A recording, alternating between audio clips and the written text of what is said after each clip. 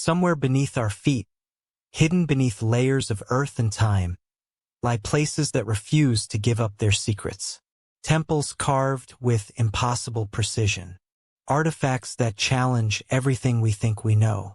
Entire civilizations that rose, thrived, and vanished without a trace.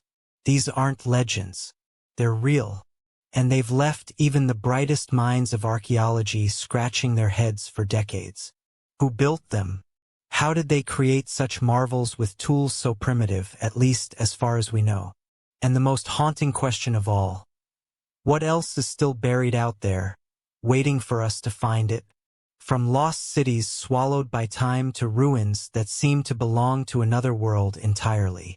Tonight, we'll journey through some of the most mysterious and mind-bending archaeological discoveries ever unearthed. So grab your drink, get comfortable, and prepare to question everything you thought you knew about human history.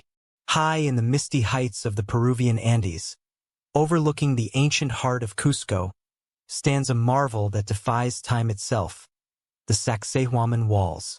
A fortress of unimaginable scale, its colossal stones locked together so perfectly that not even a blade of grass can slip between them. For centuries, they've withstood earthquakes, storms, and the relentless march of time. Untouched, unbroken, and unexplained. These are not ordinary ruins. They are a silent riddle carved in stone, whispering secrets of an ancient genius the modern world still struggles to understand. The stones that form these walls are among the largest ever used in ancient construction, some weighing over 200 tons. Yet they fit together so perfectly that even a razor blade cannot slip between them. The sheer complexity and craftsmanship of Saxuaman raise unsettling questions. How were these enormous blocks quarried, shaped, transported, and fitted with such precision using only the primitive tools available to the Inca? And perhaps more intriguingly, was it even the Inca who built it? The name Saxuaman means satisfied falcon in Quechua, the language of the Incas, though its true purpose remains debated. Located over 12,000 feet above sea level, the site commands an incredible panoramic view of Cusco below. Today, only a fraction of its original structure remains. What we see now are the surviving sections of a much larger and more complex site, reduced by centuries of stone looting and dismantling after the Spanish conquest. But even in its diminished state, it remains a feat of engineering beyond explanation. The walls of Saxuaman are composed of enormous limestone blocks, some standing over 20 feet tall and weighing as much as a commercial jet. Unlike the rough masonry found in many other Incan structures, these stones were shaped with extreme precision and placed together so seamlessly that they required no mortar to hold them in place. Their surfaces are smoothed and polished, their edges cut to interlock perfectly, creating a structure that has withstood centuries of earthquakes that have devastated Cusco and other surrounding regions. The walls themselves follow a distinctive zigzag pattern stretching for nearly a kilometer in 3 massive terraces that resemble a series of giant steps. Some believe this unusual layout was designed for defense, while others suggest it held deep symbolic significance, possibly representing the jagged shape of lightning, a sacred force in Andean mythology. Unlike many other ancient fortifications, Saxuaman was not simply built on flat terrain. The Incas, or whoever constructed the site, carefully integrated the walls with the natural rocky hills, shaping them to blend with the landscape in a way that suggests a deliberate and sophisticated design. There are also remnants of what appear to be large doorways, tunnels, and water channels, hinting that the site may have served multiple purposes beyond just a fortress. Some sections feature enormous circular depressions carved into the rock, thought to have been ceremonial plazas or astronomical observation sites. Others have deep-cut channels that may have directed water in specific patterns, possibly for religious rituals. Mainstream archaeology attributes the construction of Saxuaman to the Inca Empire in the 15th century under the rule of Emperor Pachacuti, the same ruler credited with commissioning Machu Picchu. According to historical records, thousands of Incan workers spent decades transporting and carving these stones to form this massive complex. But here is where the mystery deepens. Local legends tell a different story. The Incas themselves are said to have spoken of Saxuaman as a place that was already ancient when they arrived, built by a race of builders from long before their time. If true, this would mean that Saxuaman predates the Inca civilization by an unknown number of years, possibly by millennia. One of the greatest puzzles of Saxuaman is the logistics of its construction. The nearest quarry for these immense stones is miles away, across rugged mountainous terrain. The Incas had no wheels, no large draft animals, and no known form of advanced engineering equipment. The official explanation suggests that thousands of workers dragged the stones using thick ropes and wooden rollers, slowly inching them across the landscape. But even today, with modern equipment, moving stones of this size would be an enormous challenge. If they did use human labor alone, it would have required an incredibly sophisticated understanding of weight distribution, leverage, and manpower organization that is rarely seen even in modern construction. There are also theories that the builders had knowledge of techniques that have since been lost to time. Some researchers have speculated that ancient Andean cultures may have discovered a way to soften stone, allowing them to mold and shape it like clay before it hardened again. This idea stems from reports of an unknown plant-based substance, supposedly capable of breaking down rock, a concept passed down in local legends, but never scientifically proven. Others suggest that a form of acoustic levitation or vibrational energy may have been used, though no evidence of such technology has ever been discovered. The question of why Saxuaman was built is just as intriguing as how it was constructed. The Spanish conquistadors, upon seeing its massive walls, immediately assumed it was a military fortress, and historical records suggest it played a key role in battles against the Spanish invasion. However, many archaeologists believe the site was far more than just a defensive structure. Some evidence suggests it may have been a ceremonial or religious center, possibly dedicated to the sun god Inti, the most important deity in Incan mythology. Others propose that it served as a royal retreat or gathering place for high-ranking officials. Adding to its enigma, Saxuaman has stood firm through centuries of devastating earthquakes. Cusco, just below, has seen entire colonial buildings collapse due to seismic activity. Yet the massive stone walls of Saxuaman remain intact.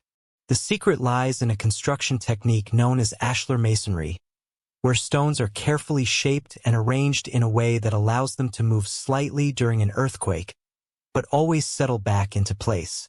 The fact that this was achieved without the use of mortar makes it even more remarkable. Could the builders have had a deeper understanding of earthquake-resistant engineering than we give them credit for? Another theory suggests that Saxuaman may have been part of a much larger interconnected network of ancient sites. Some researchers have drawn comparisons between the construction techniques of Saxuaman and other megalithic sites around the world, from Pumapunku in Bolivia to certain structures in Egypt. The similarities in precision stonework and engineering methods have led to speculation that these sites could be linked in ways we have yet to understand. Did an ancient, advanced civilization once span the globe, leaving behind clues in the form of these incredible constructions? Despite decades of study, the origins of Saxuaman remain a mystery. No one has been able to fully explain how it was built, who built it, or why. Was it a fortress, a temple, or something else entirely? Did the Incas truly construct it, or did they inherit it from a lost civilization with knowledge far beyond our own? And if so, what other secrets might still lie hidden beneath the Andes, waiting to be uncovered? For now, Saxuaman stands as one of the greatest unanswered riddles of the ancient world, a site where history and legend blur into one. Its walls remain silent and unmoving, a testament to a past that refuses to fit neatly into the narratives we've been told. The deeper we look, the more questions arise, and one thing becomes clear. There is far more to our past than we have been led to believe. Before we get into the next mystery, just a quick reminder. As always with our deep dive videos, the visuals provide extra context, but they aren't necessary to enjoy the stories. Whether you're watching, listening in the background while you work, or even drifting off to sleep, just sit back and let the mysteries unfold. And if you'd like to support the channel as well as get all of our videos ad-free, consider joining us on Patreon. The link is in the comments below. Alright, let's get you back into the mysteries. This next one takes us far from the Andes, into the hands of Viking warriors, and into the heart of a mystery that shouldn't have existed for another 800 years. Across the world, in the hands of Viking warriors over 1,000 years ago, another mystery was forged. One that challenges everything we thought we knew about medieval metallurgy. The Ulfert swords, legendary weapons of the Viking Age, were crafted with a level of precision and purity so advanced that they shouldn't have existed for another 800 years. These swords, inscribed with the name plus ULFBE or HT plus along their blades, were stronger, more flexible, and more resilient than any other weapon of their time, leading many to question how such advanced technology appeared in the hands of Viking blacksmiths. At a time when European swords were brittle and crude, the Ulfert swords were in a league of their own. Made from high-carbon steel with an extraordinary lack of impurities, they were sharper and lighter than any other contemporary weapon. Most iron weapons of the Middle Ages were forged with a bloomer smelting, which left behind slag and imperfections that made the metal brittle. But Ulfert swords were different. They contained almost no slag at all, and their carbon content was closer to that of modern steel, something medieval blacksmiths simply should not have been capable of producing. The secret to their strength lies in the material what metallurgists today call crucible steel. This method of steelmaking involves heating iron to extremely high temperatures until it fully liquefies, allowing for the removal of impurities and the precise control of carbon levels. The problem? Crucible steel wasn't known to exist in medieval Europe. The first official record of such advanced steel production doesn't appear in Europe until the Industrial Revolution, nearly 800 years later. So how did Viking blacksmiths achieve this in the 9th century? More than 100 Ulfert swords have been discovered across Scandinavia, Northern Europe, and even Russia. What sets them apart is the signature mark.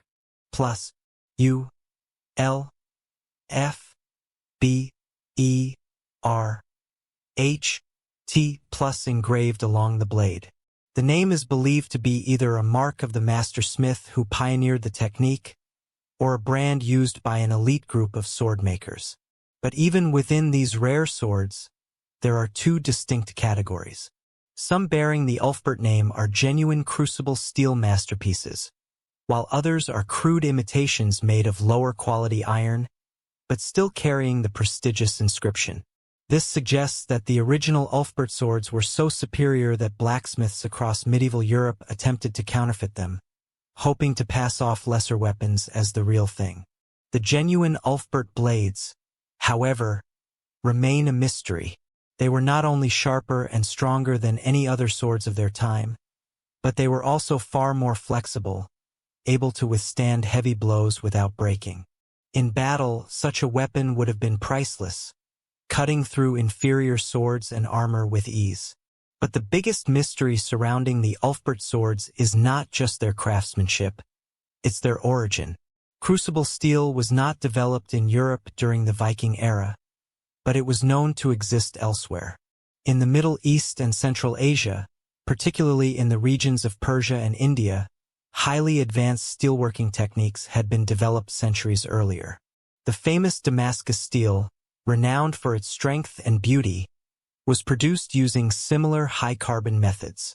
Some historians believe that Viking traders may have encountered these superior steelmaking techniques while journeying along the trade routes of the Islamic world, and brought the knowledge or the raw materials back to Scandinavia. This theory is supported by the fact that the Viking world was far more connected than people often assume. The Varangians, a group of Norse warriors and traders, traveled deep into Russia, establishing settlements along the rivers that connected northern Europe to the Byzantine Empire and the Islamic caliphates. Vikings were known to have traded with the Middle East, acquiring luxury goods like silk, spices, and silver. It's possible that along these trade routes they also obtained high-quality steel ingots, or even learned forging techniques from Eastern blacksmiths. But even if Vikings had access to imported crucible steel, the next question remains. Who among them had the skill to shape it into such refined weapons? The forging process required temperatures far higher than any medieval European furnace was thought to have been capable of reaching. The idea that a Viking blacksmith could somehow achieve this level of metallurgical sophistication centuries ahead of their time is difficult to explain. If they had mastered crucible steel, then that knowledge was eventually lost, as no similar steel weapons appear in Europe for nearly 1,000 years after the Viking Age. Another theory suggests that the original Ulfert swords may not have been made by Vikings at all, but were instead the work of elite Frankish swordsmiths. This would explain why many Ulfert swords have been found in areas controlled by the Franks, rather than exclusively in Scandinavia. The Frankish Empire, under rulers like Charlemagne, had strict laws controlling the sale of swords to the Vikings, but history shows that black markets always find a way. It's possible that Ulfert swords were either smuggled into Viking hands or obtained through raiding. Adding to the mystery is the fact that at some point, the production of true Ulfert swords suddenly stopped. The real crucible steel versions disappear from the archaeological record, replaced only by the crude imitations made of inferior iron. This suggests that whoever originally crafted these masterpieces either took their secrets to the grave, or that the source of their materials was suddenly cut off. Was there a single master blacksmith, a lost forge, or a disruption in the trade routes that brought crucible steel to northern Europe? Even today, metallurgists and blacksmiths struggle to replicate the exact properties of a true Ulfert sword using the materials and techniques available at the time. The level of refinement and purity achieved remains unmatched by anything else from the medieval world. Some attempts to recreate an Ulfert sword have required modern furnaces and specialized equipment, highlighting just how advanced these weapons were for their time. So where did these swords really come from? Were they the product of Viking innovation, the work of a secretive group of Frankish blacksmiths, or the result of knowledge borrowed from ancient Persian or Indian steelmaking traditions? Could there have been a lost center of metallurgy, an unknown forge where someone had discovered the secrets of high-carbon steel centuries before the Industrial Age? Like the megalithic walls of Saxuaman, the Ulfert swords stand as another anomaly in history, evidence of an intelligence and technological skill that does not fit neatly into our understanding of the past. Whether forged in the hands of Viking smiths or acquired from distant lands, these swords remain one of the greatest unsolved mysteries of medieval warfare. And if these lost techniques once existed, one has to wonder what other forgotten knowledge has been buried by time, waiting to be rediscovered. Some mysteries remain hidden beneath stone, others forged in fire.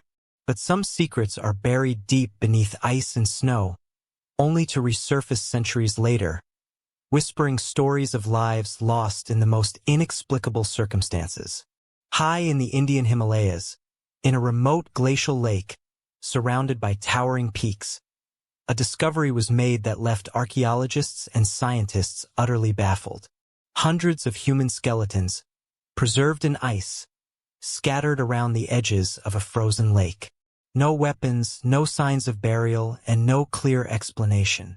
This is the chilling mystery of Rupkund Lake, a place where history and legend blur, and where a forgotten tragedy has remained frozen in time. High in the Indian Himalayas, nearly 16,000 feet above sea level, lies a place known to locals as Skeleton Lake. Officially called Rupkund Lake, it is a small, remote body of water, frozen for most of the year, surrounded by towering peaks and an eerie silence. For centuries, travelers passing through the area spoke of something strange. Human bones scattered along the shore, some even visible beneath the clear, icy water. Local legend told of a forgotten disaster, a tragic fate that befell a group of people long ago. But no one knew who they were, how they died, or why their remains had been left in such an unforgiving place. It wasn't until the 1940s that the outside world took notice. A British forest ranger patrolling the area stumbled upon the skeletal remains and raised the alarm.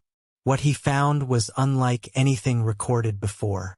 Hundreds of human skeletons, perfectly preserved by the ice, their bones untouched by scavengers. Some were still wearing remnants of clothing. Others had wooden walking sticks and jewelry, frozen in time. The discovery sparked immediate questions. Who were these people? How had they died? And why was there no sign of a burial or battle? At first, theories were scattered. Some speculated the remains belonged to soldiers from an ancient war, perhaps a failed invasion or a lost army caught in the mountains. Others believed it was a mass burial site, a place where bodies had been deliberately laid to rest centuries ago. But neither theory fully explained the random placement of the bones or the lack of weapons and traditional burial markers. It became clear that whatever happened at Rupkund Lake was something unusual, something that left these people stranded in one of the most hostile environments on Earth. For decades, scientists could do little more than guess at what had happened. But as technology advanced, so did the investigation. In the early 2000s, a team of researchers finally conducted a full DNA analysis on the remains, and what they found only deepened the mystery. The skeletons did not belong to a single group of people. Instead, they came from multiple distinct genetic backgrounds, separated by both time and ancestry. Some were closely related to South Asian populations, while others appeared to have Mediterranean or even Eastern European heritage, an impossible mix for such a remote location in the Himalayas. Even more baffling, carbon dating revealed that the bodies weren't from a single event. Some dated back over 1,200 years, while others were from as recently as the 19th century. It was as if people had been dying at Rupkund in waves, centuries apart, yet under strikingly similar circumstances. The most chilling revelation came when scientists analyzed the skull fractures found on many of the skeletons. The injuries were consistent, not from weapons, avalanches, or rock slides, but from something falling from above with extreme force. The shape of the fractures suggested blunt trauma to the top of the skull, as if these people had been struck down by something large and heavy, yet no weapons were found at the site. The best explanation? A sudden violent hailstorm, with hailstones so massive and forceful that they struck people down where they stood. This theory began to align with an ancient local legend, passed down for generations.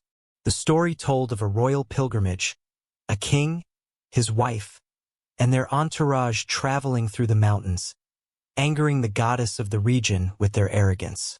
In punishment, she sent a storm of hard, round stones as large as iron balls, killing them all. For centuries, it was just a folk tale, a cautionary myth meant to warn travelers of the dangers of the mountains. But now, the evidence seemed to suggest there was truth buried within the legend. If a sudden, catastrophic hailstorm had struck a group of people in this remote pass, it would explain the fractures on their skulls, the lack of weapons, and the scattered placement of the bodies. It also made sense given the lake's location, perched in a natural basin, surrounded by ridges that could have funneled a storm directly into the area. A severe hailstorm could have trapped and killed an entire group, leaving their remains to be slowly preserved by the ice over time. But the mystery doesn't end there. While this theory may explain one group of skeletons, it doesn't account for the multiple waves of people who died at Rupkund centuries apart. If a hailstorm was responsible, why did the same fate seem to strike different groups of people across different time periods? Was Rupkund an ancient pilgrimage site where travelers regularly perished under extreme weather conditions? Or was there something about this place, something drawing people to it, only for them to never return? Another lingering question is why some of the skeletons belong to individuals who don't match the genetic profile of the surrounding populations. The presence of Mediterranean ancestry at such an isolated location raises the possibility that Rupkund was not just a local pilgrimage site, but part of a larger trade or migration route, connecting distant cultures in ways we still don't understand. Even today, Rupkund Lake remains one of the most remote and inhospitable places on Earth. During most of the year, it is frozen solid, its surface concealing the bones hidden beneath. But when the ice melts, the skeletons resurface, staring back from the past, as if reminding the world that their story remains unfinished. Though the hailstorm theory is the most widely accepted explanation, many questions remain unanswered. Why did multiple groups of people die there centuries apart? Were these mass deaths all caused by natural disasters? Or was something else happening at Rupkund Lake? Could there be an undiscovered historical event lost to time that ties these deaths together? Or is the site itself something more, a place with a deeper significance that we have yet to fully understand? The mystery of Rupkund Lake is still unfolding, and while modern science has brought us closer to an answer, it has also revealed just how much we still don't know. Some discoveries only deepen the mystery, and in the case of Rupkund, every new finding raises more questions than it answers. The lake remains silent, holding on to its secrets, waiting for the day when the last missing piece of the puzzle finally falls into place. The mystery of Rupkund Lake reminds us that some of history's strangest discoveries are not buried deep underground, but hidden in plain sight, waiting for the right conditions to reveal themselves. Even when science steps in with answers, some pieces never quite fit, leaving us with more questions than we started with. But not all ancient mysteries are concealed beneath ice and snow. Some have been standing for thousands of years, their true origins lost to time. In the deserts of Egypt, far from the frozen peaks of the Himalayas, lies a structure that defies explanation. Beneath the sands, hidden behind more famous ruins, sits a monument unlike anything else from its time. The Osiran, an underground temple with stone blocks so massive, so precisely cut, that they seem completely out of place compared to the structures around them. Some believe it predates the pharaohs themselves. Others think it holds the key to a lost chapter of history, but no one can say for certain who built it, how, or why. The Osiran sits within the temple complex of Abydos, one of the most sacred sites in ancient Egypt. Abydos was a major religious center for thousands of years, revered as the mythical burial place of Osiris, the god of the underworld. The site is filled with temples, tombs, and inscriptions detailing the reigns of Egypt's earliest kings. But while the rest of the complex fits neatly into the timeline of Egyptian history, the Osiran does not. Unlike the ornate temples of the pharaohs, decorated with intricate carvings and hieroglyphs, the Osiran is built from massive, unadorned granite blocks, some weighing over 60 tons. The walls and columns fit together with an almost megalithic precision, reminiscent of structures like Saxuaman in Peru or the foundations of Baalbek in Lebanon. The most striking feature of the Osiran is how different it is from the surrounding ruins. The Temple of Seti I, built above and around it, is full of detailed carvings, listing the names of Egyptian rulers in what is often called the King's List, a record of pharaohs dating back to mythical times. But the Osiran itself is stark, almost industrial in its simplicity. There are no inscriptions, no reliefs, no markings that indicate who built it or when. It looks as if it belongs to an entirely different era, one that predates the elaborate Egyptian temples that surround it. Mainstream archaeology attributes the Osiran to Pharaoh Seti I, who ruled during the 13th century BCE. His temple, built just above, does contain references to the Osiran, leading some to believe that Seti either constructed it or discovered it during his reign. But there's a problem with this explanation. The construction style of the Osiran is nothing like the rest of Seti's temple or any other Egyptian temple from the same period.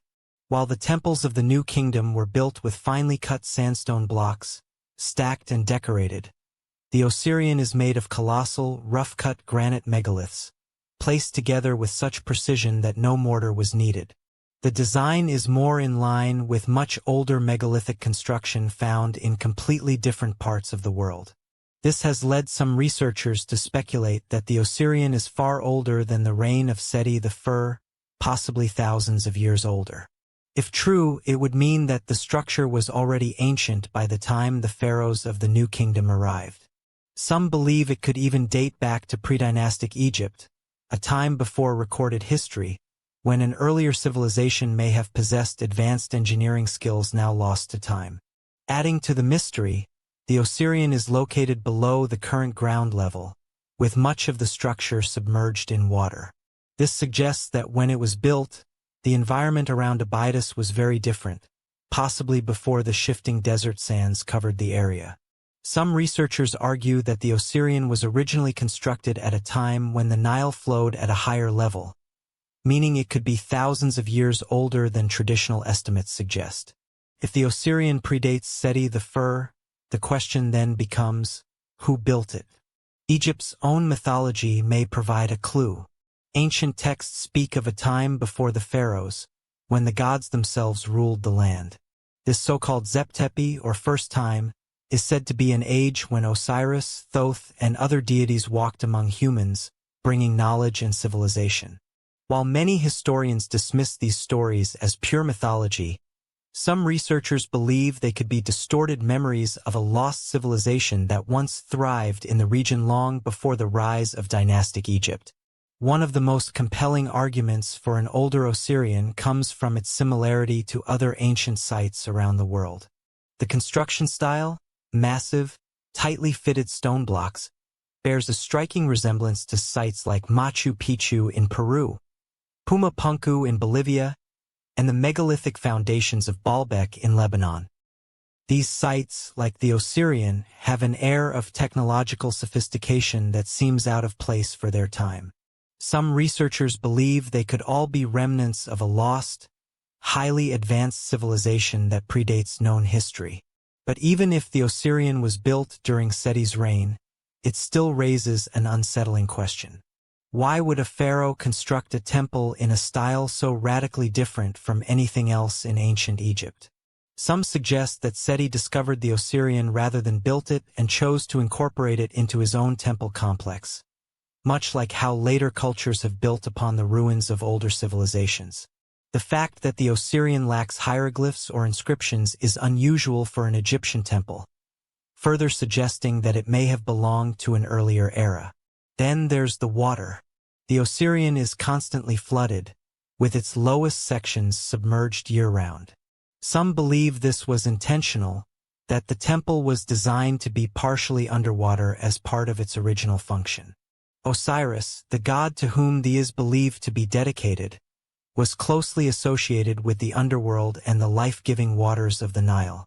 If the Osiran was a place of ritual, the presence of water may have been essential to its purpose. But others argue that the flooding is simply the result of changes in the water table over thousands of years. For now, the true age and purpose of the Osiran remain a mystery. Was it built by the pharaohs of the New Kingdom, an architectural experiment unlike anything else in Egypt? Or was it an inheritance from a forgotten civilization, its true history lost to the sands of time?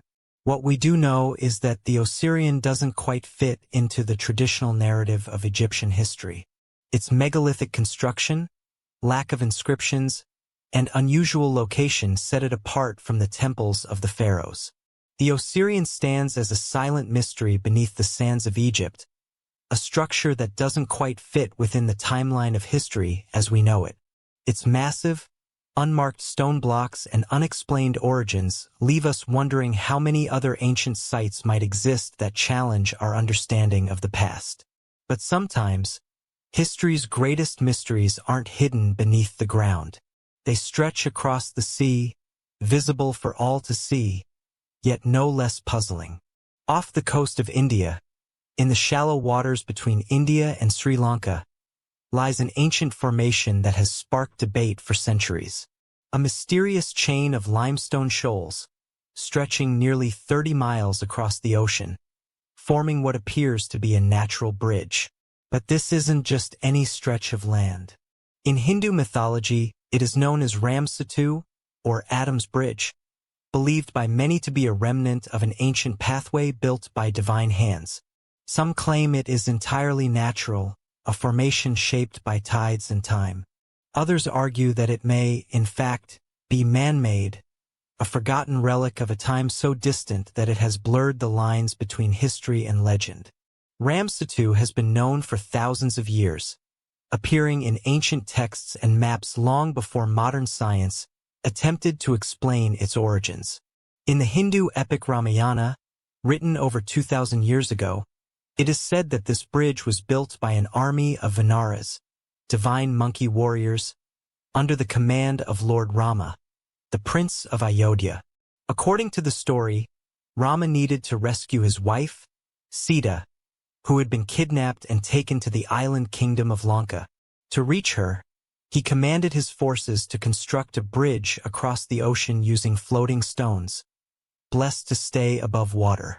With this divine bridge completed, Rama's army marched across the sea, waging battle against the demon king Ravana, and ultimately rescuing Sita. For centuries, the story of Ramsatu was considered purely mythical, a sacred tale rather than a historical event. But then came satellite imagery. In the early 2000s, NASA released photographs of the region, showing a clear, continuous line of submerged formations stretching between India and Sri Lanka. The images immediately reignited the debate.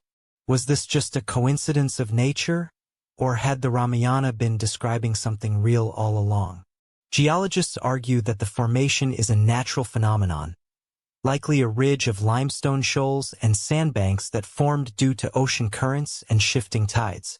Some studies suggest that the land bridge could be anywhere from 7,000 to 18,000 years old, possibly formed when sea levels were lower, allowing a land connection between the two regions. But others aren't convinced.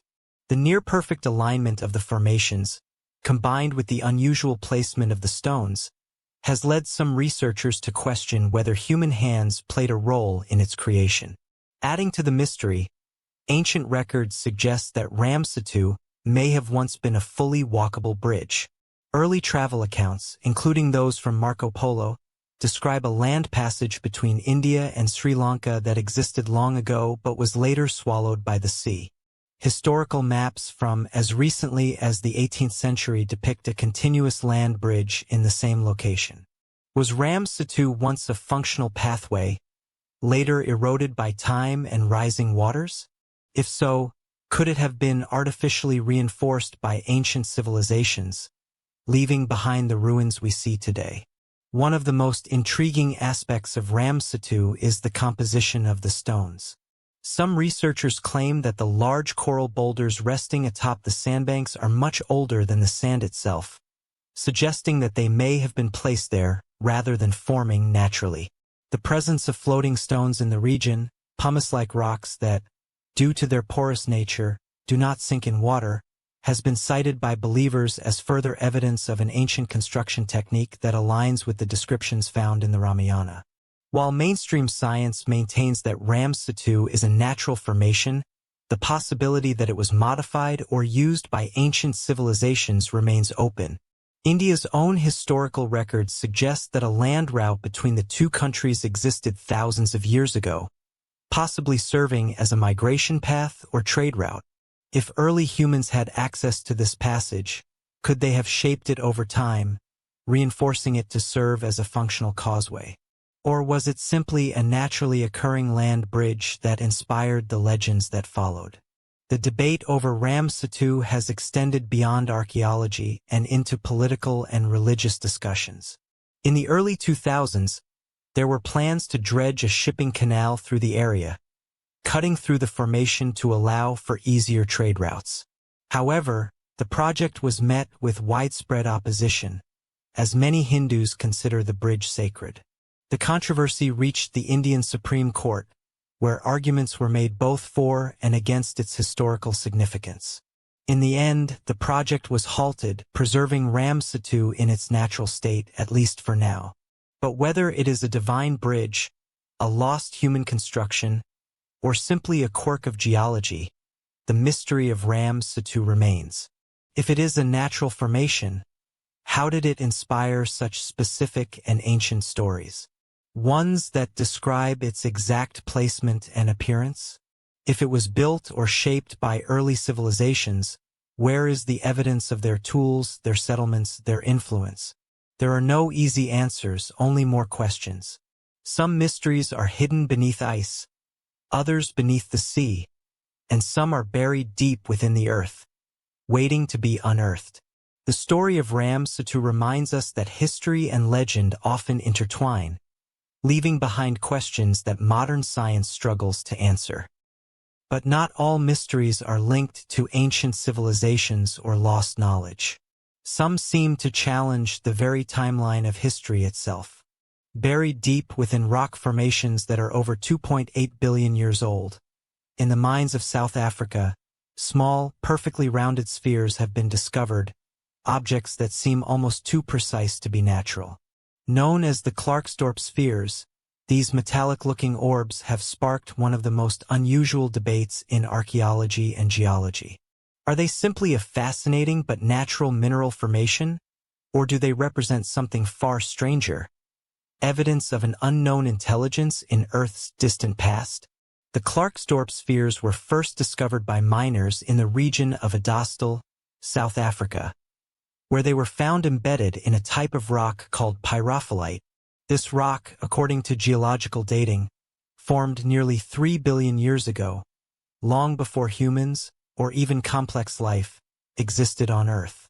Yet, within this ancient stone were found dozens of small, smooth spheres, some with perfectly straight grooves running along their equators, as if they had been deliberately shaped. The precision of these grooves, along with the spherical form of the objects, led to an immediate wave of speculation. Many who examined the spheres were baffled by their structure. Some of the objects appeared perfectly round, while others had slightly flattened surfaces, almost as if they had been machined. Some were found to be made of a mixture of hematite and wollastonite, minerals that occur naturally but do not typically form into such perfectly shaped objects. Others were reportedly hollow, with a softer, sponge-like material inside that crumbled when exposed to air. The discovery led to one burning question: how could something so precise exist in rock that predates humanity by billions of years?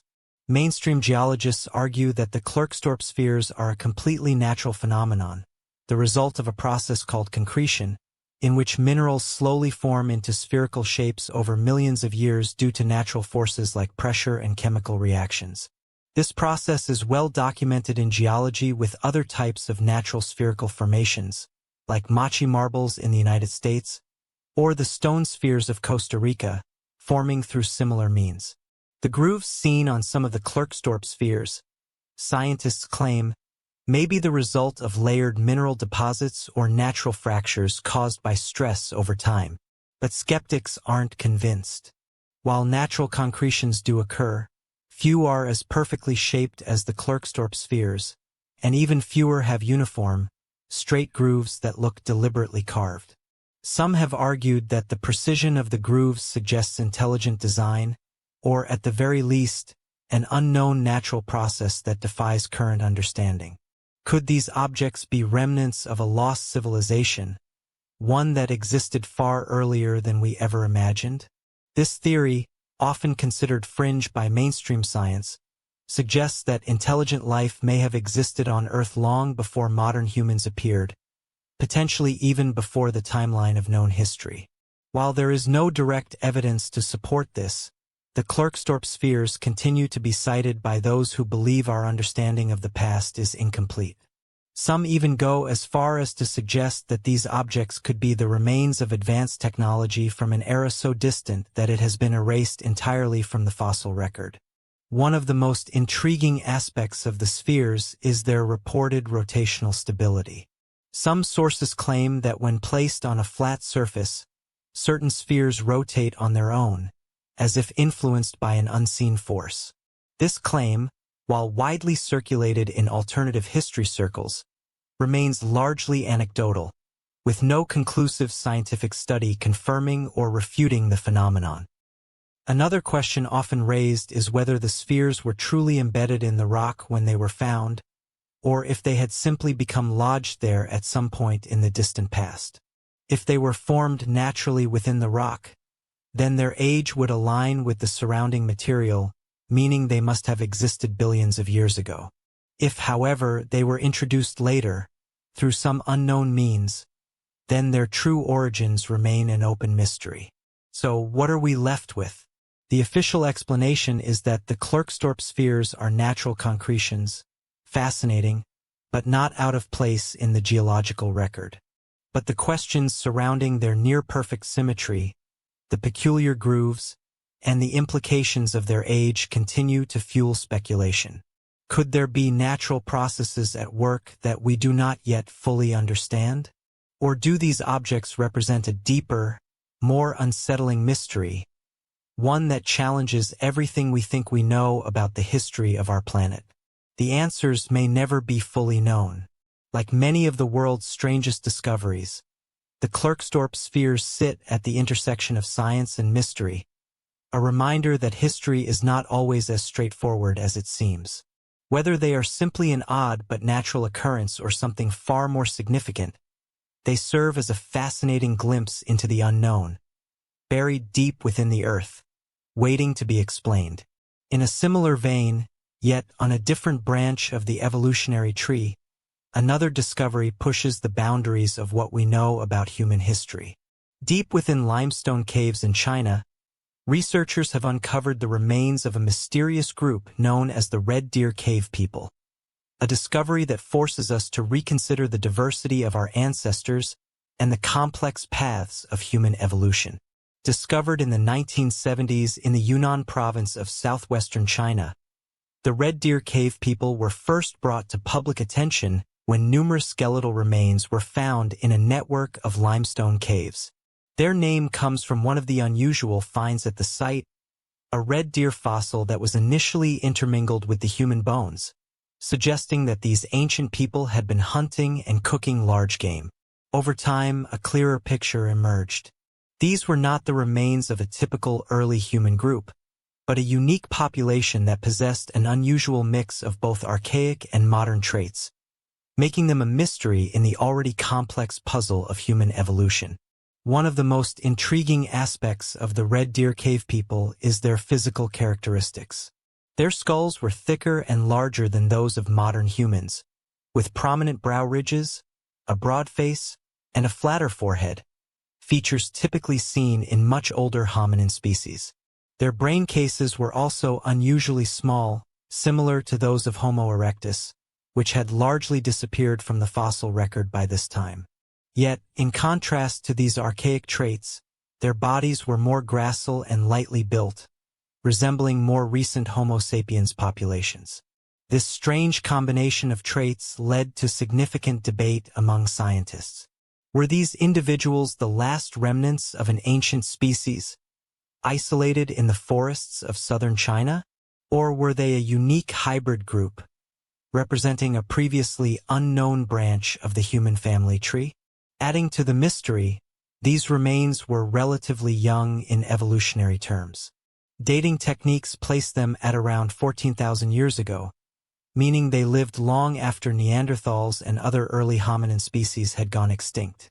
If they were a distinct species, they would have been among the last surviving archaic humans, existing in the same time period when modern humans were already thriving in different parts of the world.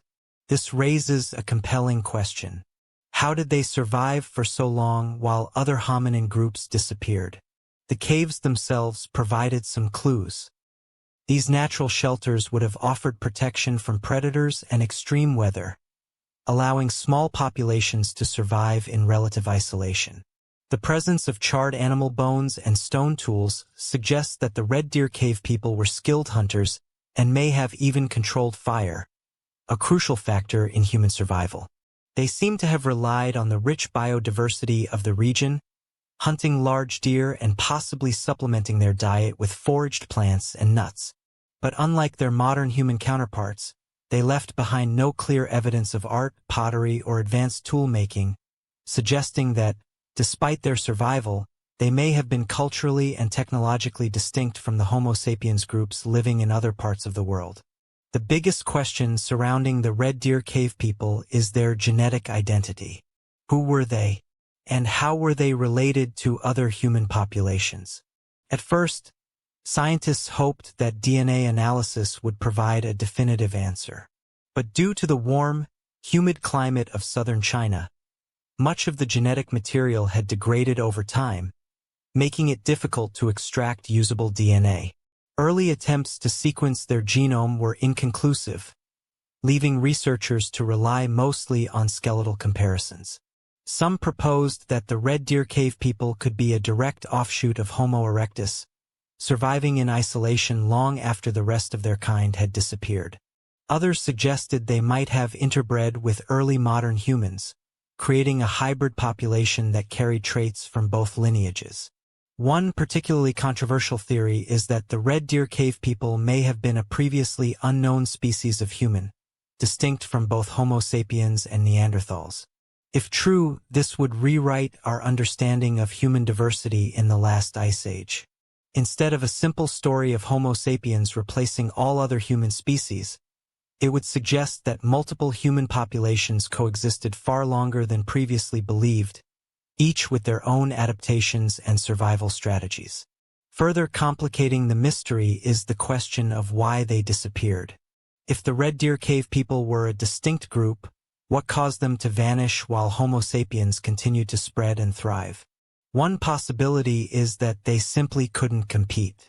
As modern humans migrated into Asia, they may have brought with them more advanced tools, better hunting techniques, and more efficient ways of organizing their societies. This competition could have gradually pushed the Red Deer Cave people into smaller and pockets of land, until they finally disappeared. Another theory suggests that climate change played a role. Around the time the Red Deer Cave people lived, the Earth was emerging from the last ice age, and environments were shifting rapidly. If their survival strategies were highly specialized for a particular ecosystem, even minor environmental changes could have made life increasingly difficult for them. Yet there is one more possibility, one that some researchers find even more fascinating. What if the Red Deer Cave people didn't vanish at all, but instead became part of the modern human gene pool? Some studies suggest that certain populations in Southeast Asia and the Pacific Islands carry genetic markers that don't quite match any known Homo sapiens ancestry. Could these traces be the last remnants of the Red Deer Cave lineage, absorbed into early human populations rather than going extinct entirely?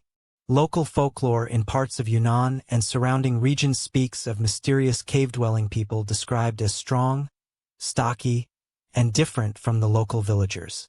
While these stories are impossible to verify, they echo similar tales found in other parts of the world.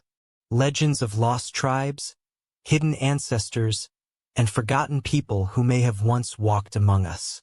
Could these be faint memories of a time when multiple human species still shared the Earth?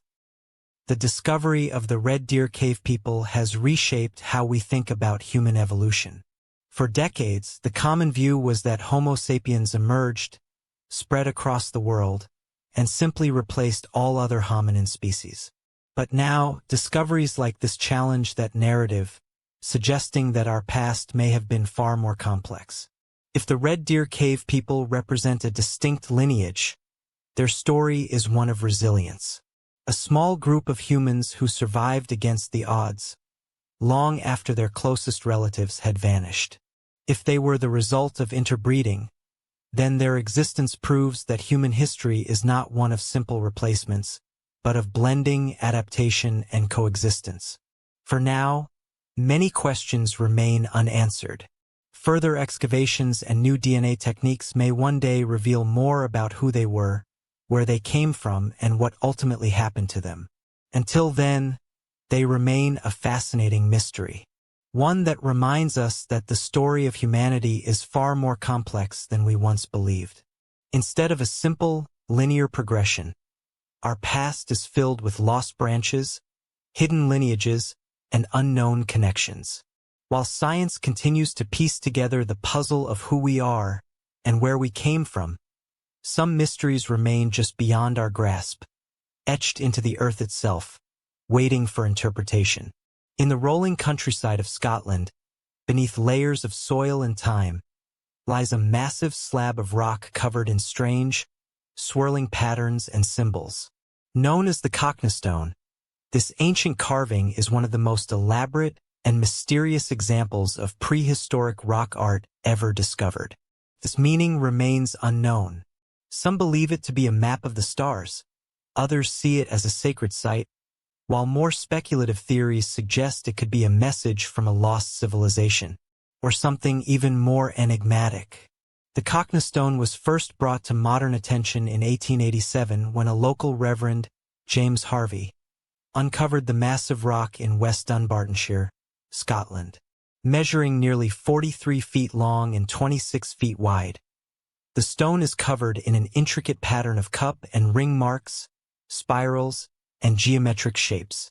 Similar carvings have been found throughout Europe, but the Cochno stone is one of the most detailed examples ever discovered. What makes it even more mysterious is that no one knows exactly why these markings were made. They are believed to date back over 5,000 years, meaning they were created long before written language, the pyramids of Egypt, or even Stonehenge. The patterns are precise, deliberate, and clearly important to the people who carved them, but their purpose has been lost to time. The symbols themselves are not unique to Scotland.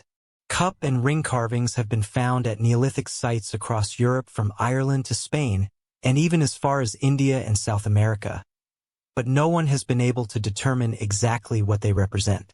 Some scholars believe they were territorial markers, indicating land ownership or boundaries. Others suggest they had a spiritual or ceremonial purpose, perhaps linked to ancient rituals, burial sites, or even early astronomical observations. One of the most popular theories is that the Cochno stone is a star map, charting the positions of celestial bodies as seen by prehistoric people. Some of the carvings appear to align with known constellations, leading researchers to speculate that the stone may have been used for astronomical tracking or seasonal calendars. If true, it would suggest that the people who created it had a sophisticated understanding of the night sky, far beyond what we typically associate with Neolithic cultures. But even if the Cochno stone is a map, the question remains. A map of what? Is it meant to track the movements of the sun, moon, and stars? Or does it represent something more abstract, a cosmic blueprint understood only by the people who created it? Some researchers have even suggested that the patterns might be a representation of an ancient landscape, with the cup marks indicating settlements, rivers, or sacred sites. If so, the Cochno stone could be an early form of cartography, depicting a world that no longer exists.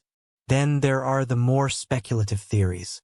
Some believe that the Cochno stone's patterns resemble those found at other ancient sites around the world, including the mysterious carvings at Pumapunku in Bolivia, or the petroglyphs found in parts of India. Could it be evidence of a shared ancient culture, one that spread across the globe thousands of years ago? Others go even further, suggesting that the stone's unusual designs hint at lost knowledge, forgotten technology, or even contact with extraterrestrial beings. While these ideas remain unproven, they highlight just how little we truly know about the meaning behind the carvings. What adds to the mystery is that the Cochno stone has not always been accessible for study. Shortly after its discovery, the stone was reburied in 1965 by archaeologists in an attempt to protect it. Over time, it had become heavily damaged due to weathering, vandalism, and even misguided attempts to enhance the carvings with paint. Fearing that it would be lost forever, authorities decided to cover it back up, leaving it hidden beneath the earth once again. For decades, the Cochno stone remained out of sight, its secrets locked away beneath layers of soil. But in recent years, researchers have begun to take a renewed interest in the site. In 2016, archaeologists conducted a project to temporarily uncover the stone using high-resolution 3D mapping technology to digitally preserve its intricate designs. This has allowed experts to study the carvings in detail without risking further damage to the actual rock surface. Despite these efforts, the meaning of the Cochno stone remains elusive. Unlike other ancient carvings that depict animals, humans, or recognizable symbols, the patterns on the Cochno stone seem entirely abstract. There is no clear narrative, no obvious depictions of daily life or mythology. This has led some to believe that its purpose was purely symbolic, a form of early artistic expression that had meaning only to the people who created it. However, the level of precision and repetition seen in the carvings suggests that they were not random. The same cup and ring patterns appear at multiple prehistoric sites across the world, leading some to wonder whether they were part of a shared system of communication or knowledge. Could the people who carved them have been trying to record something important, something that modern archaeologists have yet to decipher? One of the more intriguing possibilities is that the Cochno stone may have been used in rituals or ceremonies. Some researchers believe that water may have played a key role in its function. The cup marks, when filled with water, could have reflected the stars, creating a mesmerizing effect that linked the heavens with the earth. Others suggest that the stone may have been used for trance-inducing rituals, where individuals would stare at the carvings for extended periods, using them as a focal point for altered states of consciousness. Another curious detail is that the stone is situated in an area with a long history of folklore and supernatural beliefs. Local legends speak of fairy folk and strange happenings in the area, leading some to speculate that the site was considered sacred long after its original creators had vanished. Even in recent history, people have reported unusual experiences around the site, strange lights, eerie feelings, and an overwhelming sense of being watched. Whether these stories have any basis in reality or are simply the product of imagination, they add another layer of mystery to an already enigmatic site. So, what can we conclude about the Cochno stone? Is it an ancient star map, an early territorial marker, or perhaps something entirely beyond our comprehension, a forgotten language or lost form of communication? Maybe even a ritualistic tool used in spiritual ceremonies? For now, the Cochno stone guards its secrets closely. Its swirling patterns and intricate designs offer us mere glimpses into a forgotten world, fragments of a story we may never fully piece together.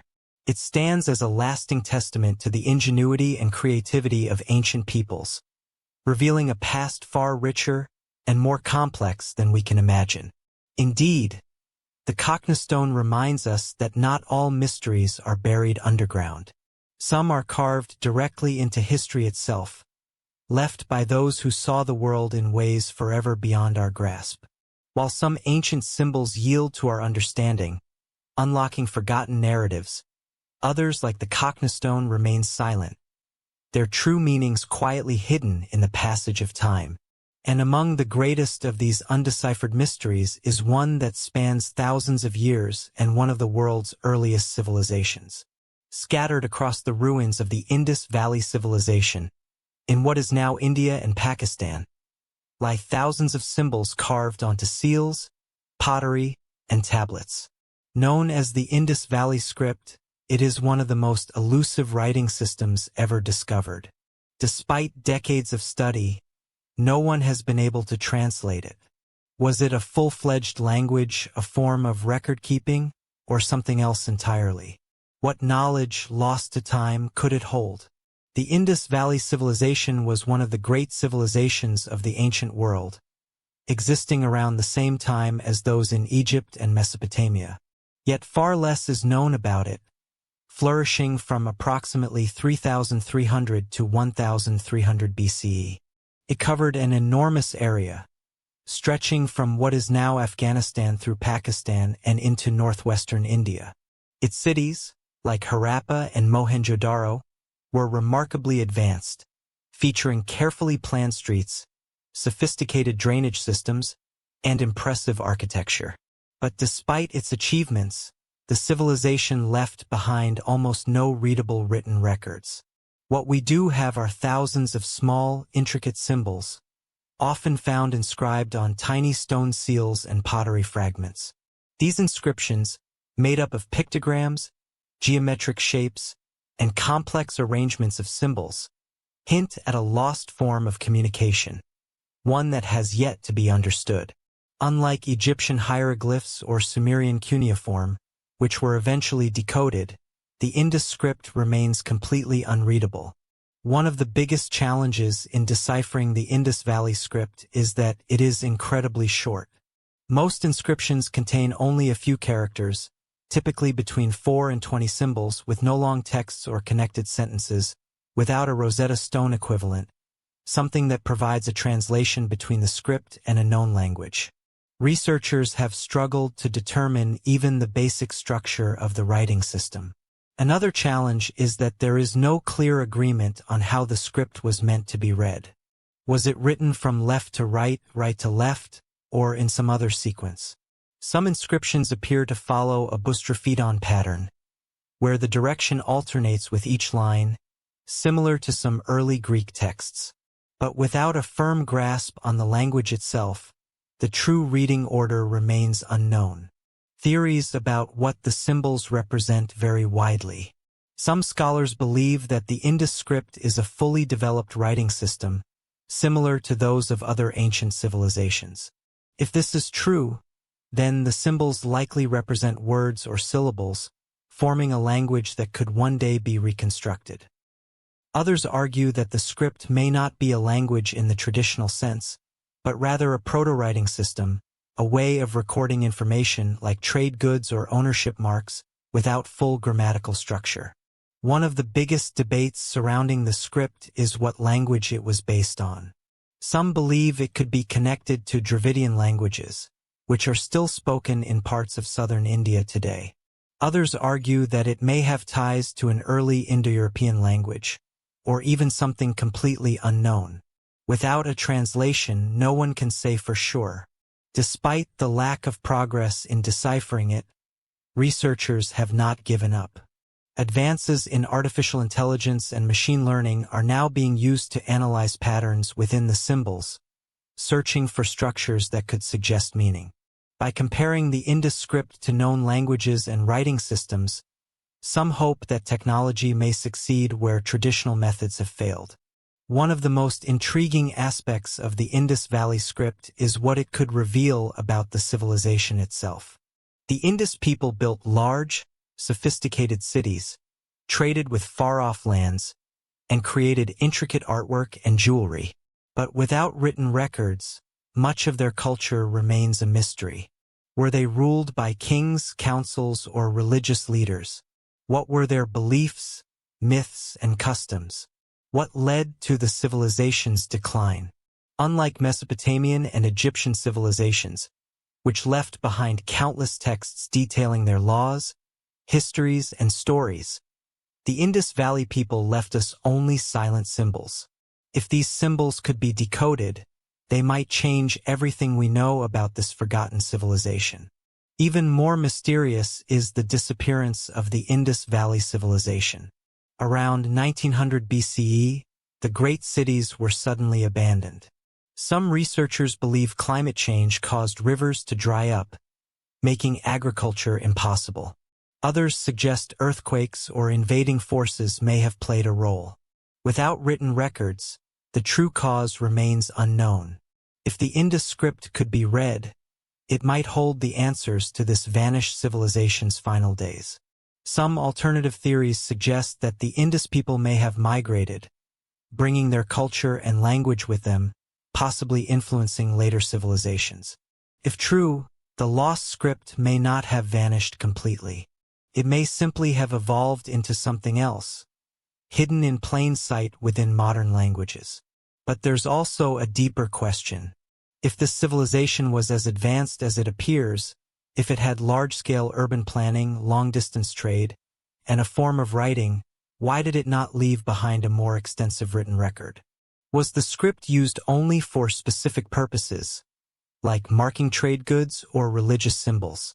Or was there a vast library of Indus texts that have been lost to time, destroyed by nature or war?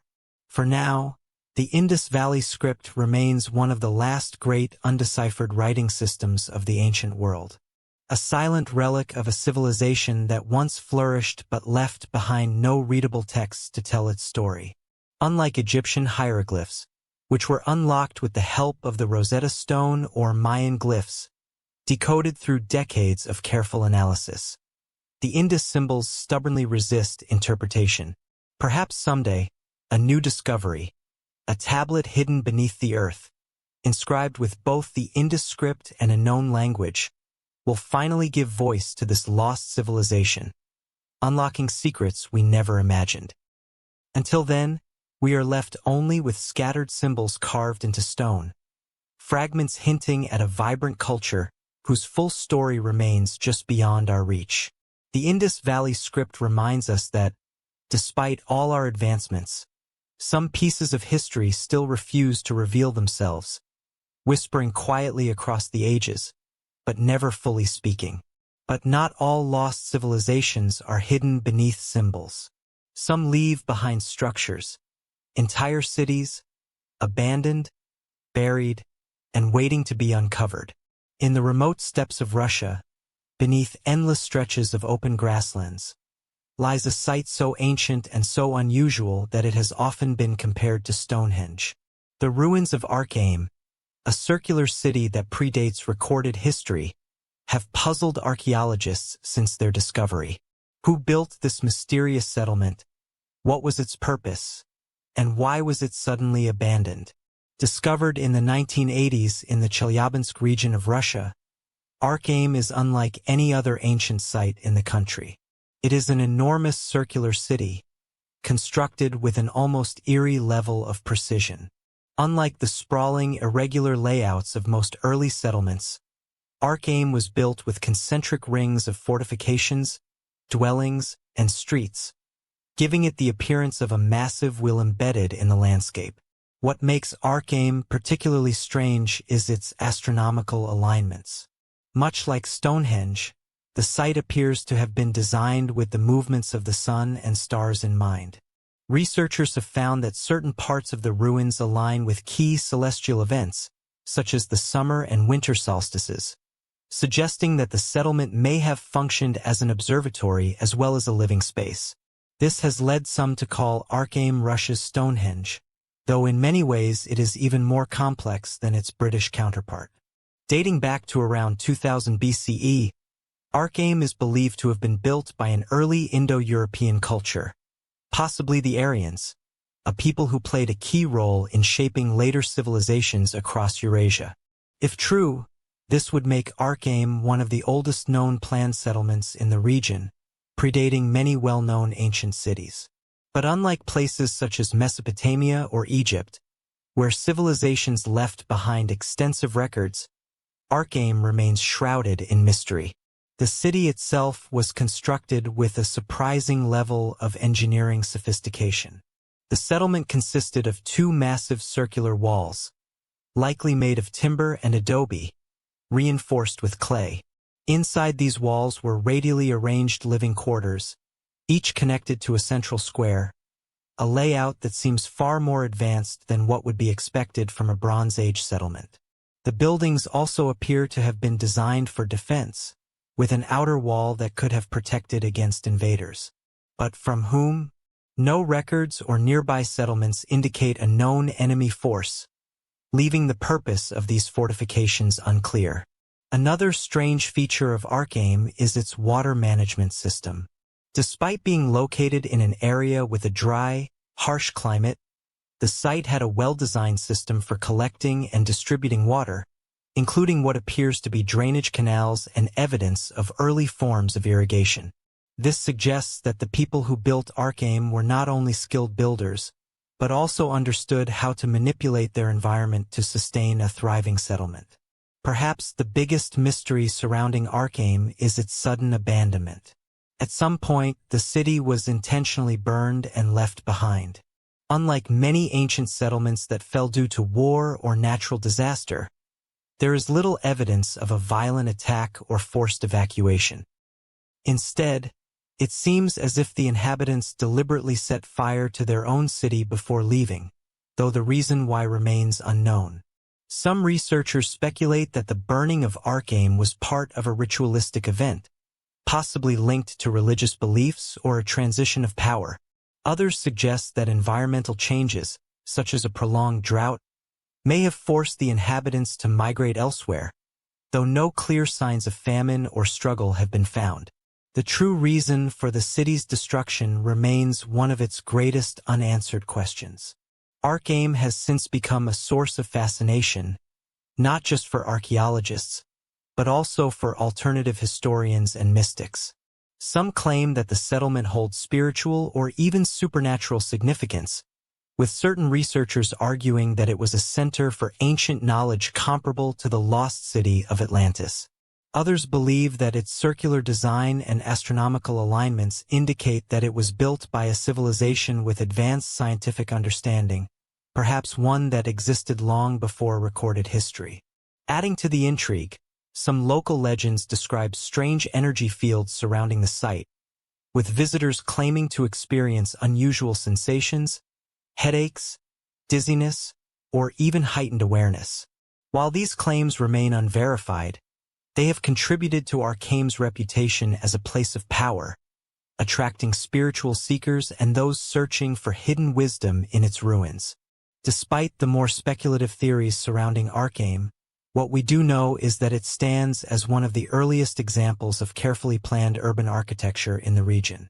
Its sophisticated circular structure, advanced construction techniques, and possible astronomical alignments suggest that the people who built it possessed knowledge far beyond what we typically associate with Bronze Age cultures. Yet without written records or direct descendants to illuminate its origins, Archame remains a silent mystery. Who built this city and what role did it play in the ancient world of Eurasia? Why was it abandoned in such a deliberate and puzzling manner? So much about Archame is still unknown, leaving us to wonder what knowledge or purpose has been lost over the centuries. Today, the ruins of Archame stand as a testament to a forgotten past, a powerful reminder that some mysteries leave behind towering walls and intricate city plans, challenging our understanding of early civilizations. It also raises an intriguing question. What other ancient secrets might still lie buried beneath the endless steppes of Russia, quietly waiting to be discovered? And what knowledge might they have possessed that has long since faded from history? Some mysteries leave behind towering walls and elaborate city plans.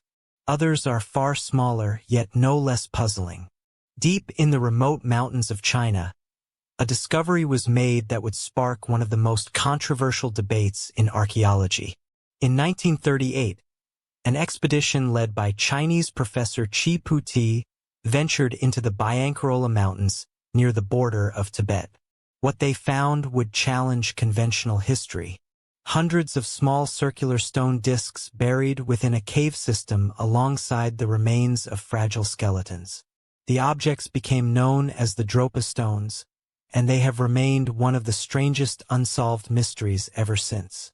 The Dropa stones were no ordinary artifacts. Measuring about a foot in diameter, each disc was thin and perfectly shaped, with a small hole in the center. What made them particularly unusual, however, was that they were covered in strange spiral grooves, which, upon closer examination, appeared to be microscopic inscriptions, so small that they were almost invisible to the naked eye. It was as if someone had recorded information onto these stones using an incredibly delicate and advanced technique. Alongside the discs, the expedition reportedly found burial sites filled with small, thin skeletons, measuring no more than 4 feet in height. Their skulls were unusually large, their bodies fragile and light, lacking the bone density of typical humans. The local people, the Ham, told stories of an ancient race of small, otherworldly beings who had come from the sky, only to become stranded in the mountains. At first, the discovery was dismissed. Chinese authorities showed little interest in pursuing the matter, and for years the stones remained largely unknown outside of a small circle of researchers. But in the 1960s, a Chinese scientist named Dr. Simum Nui reportedly managed to translate parts of the inscriptions, and what he found was astonishing. According to his research, the carvings told the story of the Dropa people, a group of beings who had crashed onto Earth thousands of years ago. Their spacecraft was damaged, leaving them stranded in the mountains, unable to return home. The inscriptions described how the Dropa were not welcomed by the local tribes, who feared them and hunted them down. Eventually, the remaining Dropa found refuge in the caves, where they lived for generations before finally dying out. If true, this would mean that the Dropa stones are not just artifacts, they would be the earliest known written record of extraterrestrial contact. Some researchers pointed to the unusual skeletal remains, arguing that they did not match any known human population. Others noted that the spiral inscriptions resembled no known ancient writing system, making them even harder to classify. But skeptics pushed back, arguing that there was no solid evidence supporting these claims. One of the biggest problems with the Dropa stones is that they have largely disappeared. After Dr. Simum Nui's research, the stones were reportedly sent to museums in China and Russia, but they have never been made available for public study. No major institution has confirmed their existence, leading many to question whether they were ever real in the first place. Some believe the entire story was an elaborate hoax, fabricated to generate intrigue and controversy. Others argue that the Chinese government deliberately suppressed the findings, unwilling to allow such an anomaly to challenge established history. So what could the Dropa stones really be? If they are not evidence of extraterrestrial visitors, could they have been a forgotten language, a lost form of record-keeping from an ancient civilization? Some suggest that they might have been ceremonial objects, their spirals representing a spiritual or ritualistic significance. Others believe that the inscriptions, if they exist, might be an early attempt at recording astronomical knowledge, much like the star maps believed to be hidden in other ancient carvings. Another possibility is that the Dropa stones are misidentified relics of a long-lost nomadic culture. The region where they were found is home to some of the world's oldest civilizations, including the Tibetan and Mongolian peoples, both of whom have rich traditions of storytelling and symbolism. Could the stones be an ancient calendar, a form of storytelling, or even a forgotten religious artifact? Despite the doubts and the lack of physical evidence, the Dropa stones have remained a legend in alternative history circles, fueling speculation about lost civilizations, hidden knowledge, and even extraterrestrial contact. They have been linked to other unexplained artifacts, such as the genetic anomalies found in some isolated human populations, or the ancient petroglyphs around the world that seem to depict beings with large heads and thin bodies. One of the most intriguing aspects of the Dropa story is that it fits into a larger pattern seen in myths and folklore worldwide. Many cultures have stories of small, humanoid beings arriving from the sky, only to become trapped on Earth. From the sky people of Native American legends to the Anunnaki of ancient Mesopotamian texts, there are countless accounts of visitors who descended from the heavens, interacted with early humans, and then mysteriously vanished. Could the Dropa legend be another version of this same story, passed down through generations? For now, the truth remains elusive. With no confirmed location of the stones, no surviving physical evidence, and only fragmented reports from decades past, the Dropa stones walk the fine line between historical anomaly and modern myth. If they were real, their disappearance raises just as many questions as their discovery. Why were they hidden? Who took them? And what might they have revealed about our past? Like so many other mysteries, the Dropa stones remind us that history is not always what it seems. A discovery that, if real, could rewrite everything we know about ancient civilizations, and possibly even our origins. Yet, without concrete evidence, they remain in the space between legend and reality, a reminder that some mysteries may never be fully solved. But strange artifacts are not the only things that challenge our understanding of the past. Sometimes, the most unsettling mysteries are found within the very bones of those who lived long before us. In the dry coastal deserts of Peru, archaeologists unearthed something that defied explanation. Hundreds of human skulls, not just elongated through artificial shaping, but exhibiting features unlike any known human population. Some had cranial capacities significantly larger than those of typical humans, and some displayed anatomical differences that suggested they were more than just the result of head binding. These are the Paracas elongated skulls, one of the most controversial finds in the study of ancient humans. The Paracas culture, which thrived along the southern coast of Peru between 800 BCE and 100 BCE, is known for its advanced textiles, elaborate burial practices, and underground tombs. But their most striking legacy is the elongated skulls found in the Paracas necropolis, a vast burial site discovered by Peruvian archaeologist Julio Tello in 1928.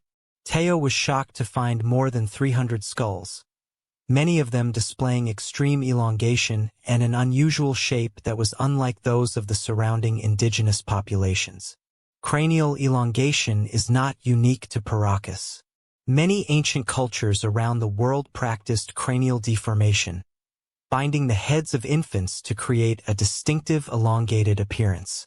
This practice has been found in Africa, Asia, and even parts of Europe, often associated with social status, spiritual beliefs, or attempts to imitate an elite ruling class.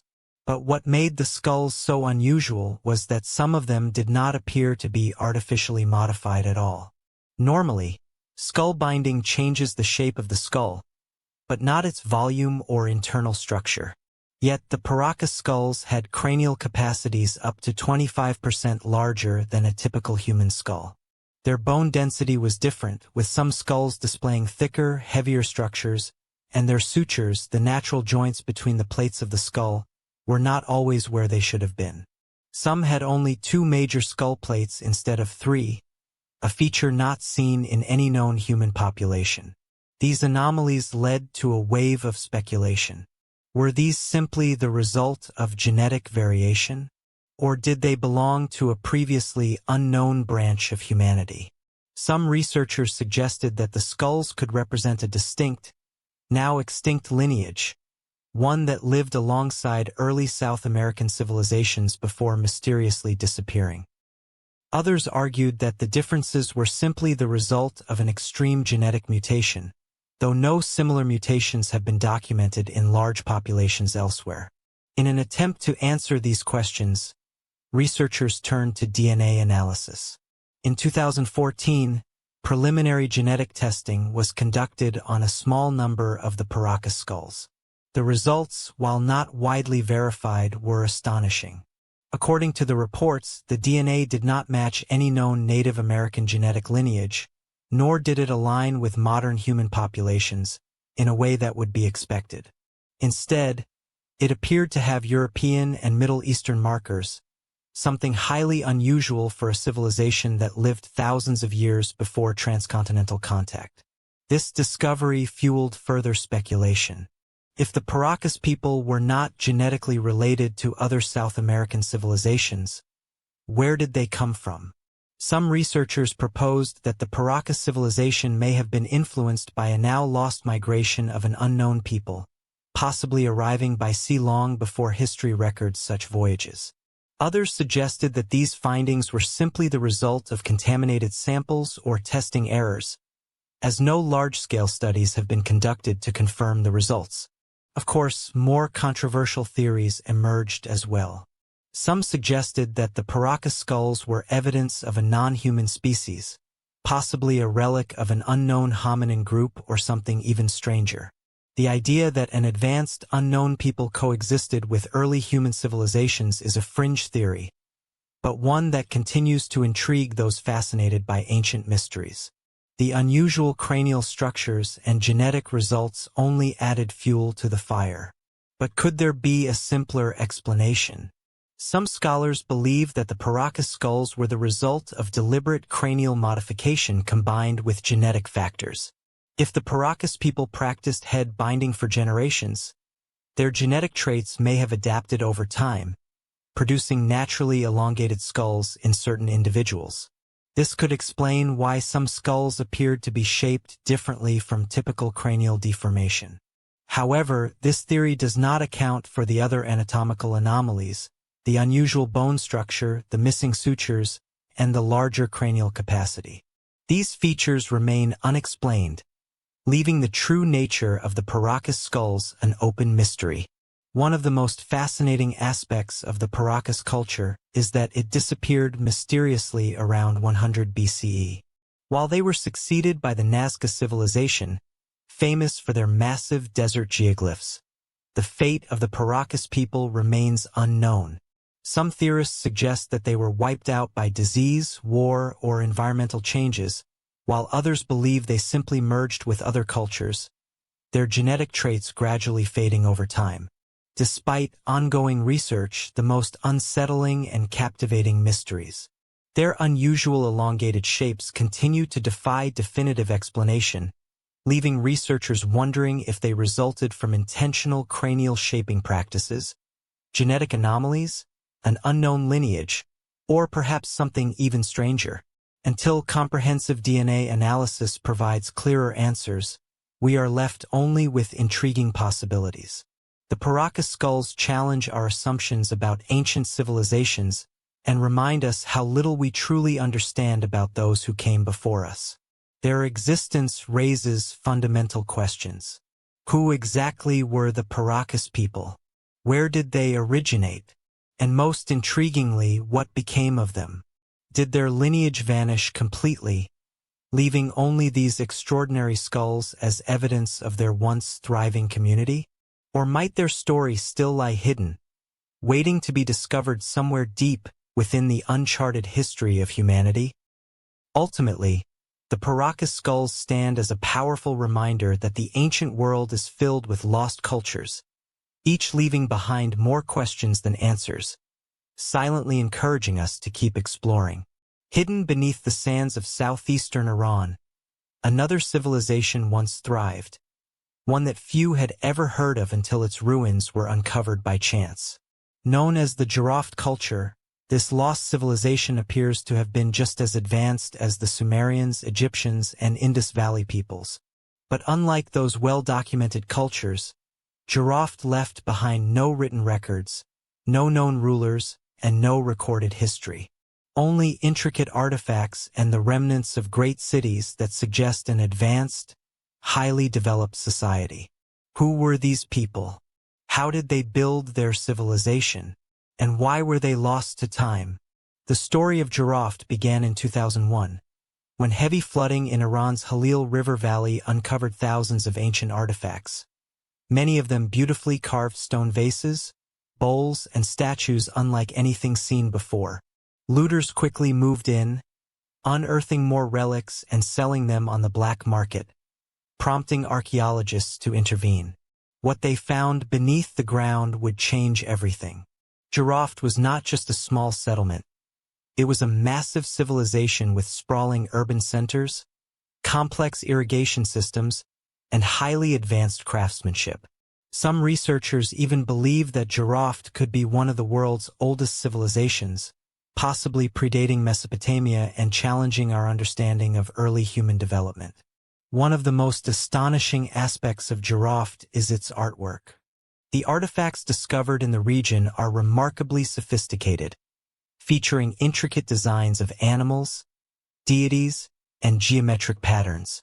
Many of these carvings resemble Sumerian and Indus Valley motifs, suggesting that Giraffe may have been a major cultural and trade hub connecting ancient civilizations across the Middle East and South Asia. But while Sumer and the Indus Valley left behind written records, Giraffe's history remains a mystery. No one has yet found an undeniable example of a written language from the civilization. However, some believe that a form of giraffe writing may have existed. Archaeologists have discovered tablets with strange symbols, which some experts argue could be an undeciphered script, possibly even older than Sumerian cuneiform, which is considered the world's first written language. If true, this would suggest that Giraffe was not just an early civilization, but perhaps the birthplace of writing itself. Yet, without more evidence, this remains speculation. Another mystery surrounding Giraffe is its architecture and city planning. Excavations have revealed what appear to be massive citadels, palaces, and even temples, suggesting a highly organized society. Unlike the scattered villages of early human settlements, Giraffe seems to have had centralized governance, large-scale agriculture, and complex trade networks. Some researchers speculate that Giraffe may have been an early superpower, influencing civilizations across the ancient world. One of the most debated aspects of Giraffe's history is why it disappeared. Despite its apparent wealth and sophistication, the civilization seems to have vanished almost entirely from history, leaving only its artifacts and ruins behind. There are several theories about what might have happened. One possibility is that natural disaster struck, devastating the city and forcing its people to flee. Some researchers believe that climate change, shifting rivers, or prolonged drought may have made the region unsuitable for farming, leading to Giraffe's decline. Others suggest that the civilization may have been wiped out by war, possibly invaded by neighboring peoples. Another theory is that Giraffe did not vanish completely, but was instead absorbed into other ancient cultures. If Giraffe was truly a major trade hub, its people may have migrated to Mesopotamia, the Indus Valley, or other nearby civilizations, taking their knowledge and traditions with them. If this is true, traces of Giraffe's culture may still be hidden within the records of other ancient societies, waiting to be uncovered. Despite being one of the most significant archaeological discoveries of the 21st century, Giraffe remains largely unknown to the public. Unlike Egypt or Mesopotamia, which have been studied for centuries, Giraffe is a relatively recent discovery, and much of its history is being pieced together. Further excavations may one day reveal more about this forgotten civilization, potentially rewriting what we know about early human history. But for now, Giraffe remains a ghost of the past, a civilization that seems to have flourished and vanished without leaving behind the written records that could tell its story. Was it truly one of the first great civilizations, shaping the course of human history? Or was it simply one of many lost cultures, its influence erased by time? Like so many ancient mysteries, Giraffe challenges us to reconsider what we think we know about the past. Its artifacts speak of a people who were skilled, organized, and deeply connected to the world around them. With its sophisticated artwork, advanced city planning, and potential lost writing system, Giraffe challenges everything we think we know about early civilizations. But without their words, without their history written down, we are left only with fragments, whispers from a forgotten civilization waiting to be understood. But Giraffe is not the only discovery that suggests writing may have begun earlier than we once believed. Across the world in Romania, a set of small mysterious clay tablets was unearthed, their surface covered in symbols unlike anything else from their time. Known as the Tardaria tablets, these artifacts have sparked intense debate. Could they be evidence of the earliest form of writing predating even Mesopotamian cuneiform? Or are they something else entirely? Ritual objects, decorative carvings, or an early form of symbolic communication that never fully developed into a writing system? The Tardaria tablets were discovered in 1961 by Romanian archaeologist Nicolae Vlasa in the small village of Tardaria. Buried alongside the remains of a woman, the 3 tablets were unlike anything else found in the region. 2 of them were rectangular and 1 was round, but all bore a series of etched symbols, arranged in an order that might contain a written message. Even more astonishing, the tablets were dated to around 5300 BCE, meaning they could be thousands of years older than the earliest known Sumerian writing. This claim was highly controversial.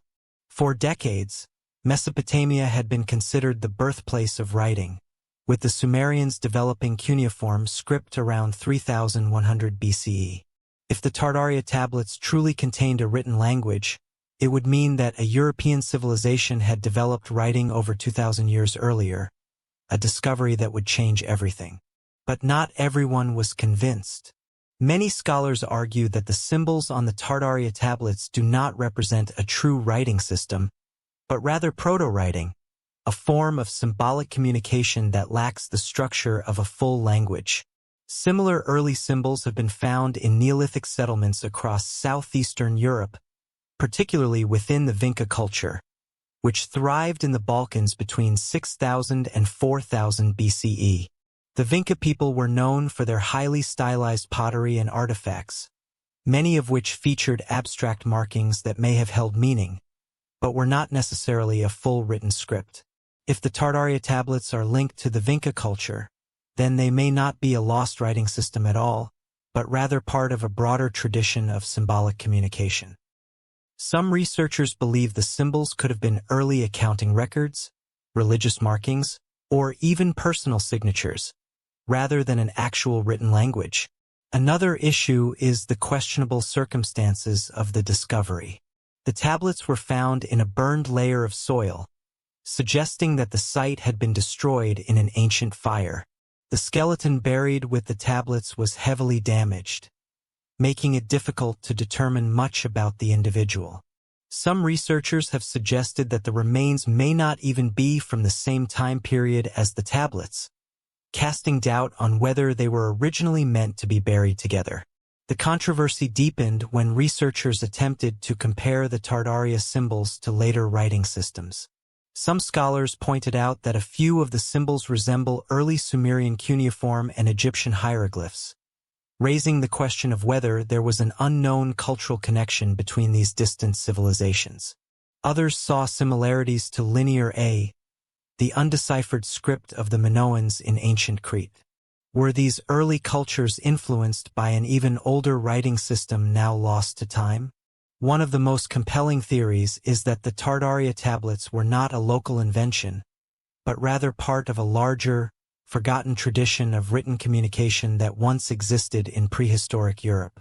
If true, this would suggest that the development of writing was not exclusive to Mesopotamia, but may have been a more widespread process, occurring independently in different parts of the world.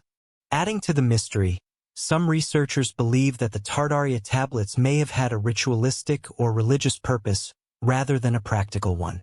The fact that they were buried with human remains suggests that they may have been offerings or sacred objects, possibly tied to beliefs about the afterlife.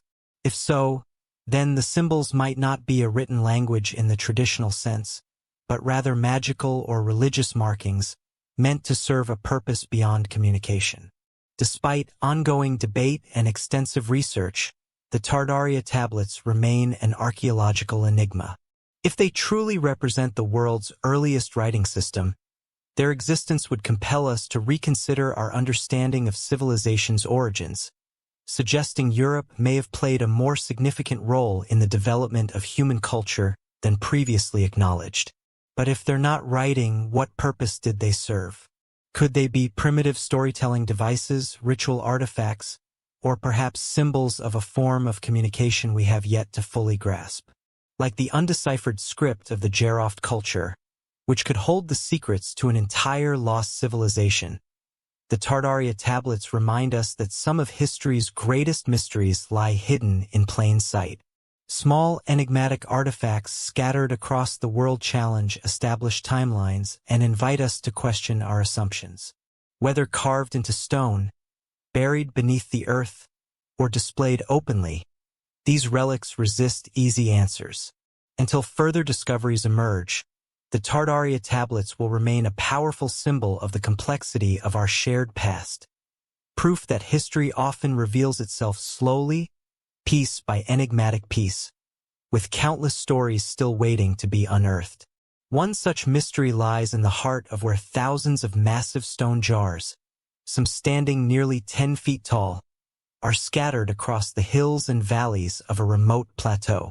Known as the Plain of Jars, this strange archaeological site has baffled researchers for decades. Who built these enormous vessels? What were they used for? And why do they cover such a vast area as if marking a forgotten ritual stretching across an ancient kingdom? The Plain of Jars is one of the most unusual prehistoric sites in the world. Spanning over 90 different locations, it contains more than 2,500 giant stone jars, each weighing several tons. Some are clustered together in small groups, while others stand alone in silent isolation, scattered across the open fields. Despite their enormous size and the sheer effort it must have taken to create them, little is known about the civilization that left them behind. The jars themselves are carved from solid stone, mostly from local sandstone, though some are made of granite and limestone, materials that would have required immense effort to shape and transport. Their interiors are hollowed out, with wide openings at the top, but there are no markings or inscriptions to explain their purpose. Some still have round stone lids nearby, suggesting they may have once been sealed, though many have been displaced over time. Local legends attempt to explain their existence. One of the most famous stories suggests that the jars were used by a mythical race of giants who once ruled the land. According to this legend, a great king ordered the jars to be built as fermentation vessels for rice wine, meant to celebrate a victorious battle. Others believe the jars were created by supernatural beings, serving as containers for rainwater, food storage, or even pathways to the spirit world. But archaeologists offer a different interpretation. The leading theory is that the Plain of Jars was an ancient burial site, dating back to the Iron Age, between 500 BCE and 500 CE. Excavations at some of the sites have uncovered human remains, burial artifacts, and cremated bones, suggesting that the jars may have played a role in complex funerary practices. Some researchers believe the jars were used as temporary coffins, where bodies were left to decompose before the bones were later buried in a final resting place. However, this theory raises as many questions as it answers. If the jars were part of a burial ritual, why do they appear across such a vast area, covering hundreds of miles? And why are there no clear inscriptions, carvings, or symbols indicating who these people were? Unlike the tombs of Egypt or the burial mounds of Europe, the Plain of Jars offers no written records, no grand monuments, and no clues about the beliefs of those who built it. Adding to the mystery is the fact that many of the jars appear unfinished, as if their creators abandoned them before completing their work. Some lie broken on the ground, while others remain only partially carved, as if they were suddenly left behind in the middle of construction. Could this indicate a sudden catastrophe, an invasion, a war, or a natural disaster that forced the builders to flee before their work was done? Another unexplained aspect of the Plain of Jars is its astronomical alignment. Some researchers believe that the placement of the jars may have been deliberate, possibly aligned with celestial events or seasonal changes. The idea that the site served as an early form of astronomical observatory is still debated, but if true, it would suggest that the civilization responsible for the jars had a sophisticated understanding of the movements of the sun and stars. One of the greatest challenges in studying the Plain of Jars is the danger that surrounds it. The region was heavily bombed during the Vietnam War, making it one of the most heavily contaminated sites in the world for unexploded ordnance. Even today, much of the area is considered hazardous, with vast portions of the site still off-limits due to hidden landmines and cluster bombs. This has made large-scale excavation efforts difficult, limiting how much researchers can safely explore. Despite these obstacles, recent archaeological work has uncovered new insights. In 2016, a team of scientists conducted carbon dating on materials found in and around the jars, confirming that they date back at least 2,500 years. This places them among the oldest megalithic structures in Southeast Asia, predating many well-known ancient civilizations, but their creators no direct remain historical unknown. records linking the jars to any known kingdom or culture. Some believe they may have been built by the Mon Khmer people, ancestors of some modern Southeast Asian populations, but no definitive evidence has been found to confirm this. Others speculate that the civilization responsible for the jars may have been wiped out, leaving no descendants to tell their story. Another theory suggests that the jars were not just burial markers, but part of a vast trade network, possibly used to store goods, grains, or food for travelers moving through the region. Given the strategic location of Laos, at the crossroads of early trade routes, it's possible that the jars played a role in commerce rather than strictly funerary rites. Yet, without inscriptions, artwork, or written records, the true purpose of the Plain of Jars remains unknown. Were they burial chambers, storage containers, ceremonial relics, or something else entirely? What is clear is that the Plain of Jars was significant enough for an ancient civilization to invest immense time and effort into carving and placing these massive stone vessels across the landscape. The jars remain a testament to a culture that thrived in the region thousands of years ago, a civilization that has since disappeared, leaving behind only these silent, immovable relics. Like so many ancient mysteries, the Plain of Jars challenges our understanding of the past. It stands as a reminder that history is filled with forgotten peoples, lost traditions, and unanswered questions. And until more discoveries are made, the vast stone jars will continue to sit in the highlands of Laos, enduring the passage of time, whispering of a civilization that has long since faded into history. But the Plain of Jars is not the only place where ancient stones stand in formation, their meaning lost to time.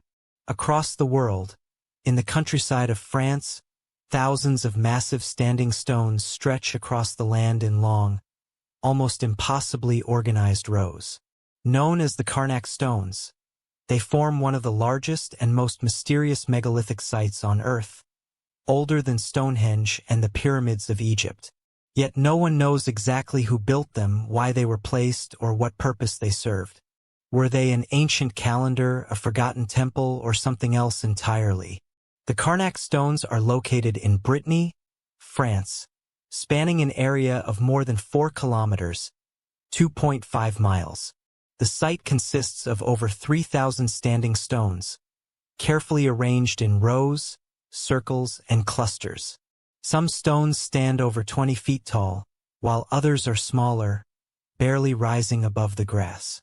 Unlike other megalithic sites where stones appear in isolated groups, Carnac stones seem almost mathematically placed, forming patterns that have long puzzled archaeologists. What makes the Carnac stones so fascinating is their age. Carbon dating suggests they were erected around 3,300 BCE, though some estimates place their construction as early as 4,500 BCE, making them one of the oldest known structures in Europe. This means they predate Stonehenge, the Great Pyramid of Giza, and even most of the early civilizations of Mesopotamia. Despite their immense size and number, no written records exist to explain their purpose. The people who built Carnac left behind no inscriptions, no carvings, and no direct clues about what the stones meant to them. All that remains are the massive alignments of rock, standing as if frozen in time, refusing to give up their secrets. The most widely accepted theory is that Carnac was built as a site of astronomical observation, a kind of prehistoric calendar used to track the movement of the sun, moon, and stars. Some researchers have pointed out that certain alignments match important celestial events, such as the solstices and equinoxes. If true, this would mean that the builders of Carnac had an advanced understanding of astronomy thousands of years before recorded history. Others believe the site had a religious or ceremonial purpose. Many ancient cultures viewed large stones as sacred objects, imbued with power or used as focal points for worship.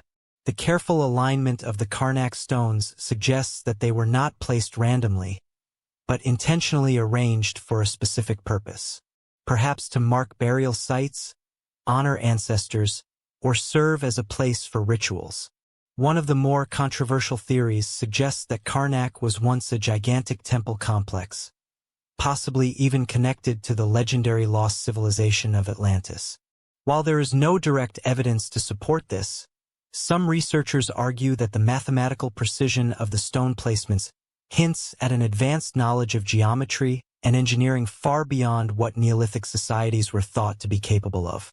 Adding to the mystery, local legends speak of the stones as being once living beings turned to stone by a powerful curse.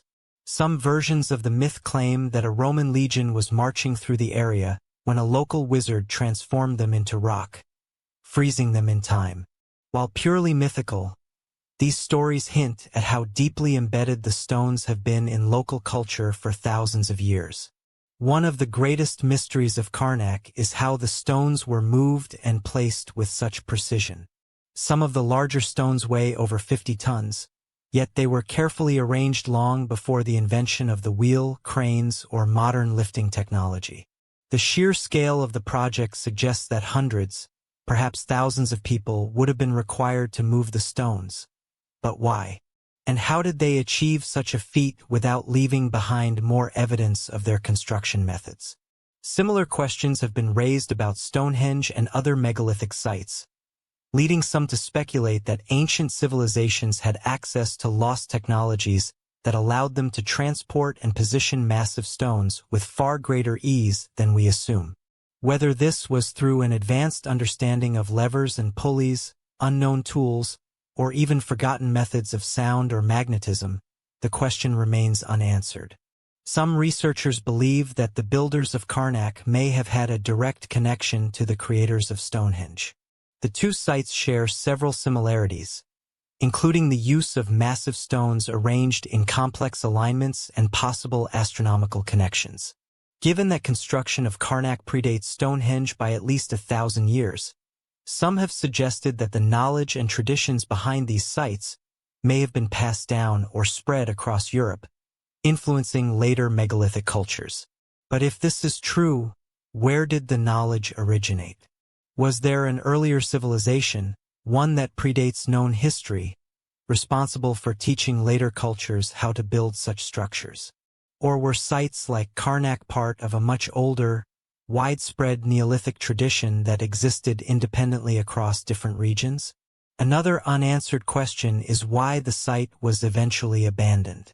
If Carnac was such an important location, whether for astronomical, religious, or ceremonial purposes, why did the people who built it suddenly stop using it? One theory is that natural disasters or climate change may have forced the builders to move elsewhere, leaving the stones behind as a relic of a forgotten time. Another possibility is that cultural shifts and new belief systems rendered the site obsolete, much like how ancient temples and pyramids in other parts of the world eventually fell into disuse. Today, the Carnac stones remain one of the greatest unsolved mysteries in archaeology. Despite centuries of study, no definitive explanation has been found for their purpose, their creators, or the methods used to build them. Some see them as a testament to early human ingenuity, a sign that ancient civilizations were far more advanced than we give them credit for. Others view them as a lost piece of an even older puzzle, one that connects to other unexplained sites around the world. What is certain is that Carnac, like the Plain of Jars, Stonehenge, and the Great Pyramids, challenges our assumptions about the past. It forces us to consider that our ancestors knew more than we realize, and that there are still secrets hidden in stone waiting to be uncovered. But not all ancient mysteries are written in stone. Some come in the form of artifacts that defy explanation, objects that seem out of place, strange even by the standards of their own time. Deep in Iraq, in the ruins of one of the earliest known civilizations, archaeologists uncovered a series of small but unsettling statues, figures unlike anything else found in Mesopotamian history. Known as the Aluba statues, These figurines, dated to over 7,000 years ago, depict humanoid figures with elongated heads, slanted eyes, and distinctly reptilian features. The Ubaid culture, which existed in Mesopotamia between 6,500 and 3,800 BCE, is one of the least understood societies of the ancient world. They predated the Sumerians, widely considered to be the first great civilization, and laid much of the groundwork for the advanced cultures that followed. The Ubaid people built some of the first known settlements, developed irrigation systems, and domesticated animals, hallmarks of early civilization. Yet despite their contributions, they remain a mystery, leaving behind few records and only fragmented evidence of their way of life. Among their most puzzling discoveries are the Alubaid statues, first unearthed in the early 20th century at archaeological sites such as Tel Al-Abaid, Eridu, and Ur, some of the oldest settlements in Mesopotamia. These figurines made of clay and stone depict figures in various poses, some standing upright, others seated, and many holding objects or weapons. What makes them so unusual is their appearance. Instead of human faces, they bear striking reptilian features with elongated skulls, large almond-shaped eyes, and scaled skin. Some statues even appear to be wearing helmets or ceremonial garments, further suggesting that they may have represented figures of importance. The most unsettling aspect of these figurines is that many of them appear to depict female figures, some in maternal poses, cradling infants, which means these strange, reptilian beings were not just symbolic, but may have played a significant role in Ubaid mythology, religion, or societal hierarchy. But the biggest question remains, who or what were they supposed to represent? One theory is that these statues are simply stylized representations of deities or spirits. Many ancient cultures created symbolic figures to represent fertility, protection, or supernatural forces. The Ubaid statues may have been ritual objects, totems, or protective idols, representing gods or mythical beings central to their belief system. However, the reptilian appearance of these figures has led to far more controversial interpretations. Some researchers have drawn comparisons to ancient serpent worship, a practice that appears in many cultures around the world, from the serpent deities of Mesoamerica to the Nagas of Hindu and Buddhist traditions. In many ancient mythologies, serpent-like beings were associated with wisdom, creation, and sometimes even divine rule. Could the Alubaid statues be early depictions of serpent gods, part of a forgotten religious tradition that predates Sumerian mythology? Another, more fringe theory suggests that the statues could be evidence of an unknown race or species, perhaps an ancient ruling class or priesthood that the Ubaid people depicted as reptilian because of their distinct appearance. Some researchers have even speculated that they might represent an entirely different branch of early hominins, one that coexisted with humans, but has since disappeared from history. While no physical evidence supports this idea, the statue's unique features continue to fuel speculation. Of course, the most controversial theory of all is that these figures are evidence of early extraterrestrial contact. Some ancient astronaut theorists believe that the Ubaid people may have depicted real beings they encountered, beings that did not resemble humans in the traditional sense. They point to the recurring reptilian features and the lack of similar depictions in later Mesopotamian art as evidence that the statues represent something extraordinary, perhaps visitors from beyond our world. Skeptics, however, argue that the statues are simply an example of early artistic expression, no different from the many strange figurines found in prehistoric cultures across the globe. They point out that the Ubaid culture eventually transitioned into the Sumerian civilization, which worshipped a pantheon of human-like gods, with no record of reptilian deities in their later mythology. If the Alubaid figures represented a real group of people or beings, why did they disappear so completely from Sumerian history? Another theory is that the figures may have been shamanic representations, possibly depicting spiritual visions or altered states of consciousness. Many ancient societies used hallucinogenic substances in religious rituals, and the bizarre, otherworldly nature of the statues could be an artistic attempt to capture supernatural experiences rather than literal beings. Adding to the mystery is the lack of written records from the Ubaid period. Unlike later Mesopotamian cultures that left behind detailed inscriptions, the Ubaid people did not develop writing, meaning that their beliefs, rituals, and traditions remain largely unknown. Without texts to explain their significance, the true meaning of the Ubaid statues is left to speculation. Some researchers have suggested that further excavations at Tel Ubaid and other sites may uncover additional clues.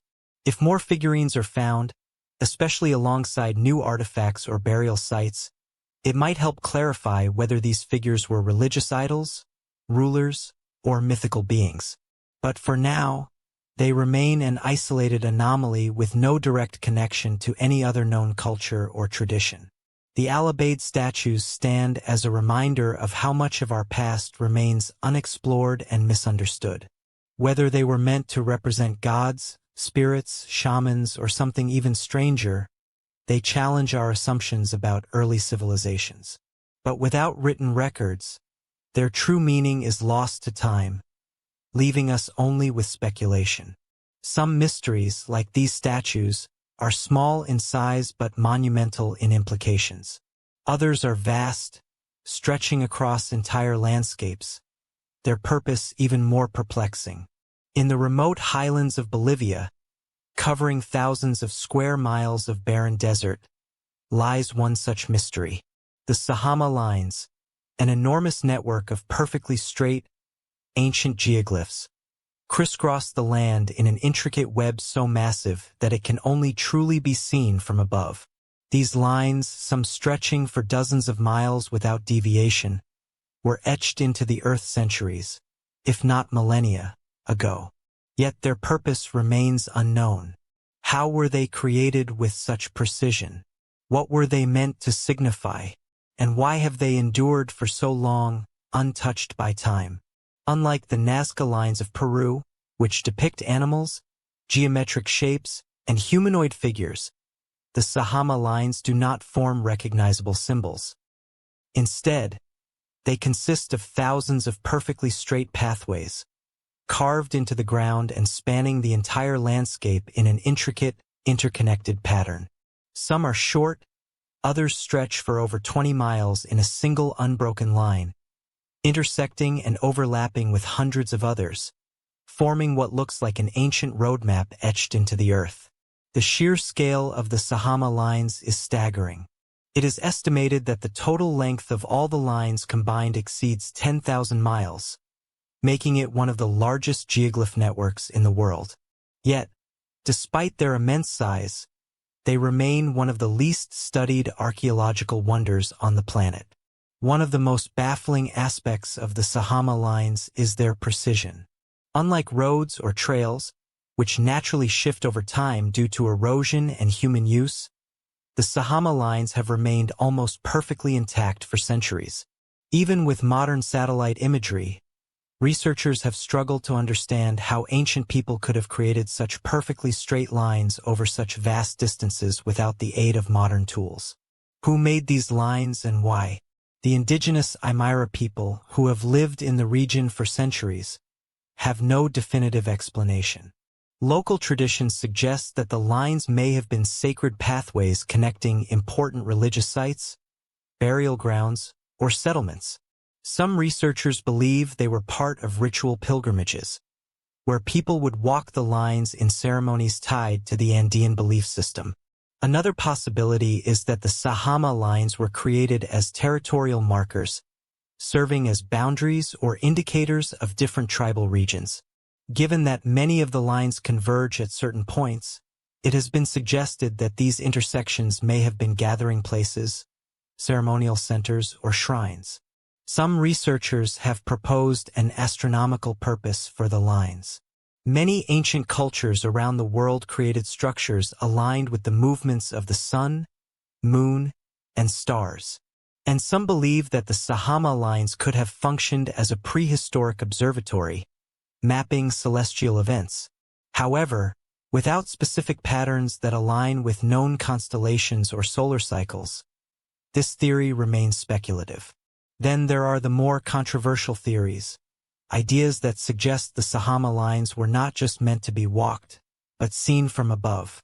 The precision and scale of the lines have led some to draw comparisons to the Nazca lines, which have long been theorized as having been created for the observation of gods or beings from the sky. Could the Sahama lines have been made to be visible from above, perhaps as offerings to celestial beings, or as a form of communication with the heavens? The biggest challenge in studying the Sahama lines is their remote location. Situated in one of the highest and most arid regions of the Andes, the area is difficult to access, and large-scale research efforts have been rare. Unlike the Nazca lines, which have been extensively mapped and studied, the Sahama lines remain relatively unknown to the wider world. One of the most fascinating aspects of the Sahama lines is how they have endured despite the passage of time. Created by simply scraping away the top layer of soil and rock, they have remained intact for centuries due to the dry climate and lack of vegetation. Unlike other geoglyphs that have eroded over time, the Sahama lines have barely faded, standing as permanent scars on the landscape. Despite their endurance, they remain at risk. In recent years, increased human activity, including road construction and tourism, has begun to threaten parts of the site. Without formal protection or preservation efforts, the lines could eventually be damaged or lost. Whether they were sacred walkways, territorial markers, or something even more enigmatic, their sheer precision and scale defy easy answers. Some ancient mysteries span vast landscapes visible only from above. Others are much smaller yet no less perplexing. Artifacts that seem to challenge the very timeline of human history. One such artifact was discovered in London, Texas in 1936 and has since become one of the most controversial objects in the study of ancient anomalies.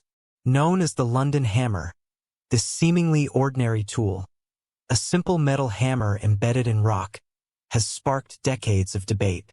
The reason? The rock encasing the hammer is said to be over 400 million years old, long before humans, let alone metal tools, were supposed to exist. The story of the London hammer begins when Max Hahn and his wife Emma were hiking near Red Creek, Texas, when they spotted a strange piece of wood protruding from a rock formation. Curious, they took it home and later broke the rock open, revealing a hammerhead made of iron still attached to its wooden handle encased in solid stone. At first glance, it looked like a normal 19th century blacksmith's tool, but the real mystery lay in the rock itself. Geologists claimed that the formation surrounding the hammer dated back to the Ordovician period, over 400 million years ago. This claim, if true, would be impossible according to everything we know about history. The conventional timeline tells us that the first true humans capable of forging metal tools only appeared around 200,000 years ago, and metalworking itself didn't develop until about 5,000 years ago. So how could an iron hammer be encased in rock that predates even the dinosaurs? For those who believe in out-of-place artifacts, U-parts, objects that seem to contradict our understanding of history, the London hammer is seen as potential evidence of lost civilizations, time travel, or even ancient extraterrestrial influence. Some claim that the hammer could be a remnant of a forgotten technological society, one that existed long before recorded history and vanished without a trace. Others suggest it might be proof that human history is far older than we currently believe, with advanced civilizations rising and falling long before our own. But skeptics offer a different explanation. The most common theory is that the rock encasing the hammer is not 400 million years old, but rather a much younger formation known as a concretion, a process where minerals gradually harden around an object over time, creating the appearance of ancient stone. This would mean that the hammer itself is not ancient, but simply a modern tool that became trapped in a natural process. Supporters of the hammer's mystery argue that its iron composition is unusual for a modern tool. Analysis has shown that the iron contains a purity level not typical of 19th century metalworking, leading some to speculate that it was created using an unknown or lost method of metallurgy. The hammer's wooden handle is also partially fossilized, which suggests that it has been buried for a significant amount of time. But whether that means thousands of years or hundreds of millions is still debated. One of the reasons the London hammer remains controversial is that it has never been thoroughly studied by mainstream scientists. The artifact is now in the possession of the Creation Evidence Museum in Texas, an institution that promotes the idea of a young Earth and often presents the hammer as evidence against conventional evolutionary timelines. Because of this, the hammer has remained outside the reach of independent testing, leaving many of its biggest questions unanswered. One of the most compelling arguments against the hammer's supposed age is the lack of geological context. Normally, when an ancient artifact is found, archaeologists carefully document where it was discovered, what type of sediment it was buried in, and any surrounding materials that could provide clues to its age. But because the London hammer was removed from its original location before proper analysis could be done, there is no way to verify its geological history with certainty. Yet, the mystery persists. If the London hammer is simply a modern tool that became encased in rock over time, why does it look so out of place? Why does the iron appear to be so pure? And if it really was found in ancient rock, what does that mean for our understanding of history? Some believe these artifacts could be anomalies caused by natural processes, while others argue they may be evidence of lost civilizations that were far more advanced than we realize. There are even those who suggest they could be traces of a far older human-like species, one that developed technology long before Homo sapiens, but was somehow erased from history. But the simplest explanation for the London hammer remains that it is a relatively modern tool encased in a rock formation that formed much more recently than originally believed. Many geologists argue that concretions can form in a matter of centuries, not millions of years, that the hammer was likely just an old mining tool that became embedded in such a formation. Even if the London hammer turns out to be nothing more than an ordinary 19th century artifact, its story continues to captivate people around the world.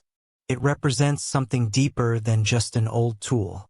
It speaks to our endless fascination with the unknown, our desire to uncover forgotten histories, and our willingness to question the past. Whether it is a genuine anomaly or just an odd geological formation, it reminds us that the past is full of unanswered mysteries. Some of these are found in small, seemingly misplaced objects, while others are buried deep beneath the earth, hidden in the dark recesses of ancient underground chambers. One such place exists on the island of Malta, a structure so old, so enigmatic, and so full of secrets, that even today, its true purpose is still debated. This is the Hypogaeum of Hal Saflieni, a vast subterranean complex carved entirely from solid rock over 5,000 years ago, making it one of the oldest known underground temples in the world. But beyond its sheer age, it is the strange discoveries found within that have left archaeologists baffled. The Hypogaeum is home to otherworldly acoustics, bizarre skulls with elongated features, and a possible link to a lost civilization that may have once inhabited the island before vanishing without a trace. The Hypogaeum was discovered by accident in 1902, when construction workers breaking ground for a new building in the town of Paola, Malta, suddenly punched through the earth into a hollow space.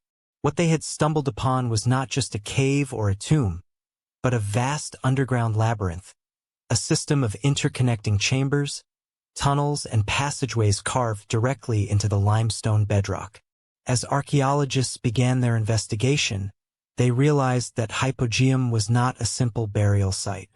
It was a multi-level subterranean structure, stretching down into the earth across 3 levels, with the deepest chamber reaching almost 40 feet underground.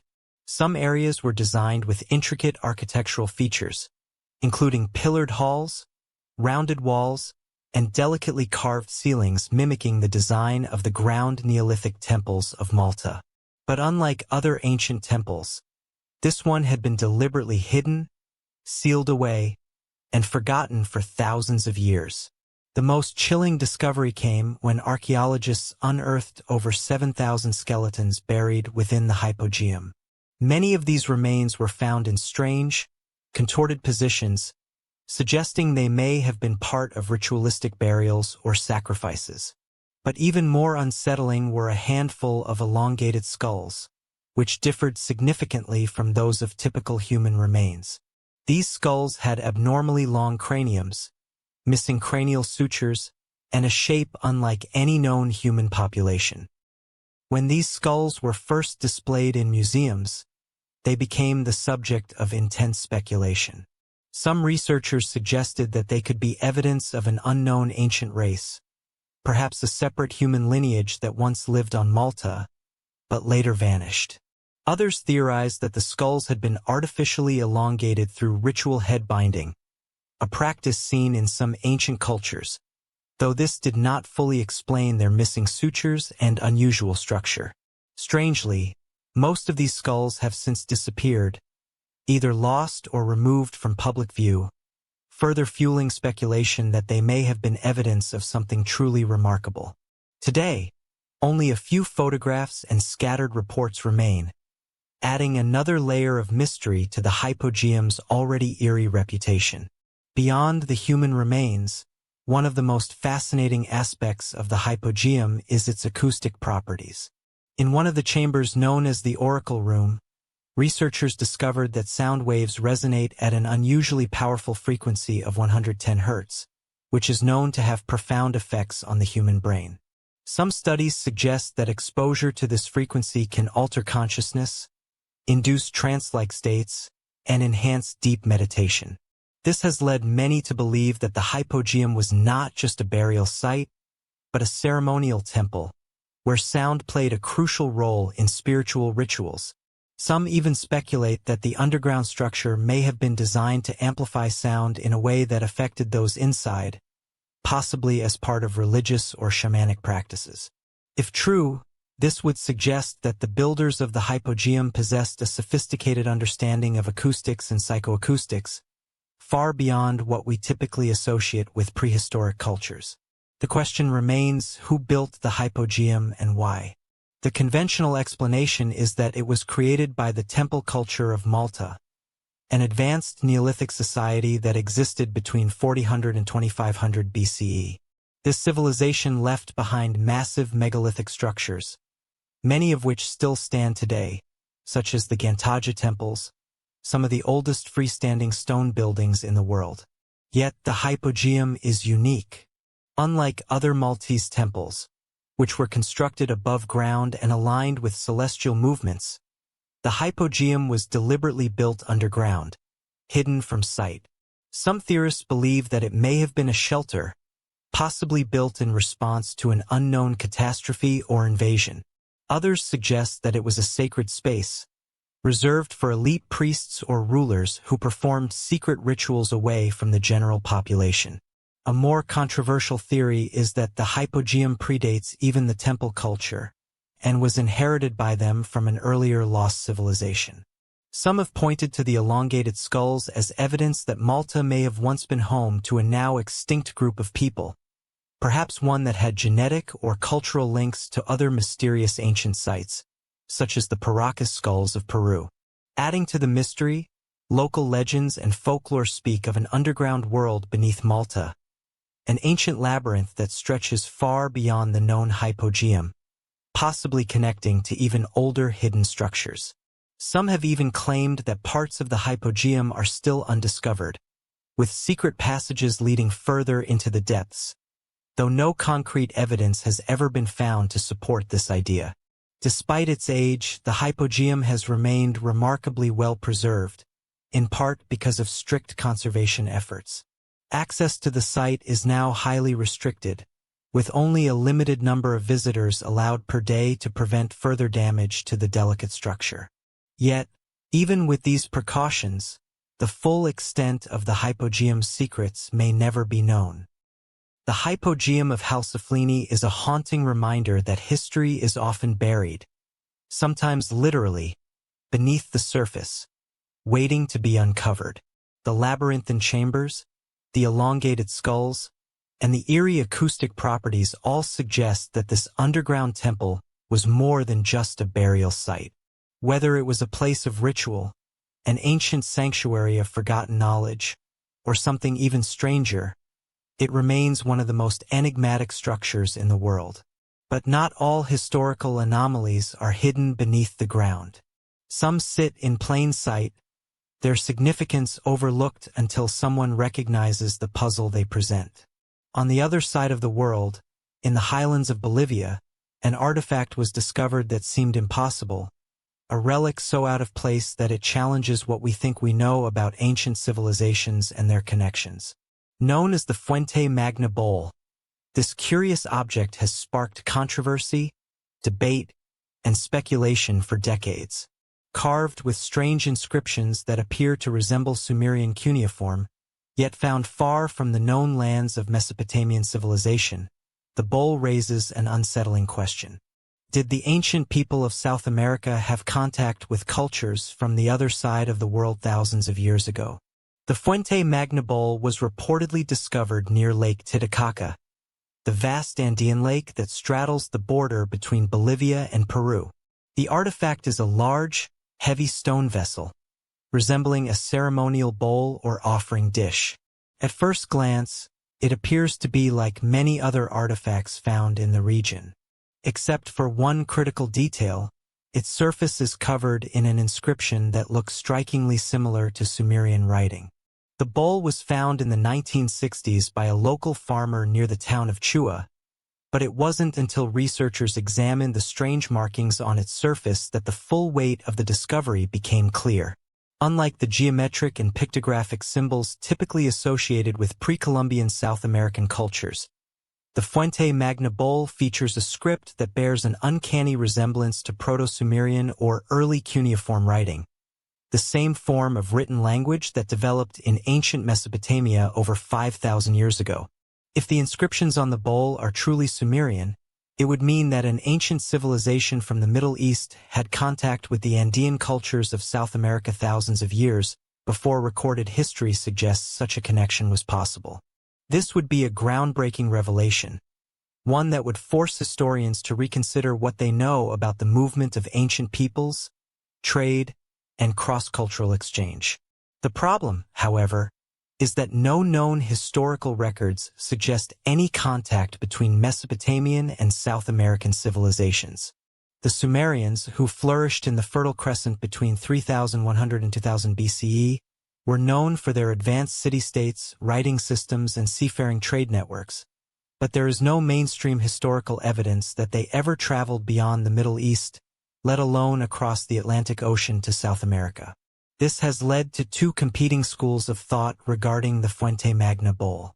Some researchers argue that the bowl is authentic and represents proof of an ancient, transoceanic connection, while others believe it is a hoax, a misinterpretation, or an artifact influenced by an unknown cultural overlap. Those who support the bowl's authenticity point to the fact that Lake Titicaca was home to the Tiwanaku civilization, a mysterious Andean culture that predates the Inca by thousands of years. The Tiwanaku people built impressive megalithic structures, including the ruins of Pumapunku, a site famous for its precisely cut andesite blocks, some of which appear to have been machined with techniques far beyond what is typically attributed to pre-Columbian societies. Could the Tiwanaku have had outside influence? Possibly from an ancient seafaring culture that reached the Americas long before the Europeans? Some researchers suggest that the Sumerians, or another ancient Middle Eastern civilization, may have been capable of long-distance ocean travel, using advanced shipbuilding techniques to cross the Atlantic. While this theory is considered highly controversial, supporters argue that ancient peoples may have been far more mobile than traditional history acknowledges.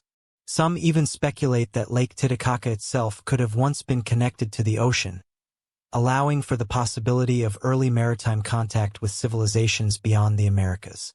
However, the skeptics have strong arguments as well. Critics of the Fuente Magna Bowl argue that the Sumerian-like inscriptions could have been added at a much later date, either by a modern forger or by a South American culture that had independently developed a similar writing system. They also point out that there is no other evidence of Mesopotamian influence anywhere in the Andean region. No Sumerian-style temples, no Mesopotamian artifacts, and no linguistic traces in the indigenous languages of the area. Further complicating the matter is the lack of detailed documentation about the bowl's discovery. Unlike many significant archaeological finds, which are carefully excavated under controlled conditions, the Fuente Magna bowl was reportedly found by accident, and little is known about its precise location before being brought to the attention of researchers. Without a clear archaeological context, proving its authenticity is nearly impossible. Yet the mystery remains. If the Fuente Magna bowl is a genuine relic from an ancient transoceanic connection, it would suggest that civilizations we assume to have been isolated were actually far more interconnected than we ever imagined. It would challenge the entire framework of early human history, raising questions about how ideas, technologies, and cultural influences may have spread across the globe long before the rise of recorded trade networks. Even if the bowl is not evidence of an ancient Sumerian presence in South America, it is still an anomaly worth investigating. If it was created by the Tiwanaku or another Andean culture, why does its script resemble Sumerian writing? Was there a lost civilization that served as a bridge between these two distant cultures, one that has since vanished from history? Or is it simply an example of how different societies, separated by thousands of miles, sometimes develop strikingly similar forms of symbolic expression? Until definitive answers are found, the bowl stands as a tantalizing mystery, an artifact that shouldn't exist where it was found.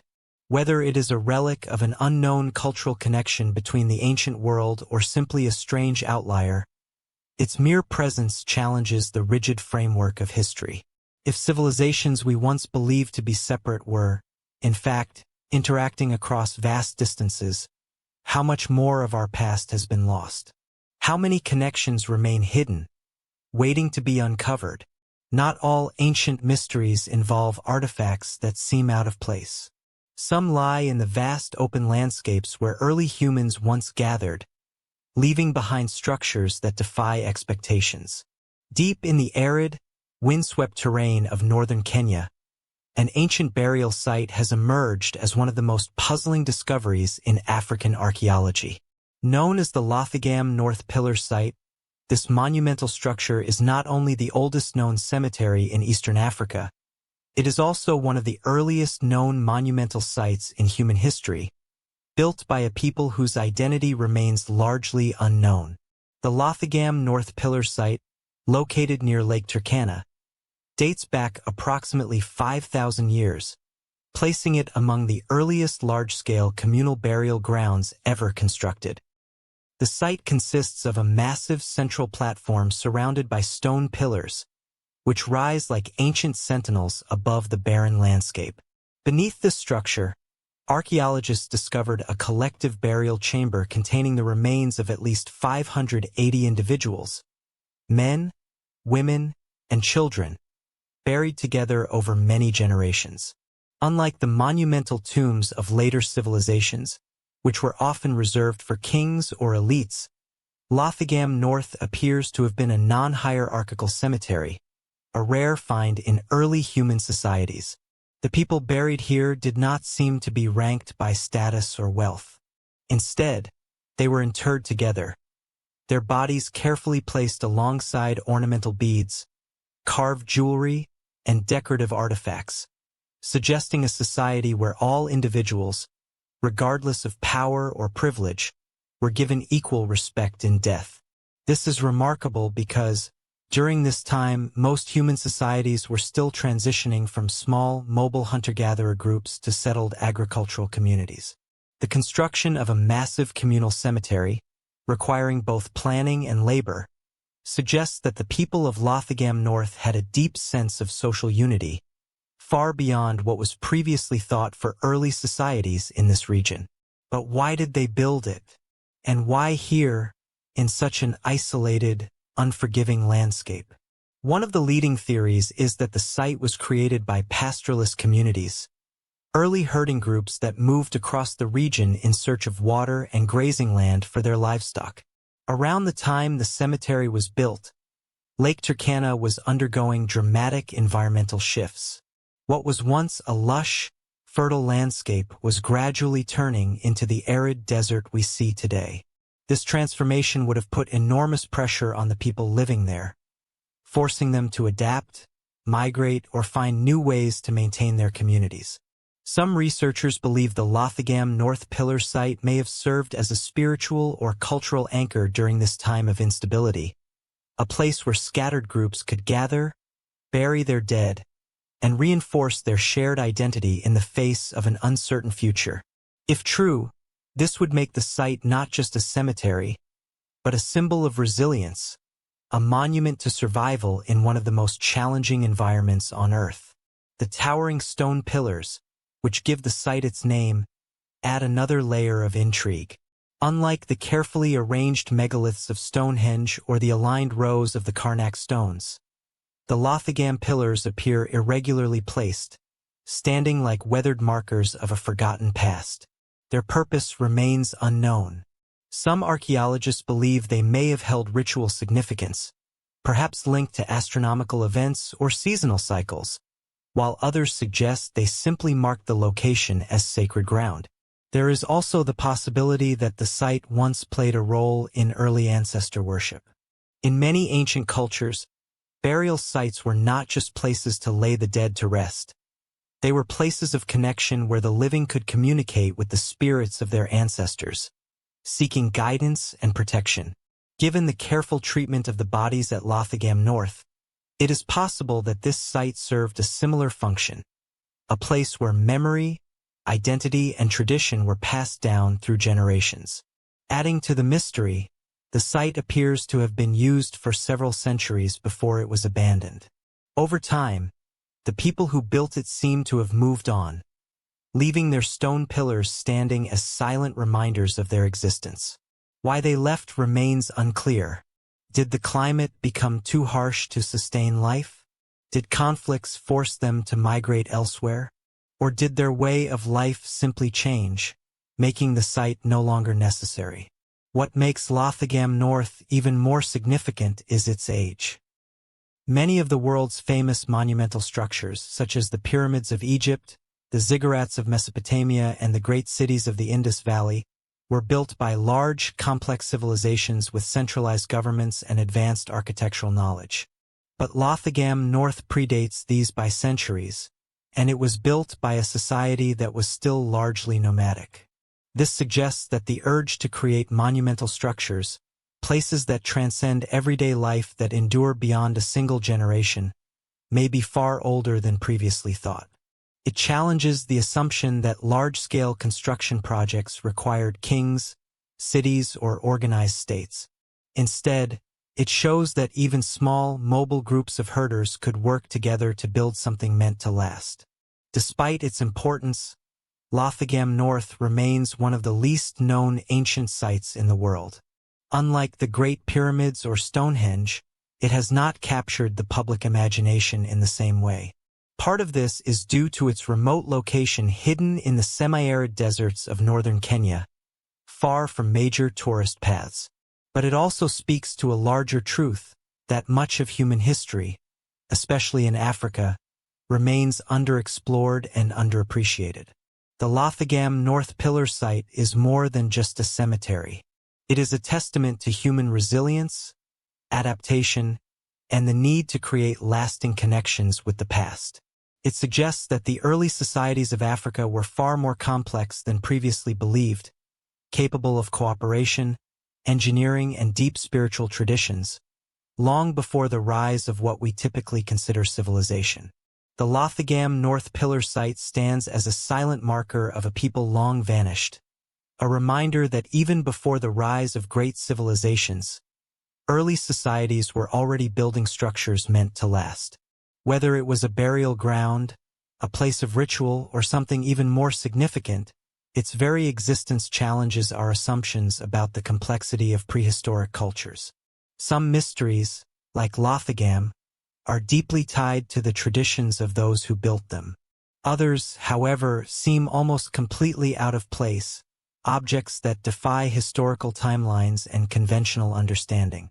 One such mystery emerged in Romania, where an unassuming, wedge-shaped piece of metal was unearthed under bizarre circumstances. Known as the Aiud aluminum wedge, this strange artifact has baffled researchers for decades. Found buried deep in ancient layers of sediment, the wedge appears to be made of aluminum, a material that, by all accepted historical accounts, should not have existed at the time of its burial. The find raises a disturbing question. Was this an out-of-place artifact left behind by an unknown advanced civilization? Or is there a simpler explanation that we have yet to uncover? The story of the Aiud aluminum wedge begins in 1973, when construction workers near the Romanian town of Aiud stumbled upon something unusual. While digging along the banks of the Mureș River, they unearthed three strange objects buried approximately 35 feet, 10 meters, underground. Two of these were identified as fossilized bones belonging to a mastodon, an extinct prehistoric relative of the elephant. But the third object was unlike anything they had expected. It was a metallic wedge, heavily corroded but still unmistakably artificial. At first glance, the artifact looked like it could have been a fragment of machinery, possibly part of a larger mechanism. Its shape and structure resembled modern aerospace components, leading to immediate speculation about its origins. But the most astonishing detail came when metallurgical tests were conducted. The wedge was made primarily of aluminum, mixed with small traces of other metals, including copper, zinc, and silicon. This was a problem. Aluminum was not discovered until 1808, and even then, it was not refined into a usable metal until the late 19th century. Before the development of modern industrial techniques, aluminum was incredibly difficult to produce, requiring high temperatures and complex chemical processes. Yet here was an aluminum object, buried alongside mastodon fossils, suggesting that it had been in the ground for tens of thousands, if not hundreds of thousands of years. The implications of this discovery were staggering. If the wedge was truly as old as the surrounding fossils, it would mean that an advanced technological society existed long before any known civilization, capable of refining aluminum thousands of years before human history records such a development. This idea, of course, was met with intense skepticism. Several theories quickly emerged to explain the anomaly.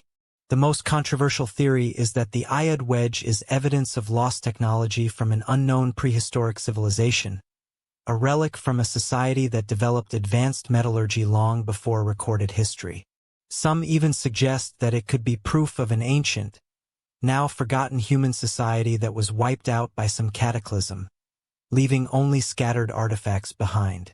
Others have taken the theory even further, suggesting that the wedge could be extraterrestrial in origin.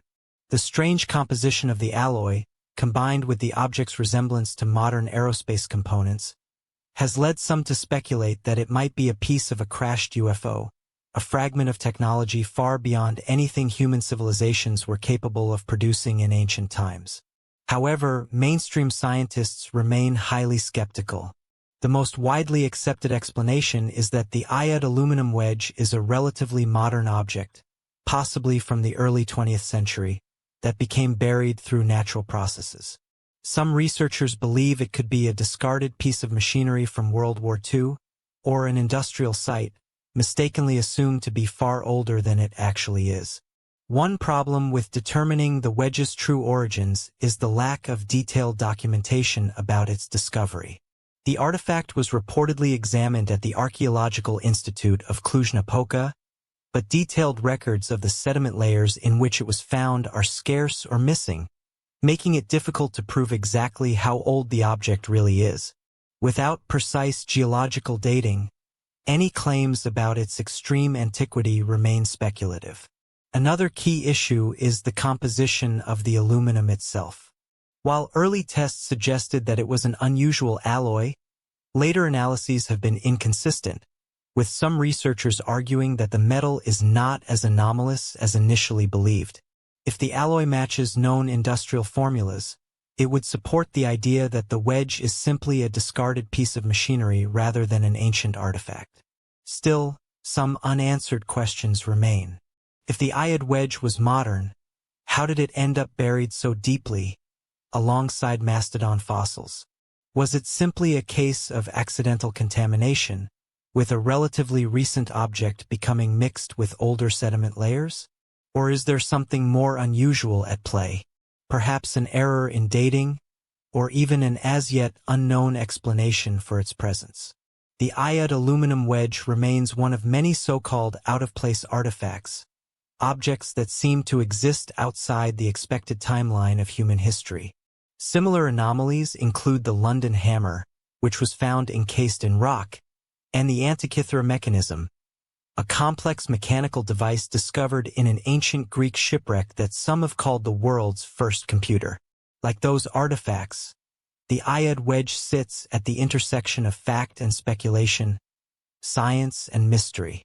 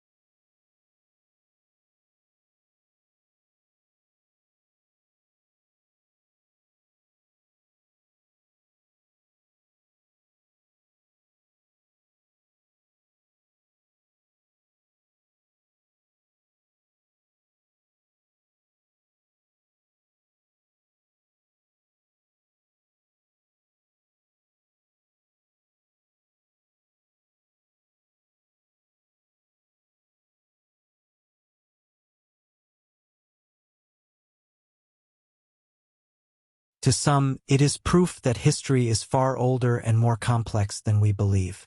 There are no obvious defensive misunderstood industrial relic. One of the biggest mysteries surrounding the Brazilian geoglyphs is their age. For now, radiocarbon dating suggests that many of these curious anomalies between 1,000 and 2,000 years ago, either a misunderstood industrial artifact even older, or something that they predate the rise of the Inca Empire and were likely built if it truly predates the known use of aluminum, whose name and history have been erased by time, or an unknown civilization capable of metallurgy also raises deeper questions about the environmental history. But whether it is a relic of a forgotten past, for years the prevailing belief was that the Amazon rainforest was a pristine, history is full of surprises, largely unmodified by humans with deep underground colonization, hidden within layers of ancient sediment. Suggest otherwise. Other times, they are so vast that they can only be truly appreciated. The people who created them must have cleared large sections of the forest, where thick vegetation has hidden ways that challenge the idea of the Amazon as something remarkable has been discovered. Some researchers now believe that the Amazon may have been home to large, complex societies, visible only from above. Environmental engineering. These are the Brazilian geoglyphs, previously unrecognized. Vast geometric earthworks. This theory is scattered by the discovery of Acre State,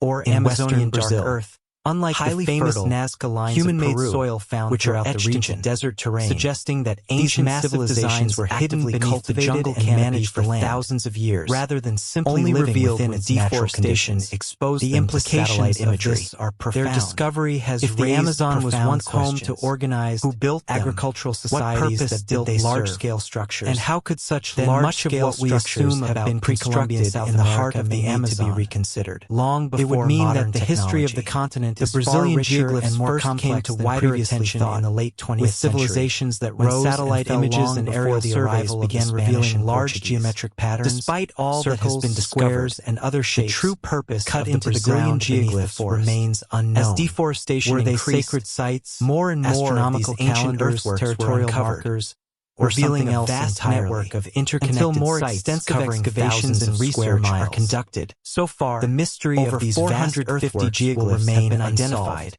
The Brazilian geoglyphs have reshaped many more understanding hidden of the ancient untouched sections, revealing a world far more sheer size and complexity of these structures challenge the geometric patterns hidden beneath the untouched wilderness silent story of civilizations that thrive. Instead, they suggest that an advanced, highly organized reshaping the land in ways in the region only beginning capable of massive land whether they were ceremonial gathering places, labor, and astronomical markers, or something entirely different. Earlier assumptions their sheer that the Amazon was home to only to small, scattered tribes with little large-scale infrastructure. But not all ancient anomalies what makes the Brazilian geoglyphs particularly mysterious is that they do not appear to be settlements, where they remain just traditional archaeological sites waiting for someone to uncover their secrets. Evidence of permanent habitation. One such mystery sits at the bottom of the Baltic Sea. No signs of domestic life that it continues only to baffle researchers. This suggests that these earthworks were used for something discovered in 2011 by ceremonial, religious, or astronomical The Baltic Sea anomaly is a massive circular structure sitting 300 feet below the surface, where ancient Amazonian societies came together for roughly 200 feet in diameter. Or political meetings is unlike some researchers believe they may have been used as sonar images captured by the research team revealed seasonal what changes, like a large, disc-shaped object with a peculiar flat top, similar to how Stonehenge in England or the Carnac as if it had been deliberately shaped rather arranged with an understanding of the cosmos. At first, the Brazilian geoglyphs could have served the object was simply a geological marking important times of the year, a natural rock structure sculpted by Ice Age glaciers thousands of years ago. Another possibility is that these earthworks details emerge in territorial boundaries or social organization, increasingly inadequate. Serving as markers the structure appeared to have sharp angular features with what looked like staircases, unlike traditional and even a long runway-like track. The geoglyphs do not seem to have been designed for warfare. Some reports even suggested the surface of the anomaly contained unusual grooves and metallic elements, hinting that it might not be a simple rock formation at all. The discovery quickly gained international attention, sparking speculation about what the anomaly could be. Some researchers suggested it might be a sunken man-made structure, possibly an ancient temple, fortress, or settlement lost beneath the waves due to rising sea levels at the end of the last ice age. Others proposed that it could be the remains of a long-forgotten shipwreck, though the sheer size and shape of the anomaly didn't match any known vessels. But one of the most controversial theories was that the Baltic Sea anomaly might not be from this world at all. The object's disc-like shape, coupled with its deep location and apparent lack of natural erosion, led some to speculate that it could be a crashed UFO, lying undisturbed at the bottom of the sea for thousands of years. The resemblance to classic depictions of flying saucers, combined with reports that electrical equipment malfunctioned when near the site, only fueled the idea that something highly unusual rested on the seabed. Despite the excitement, efforts to study the anomaly up close have been challenging. The depth, cold temperatures, and rough conditions of the Baltic Sea make exploration difficult, limiting the ability of divers to closely examine the structure. The team that originally discovered the anomaly, led by Peter Lindberg and Dennis Osberg, attempted further investigations, but their findings remained inconclusive. One of the most puzzling aspects of the anomaly is that it appears to be covered in a layer of what some believe is burnt material, almost as if it was exposed to extreme heat before ending up at the bottom of the sea. Some researchers claim that fragments taken from the site contain unusual mineral compositions, unlike typical underwater rock formations. However, these findings remain disputed, and many scientists argue that the anomaly is simply an unusual natural formation, possibly the result of glacial activity or volcanic processes. Adding to the mystery are reports that electronic devices stopped functioning when brought too close to the anomaly. Some divers have claimed that their sonar equipment and cameras malfunctioned inexplicably, only to resume normal function once they moved away from the site. This phenomenon has been cited by believers as further proof that the object is not just an ordinary rock formation, though skeptics suggest that the disruptions could be caused by high levels of magnetism or mineral deposits interfering with the instruments. One theory suggests that the anomaly could be the remains of a prehistoric structure, possibly built by an unknown civilization before being submerged by rising waters thousands of years ago. If true, it would mean that the Baltic Sea may have once been home to a lost civilization, leaving behind ruins that now rest hidden beneath the waves. But without direct excavation, proving this theory remains nearly impossible. Another theory is that the Baltic Sea anomaly is a remnant of World War II, possibly an experimental military structure, a sunken warship, or even a forgotten piece of technology from wartime operations. The Baltic was a key region in the war, and many wrecks still rest on the ocean floor, waiting to be rediscovered. However, no official military records reference anything resembling the anomaly, and no known wartime debris matches its shape or size. To this day, the Baltic Sea anomaly remains unexplained. Whether it is a natural geological oddity, an ancient ruin, or something far stranger, its existence challenges our understanding of what lies beneath the ocean's surface. Despite multiple expeditions and scientific studies, no definitive conclusion has been reached.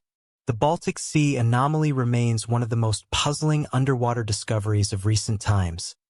A strange, disc-shaped formation lying beneath the waves, defying easy explanation. Whether it is a natural geological formation, a relic of a lost civilization, or something even stranger, its presence challenges what we think we know about what lies hidden beneath the ocean's surface. But not all underwater mysteries are lost in the deep sea. Some are much closer to home, resting beneath lakes, where they have remained unseen for thousands of years, waiting for someone to stumble upon them. One such mystery lies beneath the waters of Rock Lake, a quiet body of water in Wisconsin, USA. Unlike the ancient pyramids of Egypt or the towering stone temples of Mesoamerica, these structures are hidden from view, their forms shrouded beneath murky water. Known as the Rock Lake Pyramids, these submerged formations have fascinated divers, historians, and researchers alike, with many believing they could be evidence of an ancient, forgotten civilization that once thrived in North America long before recorded history. Rock Lake, located near the town of Lake Mills, Wisconsin, is an unassuming place at first glance, a calm, freshwater lake surrounded by rolling hills and forests. But beneath its surface, something unusual was discovered, what appeared to be large man-made stone structures, arranged in a way that suggests they were once part of a larger settlement or complex. According to early dive reports, these formations resemble pyramidal shapes, some standing as high as 18 feet, with sloping sides and flat tops, eerily similar to pyramids found in other ancient cultures around the world. The first claims of these structures date back centuries. Native American legends from the region tell stories of a sunken city beneath the lake, a place that once stood on dry land before being swallowed by rising waters. Some indigenous oral traditions suggest that the lake was once home to a great civilization that mysteriously vanished, leaving behind only its submerged ruins. For years, these tales were dismissed as folklore, until the 20th century, when modern divers began to report actual stone formations beneath the lake's surface. The first serious explorations of the Rock Lake Pyramids began in the 1930s, when fishermen and boaters claimed to have seen unusual rock formations beneath the clear waters. But it wasn't until the 1960s and 1970s that divers and sonar scans confirmed that large, geometric structures were indeed sitting at the bottom of the lake. Some reports even suggested that there were at least 10 pyramid-like formations, with some arranged in a way that suggested deliberate construction rather than natural rock formations. The discovery quickly sparked speculation. If these structures were truly man-made, then who built them and how old were they? Some researchers believe that the Rock Lake Pyramids could be connected to the ancient Mississippian culture, a pre-Columbian civilization that flourished in the eastern United States between 800 and 1600 AD. The Mississippians were known for their massive earthen mounds, which often took on pyramid-like shapes with flat tops where temples or important buildings were constructed. Could the structures beneath Rock Lake be remnants of a Mississippian city that was later flooded? Others propose an even older origin for the pyramids. Some theories suggest that they could date back to the end of the last ice age, more than 10,000 years ago, when melting glaciers caused water levels to rise dramatically, submerging settlements that once stood on dry land. If this is the case, it would place the Rock Lake Pyramids among the oldest known human structures in North America, potentially older than even the pyramids of Egypt. Skeptics, however, argue that the formations are natural rock outcroppings shaped by glacial activity rather than human hands. They point out that while sonar scans and dive reports suggest pyramid-like shapes, no definitive archaeological evidence, such as artifacts, tools, or carvings, has been recovered to prove that these were deliberately built structures. Without such evidence, the Rock Lake Pyramids remain in a gray area between history and legend, their true nature still unconfirmed. Adding to the mystery, some researchers believe that the Rock Lake Pyramids could be linked to the nearby Astilin State Park, the site of an ancient Native American city that once thrived in what is now Wisconsin. Astilin was home to large, flat-topped earthen mounds, similar in shape to the pyramidal structures reported beneath Rock Lake. Some speculate that the people of Astilin may have constructed similar structures near the lake, only for them to be lost beneath rising waters over time. One of the most intriguing aspects of the Rock Lake Pyramids is their alignment. Some researchers claim that the structures are positioned in a way that suggests astronomical significance, possibly aligning with the solstices or other celestial events. This would indicate a high level of planning and knowledge of the stars, much like other ancient pyramid-building cultures across the world. Despite multiple explorations, the true origin and purpose of the Rock Lake Pyramids remain unknown. The murky waters of the lake, combined with shifting sediment and underwater plant growth, have made long-term study difficult. Some divers have reported poor visibility, making it hard to get clear images or precise measurements of the structures. But one thing is certain: the Rock Lake Pyramids continue to captivate those who seek to uncover the forgotten history of North America. Whether they are the remains of an ancient, advanced civilization, or simply a natural geological formation mistaken for something more, they add to the growing body of evidence suggesting that the pre-Columbian history of the Americas is far richer and more complex than we once believed.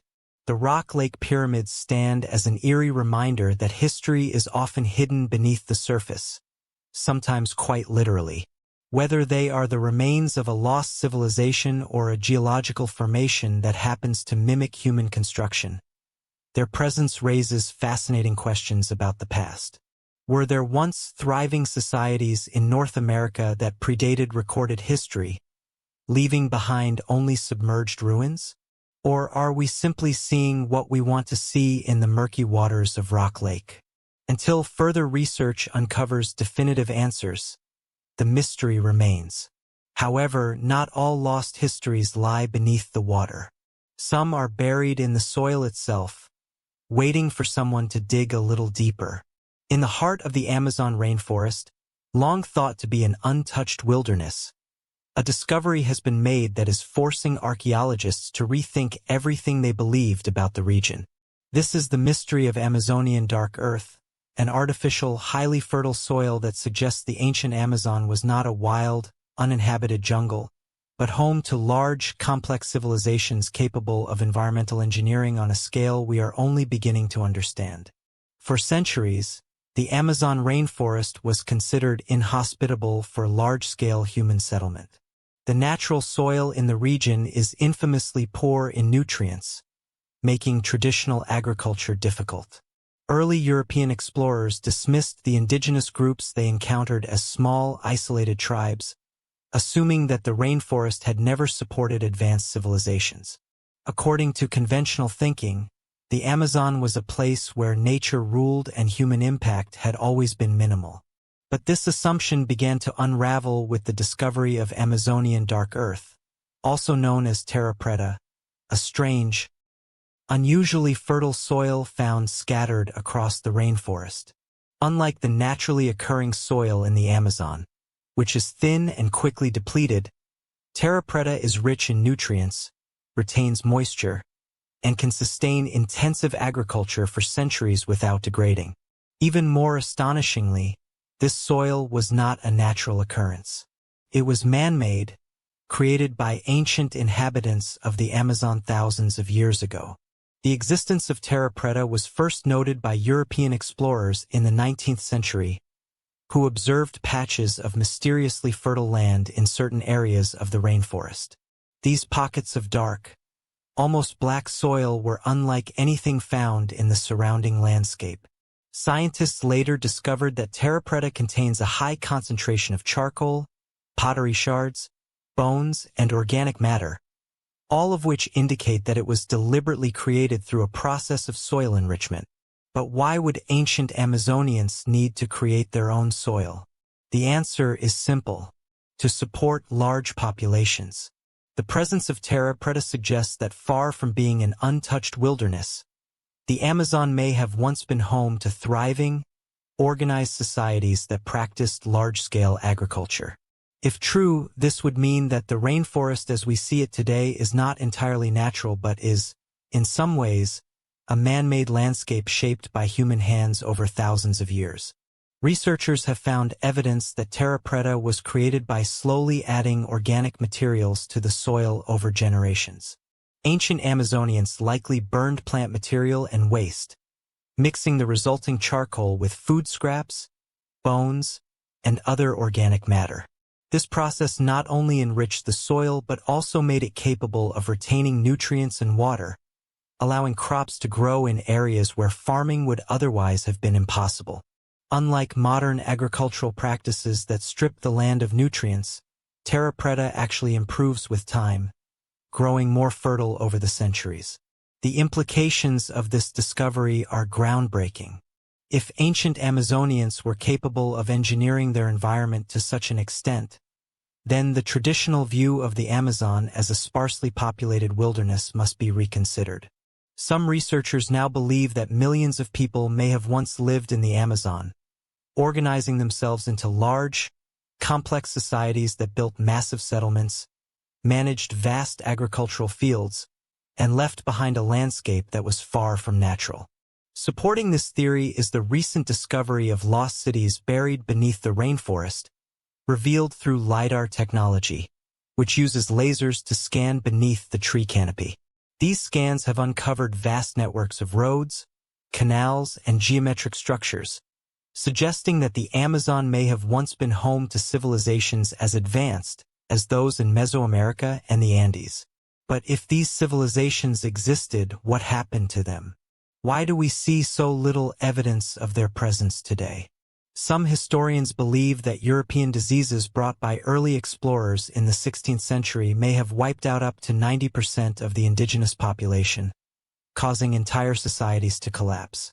With their numbers reduced, many of their settlements were quickly reclaimed by the rainforest, leaving little behind except scattered ruins and the lasting imprint of terra preta. The story of Amazonian dark earth also raises larger questions about human impact on the environment. While modern deforestation is often seen as a recent ecological disaster, terra preta suggests that ancient Amazonians were able to alter their surroundings in a sustainable way, creating an agricultural system that enriched the land rather than depleting it.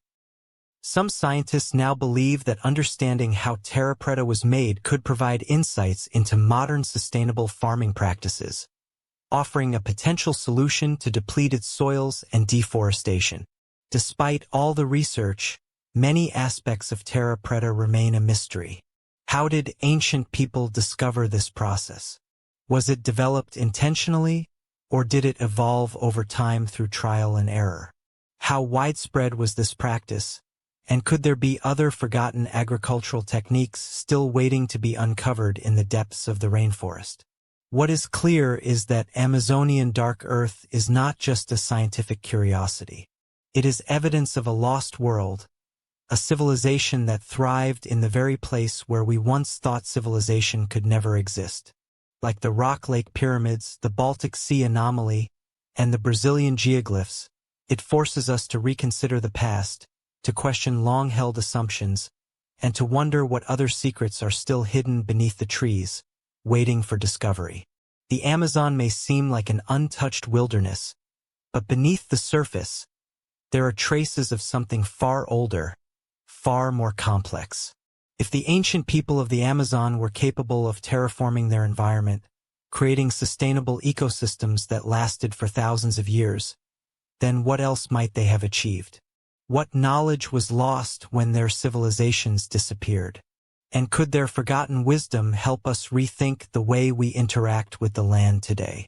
Until more is uncovered, terra preta remains one of the greatest clues to a lost world, a sign that deep in the rainforest, the past still lingers, hidden in the soil, waiting to be understood.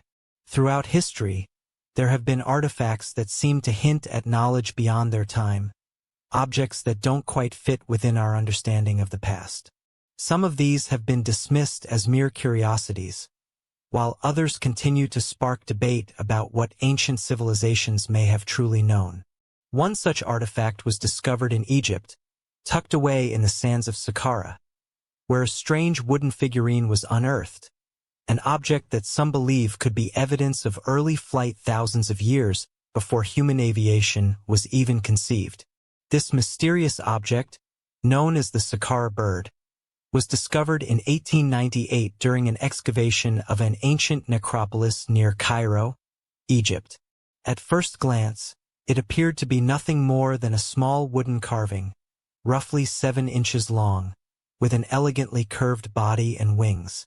It was assumed to be just another bird figurine, perhaps a ceremonial offering or a symbolic representation of one of Egypt's many sacred animals. However, as researchers began to take a closer look, they noticed something peculiar about its design. Unlike typical bird carvings from the time, the Sakara bird had a straight, upright tail resembling the vertical stabilizers found on modern aircraft, rather than the fanned-out tail of an actual bird.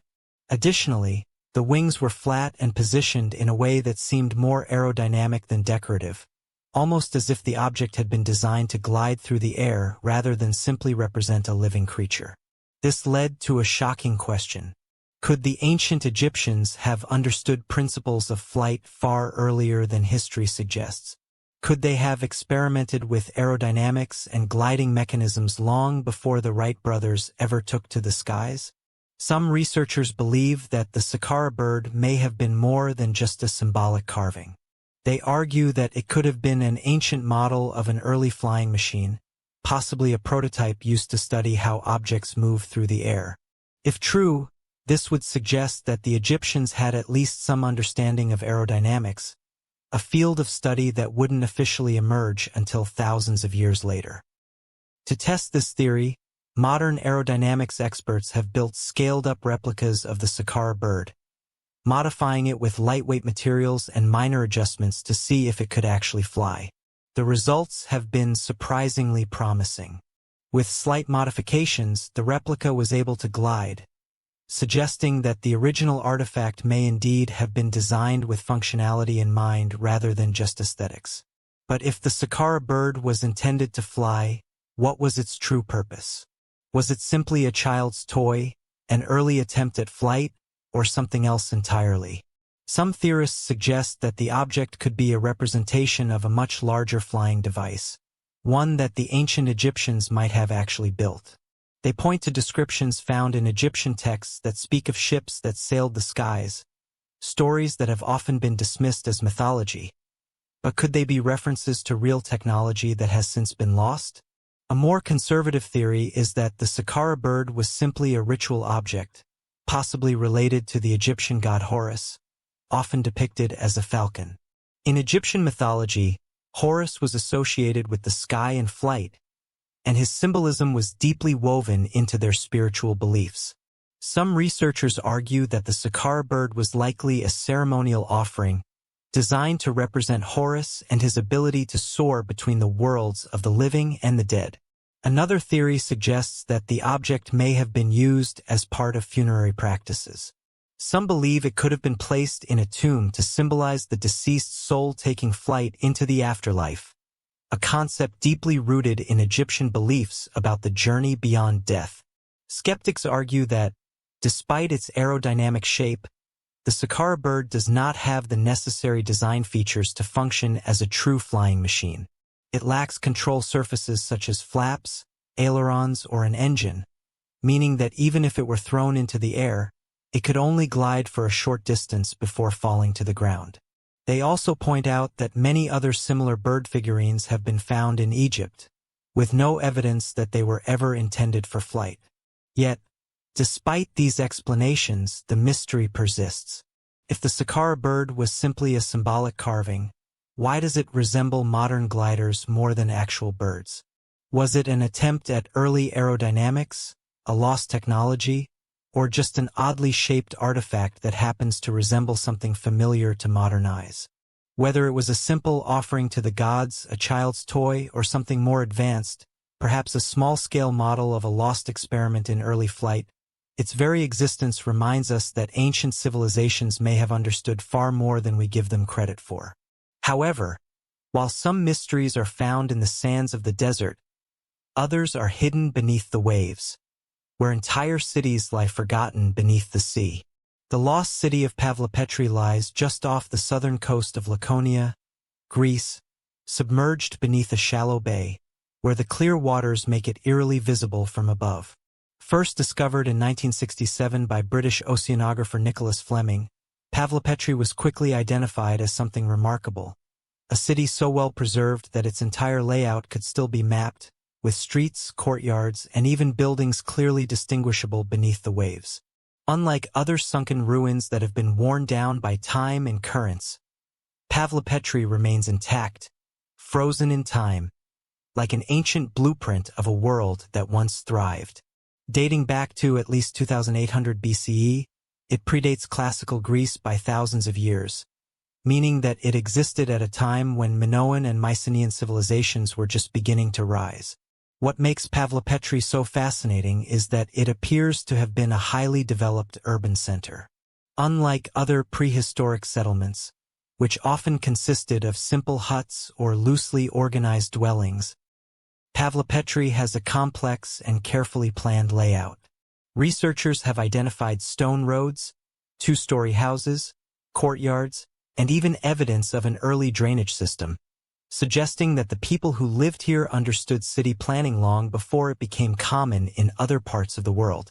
Some of the homes feature separate rooms, indicating that families had designated living spaces, an idea that would later become a cornerstone of modern urban design. Perhaps even more intriguing, Pavlopetri had a central marketplace, where trade and commerce likely flourished.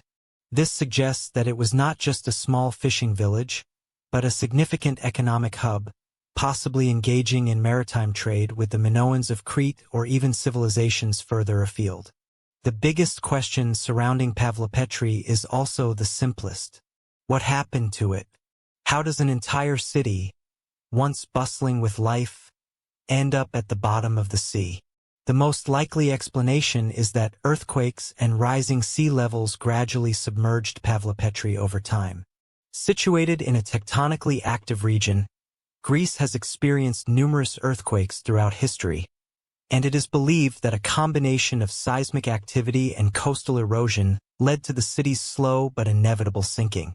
Some researchers believe that a series of catastrophic earthquakes may have struck the region, causing the land to drop suddenly and allowing seawater to flood the city. Others suggest that a more gradual process occurred, with sea levels rising steadily over centuries, until Pavlopetri was eventually swallowed by the waves. Although the city itself has been preserved remarkably well, little is known about the people who lived there. No human remains have been found within the site, leading some researchers to speculate that residents had time to evacuate before the city was lost. If this is true, it raises even more questions. Where did they go? Did they rebuild elsewhere? And did they leave behind written records that might one day tell us more about their story? What we do know is that the people of Pavlopetri were skilled builders, traders, and possibly even early sailors. The city's location, along the Mediterranean trade routes, suggests that it may have been involved in long-distance commerce, exchanging goods with other ancient civilizations across the Aegean and beyond. Artifacts recovered from the site include pottery, tools, and household items, many of which resemble those found in early Minoan and Mycenaean settlements. This has led some historians to believe that Pavlopetri may have been an important cultural bridge between the Greek mainland and Crete, influencing the rise of later civilizations. Unlike many lost cities that remain out of reach in the deep ocean, Pavlopetri is relatively accessible due to its shallow depth, making it one of the most extensively studied underwater cities in the world. Modern technology, including 3D mapping and underwater drones, has allowed archaeologists to create detailed reconstructions of the city, helping us visualize what it once looked like above water. However, the site is also extremely fragile. Being so close to the shore, it is vulnerable to erosion, pollution, and even modern boating activity, which threatens to disturb its delicate remains. Efforts are now underway to protect Pavlopetri from further damage, ensuring that it remains preserved for future generations to study. The lost city of Pavlopetri is a rare glimpse into the distant past, a time when early civilizations were just beginning to master urban planning, trade, and maritime exploration. Unlike mythical cities such as Atlantis, Pavlopetri is real, a city that thrived thousands of years ago before being swallowed by the sea. Its well-preserved streets, homes, and marketplace hint at a civilization that was far more advanced than we once assumed, proving that even in prehistory, humans were mastering urban planning, trade, and maritime travel. Not all mysteries lie beneath the ocean. However, some are carved into the very rock of the earth, etched in symbols that defy easy explanation. Deep in the forests of Australia's central coast, an unusual series of ancient carvings has sparked controversy, speculation, and mystery. Known as the Gosford glyphs, these markings appear to resemble Egyptian hieroglyphs, a discovery that has fueled theories of ancient transoceanic contact between Egypt and Australia.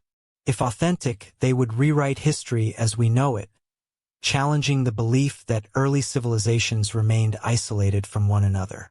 But are these carvings truly the work of ancient Egyptians, or is there a simpler explanation hidden beneath the layers of mystery? The Gosford glyphs are located in Carrion, New South Wales, nestled among towering sandstone formations in an area rich with Aboriginal history. The site itself is remote, tucked away in the dense bushland, where weathered rock faces bear a collection of over 300 carvings. The sheer number of symbols, coupled with their resemblance to Egyptian script, has led many to believe that they are evidence of an ancient Egyptian presence in Australia thousands of years before recorded history suggests such a possibility. The glyphs first gained attention in the 1970s when reports of strange inscriptions in the rock began circulating. At first, they were dismissed as modern graffiti carved by early European settlers or even contemporary pranksters. However, as researchers began studying them more closely, the details became harder to ignore. The symbols seemed to bear an undeniable similarity to Egyptian hieroglyphs, some matching known characters from the Old Kingdom period of Egypt, dating back over 4,000 years. This sparked an explosion of theories. Some researchers and alternative historians suggested that the glyphs could be proof of ancient Egyptian sailors reaching the shores of Australia long before Europeans ever set foot there. According to this theory, an Egyptian expedition may have been blown off course, landing in Australia by accident, or perhaps even deliberately exploring new lands across the sea. Supporters of this idea point to the intricate detail of the carvings, claiming that their arrangement and phrasing resemble authentic Egyptian writing rather than being the work of an amateur forger. One of the most fascinating claims about the Gosford glyphs comes from independent researchers who argue that the inscriptions tell a coherent story, a tale of two Egyptian princes who were shipwrecked on the Australian coast. According to this interpretation, the glyphs describe how one of the princes died in the foreign land, while the other carved the inscriptions as a record of their journey. If this were true, it would suggest that the Egyptians had mastered long-distance maritime travel far beyond what mainstream historians believe. However, skepticism surrounding the glyphs is just as strong as the claims supporting their authenticity. Mainstream Egyptologists and archaeologists have largely dismissed the carvings as a hoax, arguing that they contain incorrect or inconsistent hieroglyphs that do not align with actual ancient Egyptian writing. While some symbols appear authentic, others seem out of place, mixing styles from different periods of history in a way that would not have been used by actual scribes. Additionally, there is no archaeological evidence to support the presence of ancient Egyptians in Australia. No Egyptian artifacts, no settlements, and no records of such an expedition in known Egyptian historical texts. If a ship of Egyptian sailors had indeed reached Australia, why is there no physical evidence of their presence beyond these glyphs? Without additional supporting discoveries, the glyphs remain an anomaly, one that cannot yet be definitively proven or disproven. One alternative explanation is that the glyphs were carved by early 20th century travelers or soldiers, possibly those who had visited Egypt and were familiar with its writing system. Some have suggested that they may have been the work of Australian soldiers stationed in Egypt during World War I, who returned home and carved the symbols as an elaborate prank or historical tribute.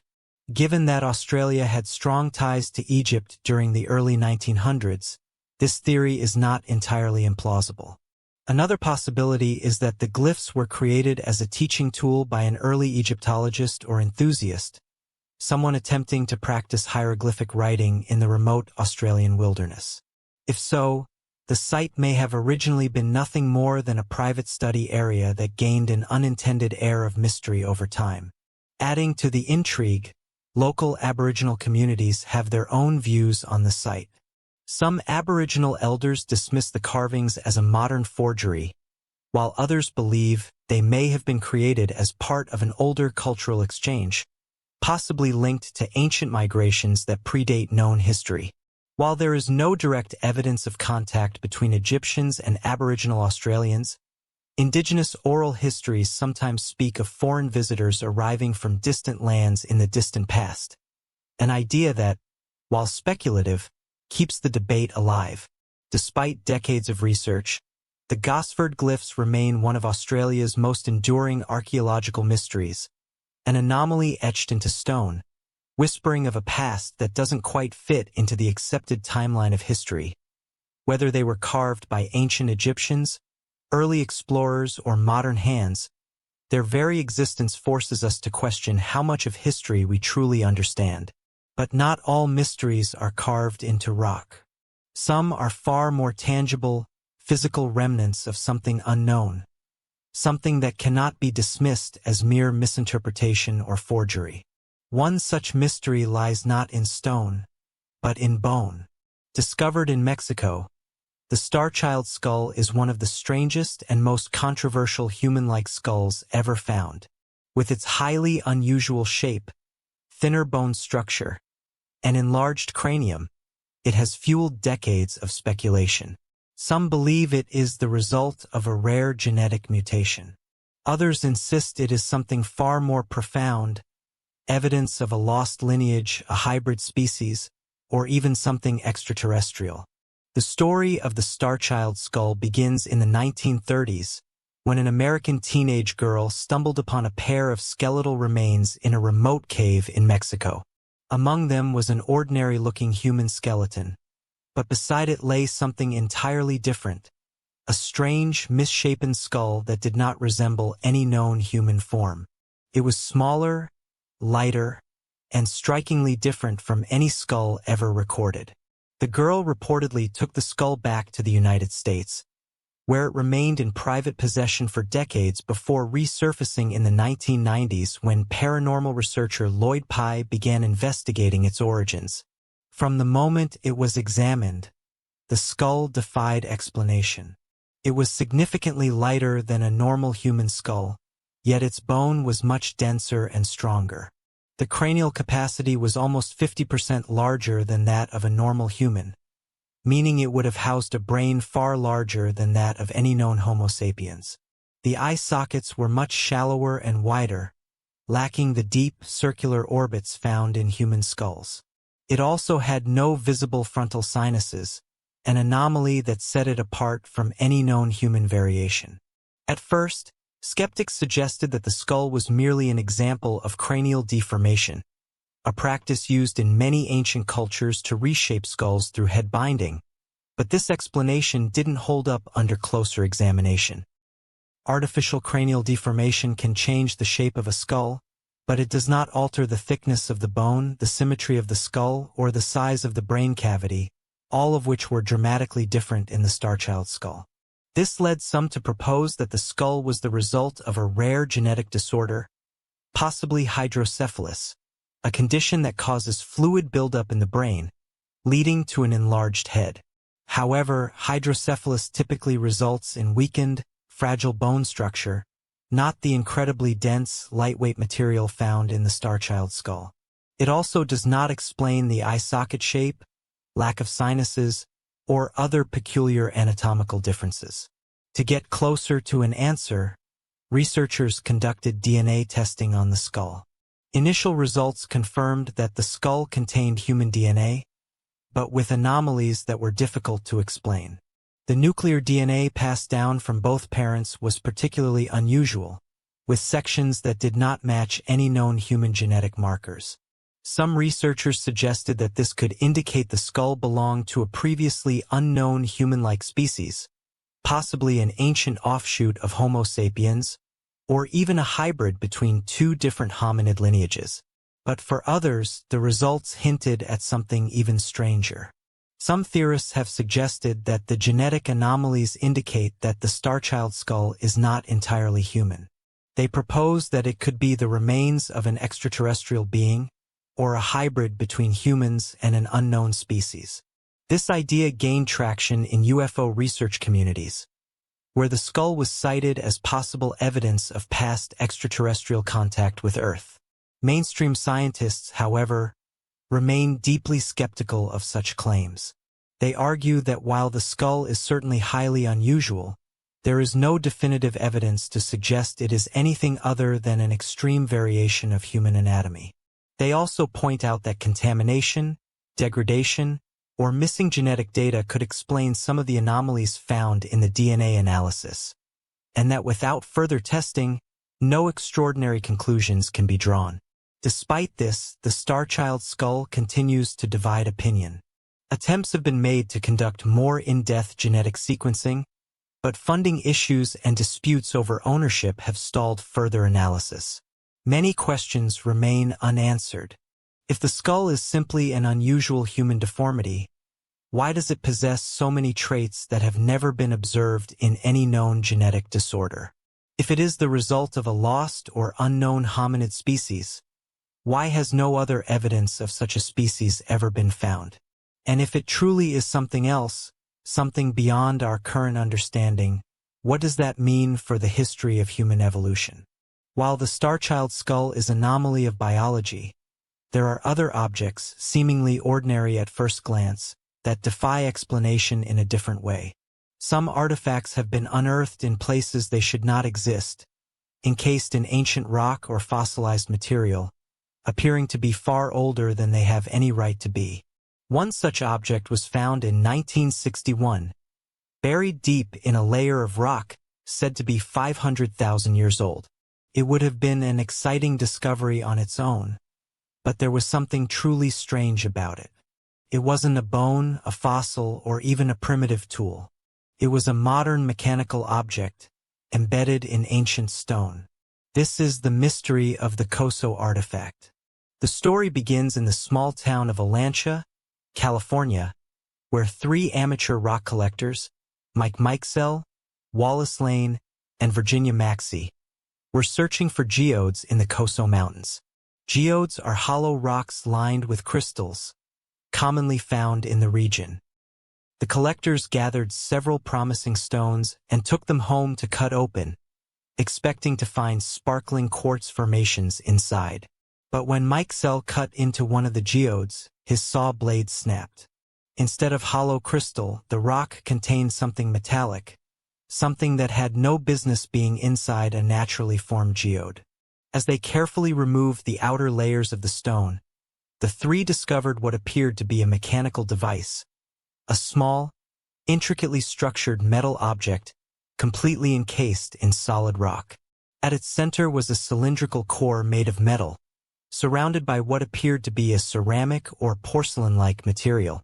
Further examination revealed the presence of a hexagonal metallic casing, resembling the shell of a modern spark plug. X-rays and analysis showed that the object had a precise, symmetrical internal structure with metallic rods and a spring-like coil, visible beneath the surface. To the astonishment of the discoverers, it bore an undeniable resemblance to a manufactured piece of machinery. But here was the problem.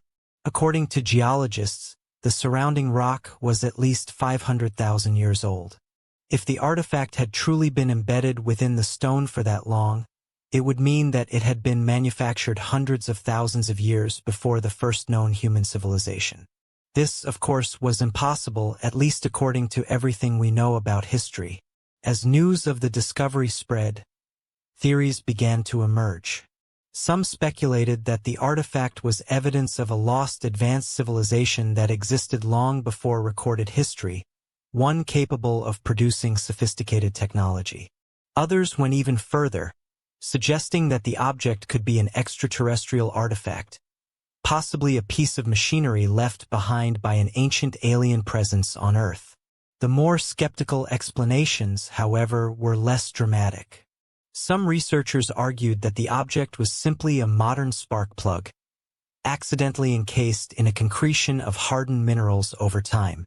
Supporters of this theory pointed out that the object closely resembled a 1920s-era champion spark plug, commonly used in early automobiles and mining equipment. If true, this would suggest that the artifact had merely been encased in a hardened sedimentary formation over decades rather than truly being millions of years old. However, those who examined the artifact firsthand were not convinced by this explanation. They argued that the surrounding rock was far too ancient and too solid to have formed around an object so recently, unlike simple mineral deposits, which can encase objects over short periods. This was a fully fossilized formation, supposedly dating back to a time when no humans, let alone machines, should have existed. The case became even more mysterious when the artifact itself disappeared. After being studied and X-rayed, the Cochno artifact was never officially placed in a museum or research institution. It seemingly vanished, leaving only photographs, reports, and the testimony of those who had seen it. Without the original artifact available for further testing, no definitive conclusion could be reached. Skeptics maintain that the Cochno artifact is nothing more than a case of mistaken dating, a modern object that became encased in sediment, later mistaken for something far older. But believers argue that this explanation fails to account for the precision of the X-ray findings, the supposed geological evidence, and the strange circumstances surrounding the artifact's disappearance. If the artifact was indeed 500,000 years old, then it would change everything we know about human history. It would suggest that either an unknown civilization existed on Earth long before we currently believe, or that something or someone was manufacturing technology on this planet long before humanity was capable of doing so. The Cochno artifact is one of those rare discoveries that challenges the very foundation of history. If it was truly encased in 500,000-year-old rock, it would rewrite everything we know about human civilization and technological advancement. But without the original artifact available for further study, it remains one of history's strangest unsolved puzzles, an object that simply should not exist. Whether it was a lost piece of ancient technology, an out-of-place modern spark plug, or something even stranger, its disappearance has only deepened the mystery. And while some artifacts are small enough to hold in the palm of a hand, others are far grander. Entire structures buried beneath the earth, waiting to be rediscovered. Some of the most baffling mysteries are not lost relics, but entire underground worlds, carved with such precision and scale that their existence defies logic. One such mystery lies deep beneath the hills of Zhejiang Province, China. A vast underground complex that has no known historical record, no inscriptions, and no explanation for how or why it was built. These are the Luyu Caves, a network of enormous hand-carved caverns, so perfectly constructed that they seem almost modern in their precision. But the mystery isn't just about their scale. It's about their complete absence from historical records. No writings, no stories, no blueprints. It is as if they appeared out of nowhere, with no civilization claiming to have built them. The Luyu Caves were first discovered in 1992, when a group of villagers decided to explore a local legend. For centuries, it had been believed that small ponds scattered across the area were bottomless. No matter how much water was drawn from them, they never seemed to run dry. Curious to test this, the villagers began pumping water from one of the pools, expecting to find a natural cavern beneath. But what they uncovered was far more astonishing.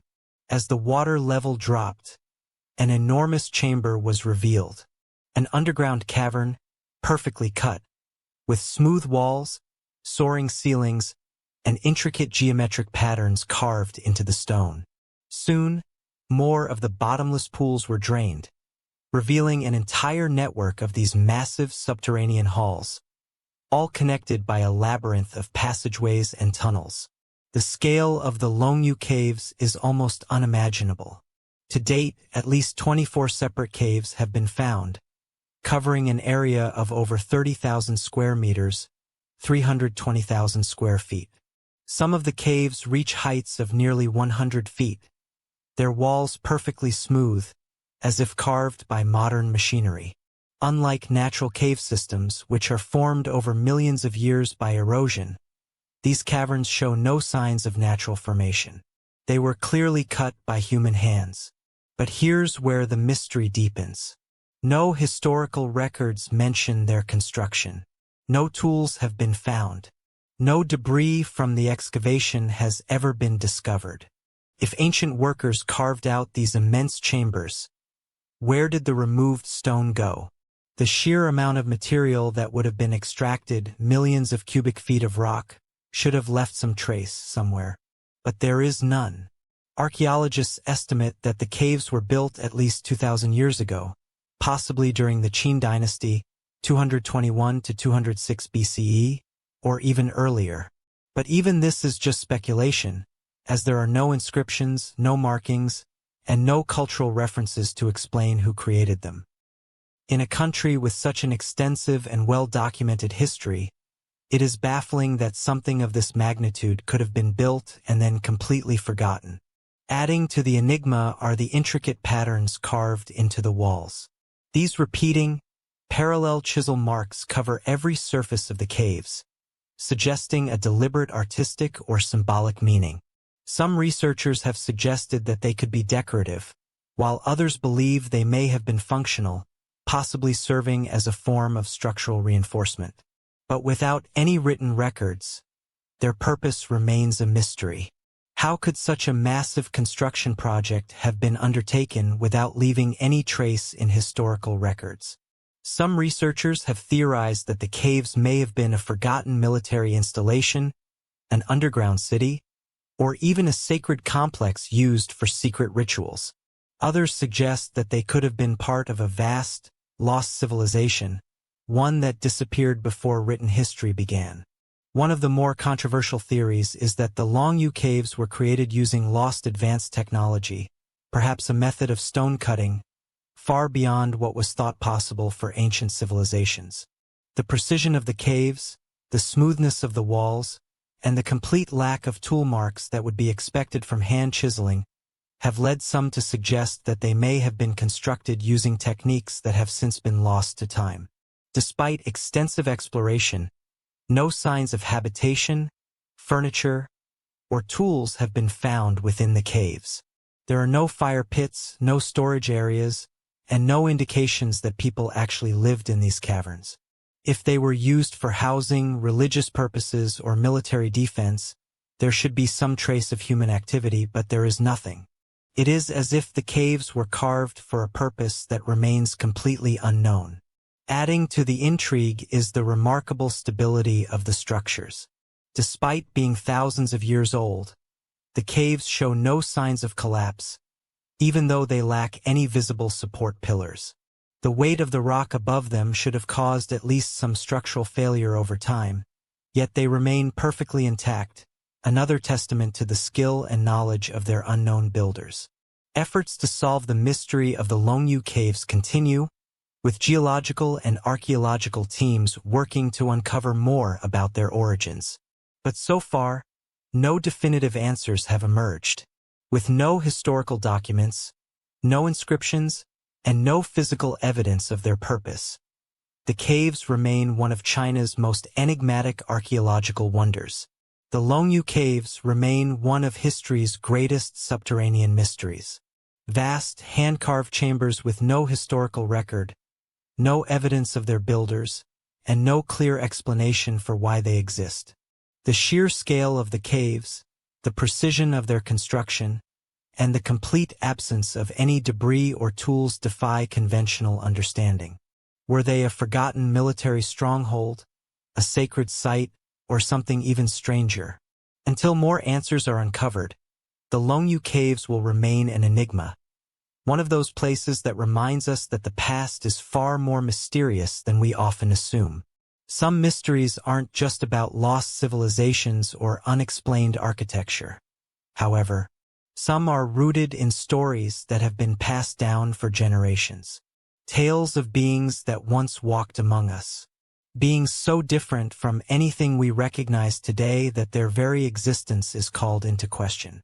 One such legend comes from the Aiud people of North America who spoke of a race of red-haired giants, a group of massive humanoids who were said to have roamed the land long before recorded history. Their story would have remained just that, a myth, a legend, if not for a remarkable discovery in Lovelock Cave, Nevada. Lovelock Cave is a desolate cavern in northern Nevada, hidden among the barren hills and dusty landscape near the Great Basin Desert. At first glance, it appears to be an ordinary cave, but its history is anything but ordinary. According to Aiud oral tradition, long before European settlers arrived, their ancestors waged war against a race of giant, red-haired beings known as the Sataka. These giants, said to be more than 10 feet tall, were fierce warriors who lived in the region and often raided Paiute settlements, capturing and eating their people. After years of conflict, the Paiute allegedly trapped the remaining Sataka inside Lovelock Cave, setting fire to its entrance and sealing them inside, where they were left to die. For centuries, this story remained a piece of oral history, a chilling tale passed down through generations. But in 1911, miners digging for bat guano in Lovelock Cave stumbled upon something unexpected: human remains, massive skulls, and artifacts unlike anything they had ever seen before. Excavations over the next several decades would uncover a vast array of ancient artifacts, including woven sandals, fishing tools, and weapons, many of which were far larger than would be expected for normal-sized humans. Even more astonishing were the skeletal remains, some of which were reported to have belonged to individuals of extraordinary height. The miners and early researchers who first uncovered the remains claimed that some of the skulls measured significantly larger than those of modern humans, with jawbones so massive they could fit over a normal-sized person's face. Even more intriguing, some of the skulls reportedly had traces of red hair, a strange detail given that Native American populations in the region are not known for this trait. This discovery sparked immediate controversy. Some researchers saw the find as potential evidence that giants may have once roamed North America, lending credibility to the Paiute legends. Others dismissed the idea outright, suggesting that the remains had been exaggerated or misinterpreted, and that the individuals found were simply tall members of an ancient indigenous group.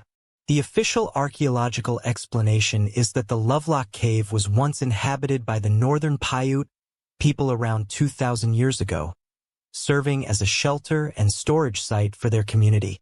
The artifacts and remains found within the cave are believed to be those of ordinary humans, despite claims that some of the bones were far larger than normal. Over time, as researchers examined the findings more closely, many of the original reports about red-haired giants began to fade into legend, with no definitive proof that the Satika ever existed. But some aspects of the story refused to disappear. Skeptics point out that some of the largest remains and artifacts have seemingly vanished, with claims that early discoveries were either misplaced or deliberately removed from public view. Reports suggest that some of the most compelling evidence of oversized skeletons was taken by private collectors or stored away, never to be examined by mainstream science. Whether these claims are true or simply exaggerations is unknown, but they have fueled speculation that the truth about the Lovelock Cave giants may never be fully revealed. Adding to the intrigue, certain artifacts recovered from the site do not match typical Native American craftsmanship, leading some to believe that another culture may have lived in the region before the Paiute arrived. Among the more peculiar discoveries were duck decoys woven with remarkable precision, as well as tools that suggest a highly skilled and possibly distinct group of people once occupied the cave. Could the Satika have been a real ancient group of unusually tall individuals, rather than the 10-foot-tall giants described in legend? Some researchers believe that a race of particularly tall, light-haired people may have once lived in the area, possibly migrants from an unknown origin. Others entertain the idea that the Paiute legends may be based on encounters with an extinct group of humans, perhaps a lost branch of early North American inhabitants who were larger and more robust than later indigenous groups. There are also those who believe that the Lovelock Cave story is part of a much larger mystery, one that connects to similar legends from around the world. Nearly every ancient culture has stories of giants, from the Nephilim of the Bible to the Titans of Greek mythology, and the giant skeletons allegedly discovered in various parts of North America, Europe, and Asia. Could these stories be echoes of a forgotten past, one in which giant humanoids did exist, only to be wiped out or absorbed into smaller human populations? The Lovelock Cave giants remain a haunting mystery, an ancient legend of towering, red-haired beings that, if real, would rewrite the history of North America.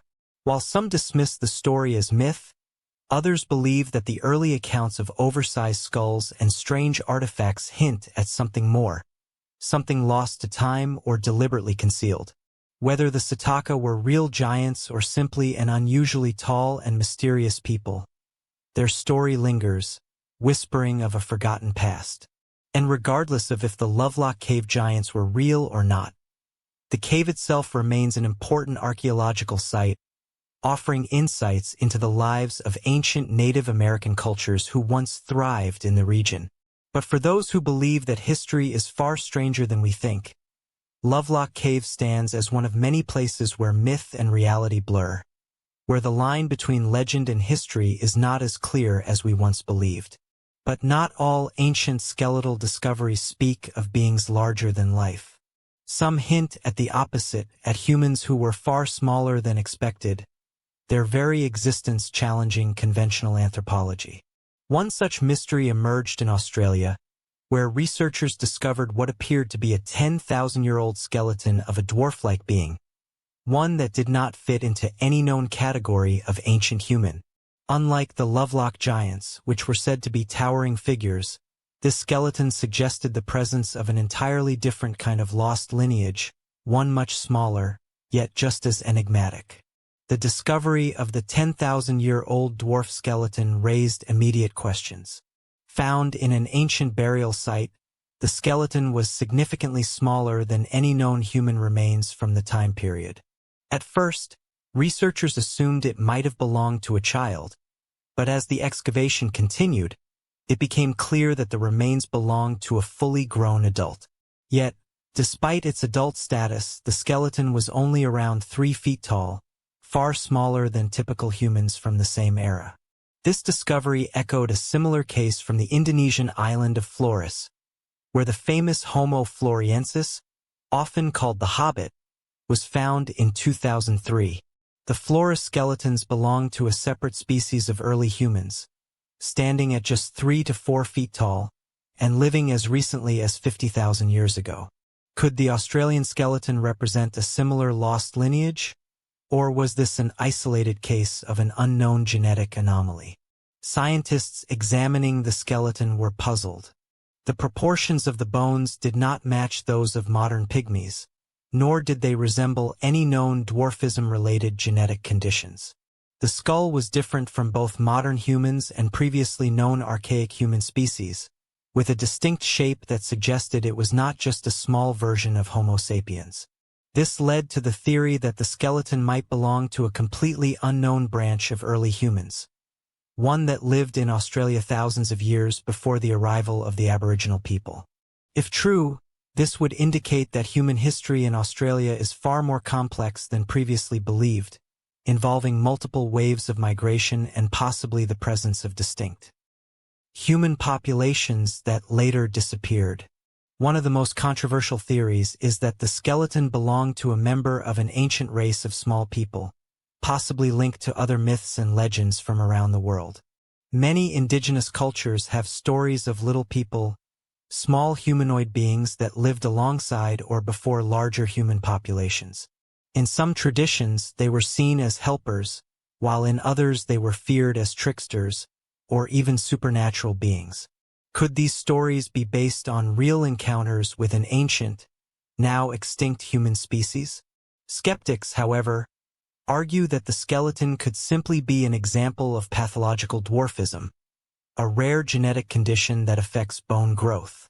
They point out that while the skeleton is unique, there is no definitive evidence that it belongs to an unknown species.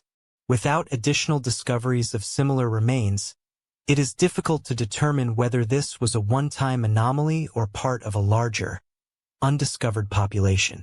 Another problem is that the remains have not been widely studied. Much like the Lovelock Cave findings, reports about the skeleton are fragmented, with few peer-reviewed studies available for public analysis. Some researchers claim that the skeleton was stored away in a private collection, preventing further scientific examination. If true, this raises the question, why hasn't this discovery received more attention? Is it simply an obscure archaeological find? Or is it something that challenges mainstream history in ways that some would rather ignore? Adding to the mystery, certain Australian Aboriginal traditions speak of small, humanoid beings that lived in the land long before modern humans arrived. These beings, sometimes called little spirits or mimi in Aboriginal mythology, were said to be tiny, thin, and incredibly old, with some legends claiming they lived in caves or remote areas to avoid contact with larger human populations. While these stories are typically regarded as folklore, it is interesting to note how similar they are to myths of little people found in cultures around the world. If the 10,000-year-old dwarf skeleton does indeed belong to an unknown human species, it would add to growing evidence that the ancient world was far more diverse than we once thought.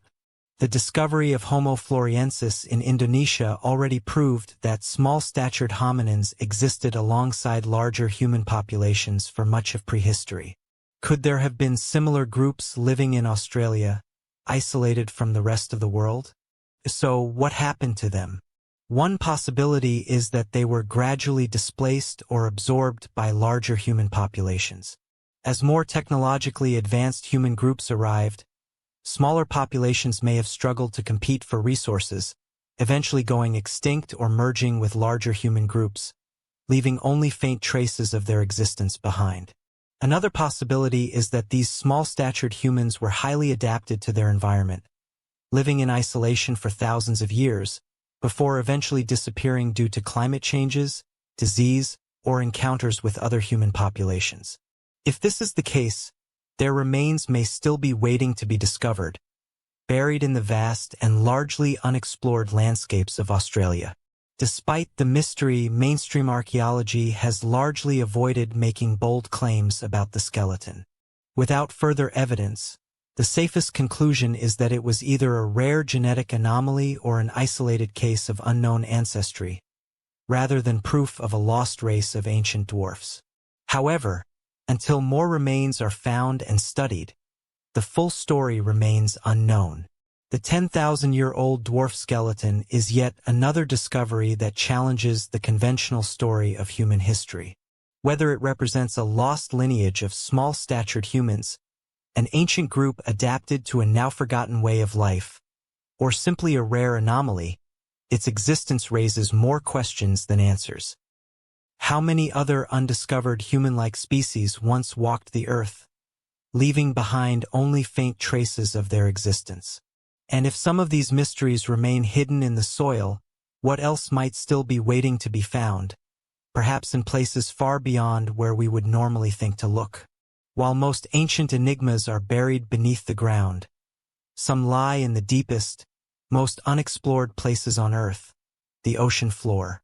In the vast, lightless depths of the sea, where few humans have ever ventured, strange things have been discovered. Some are natural wonders, others defy easy explanation. And then there is the Eltonin antenna, an object photographed at the bottom of the Antarctic Ocean in 1964 that, to this day, remains one of the most puzzling deep-sea discoveries ever recorded.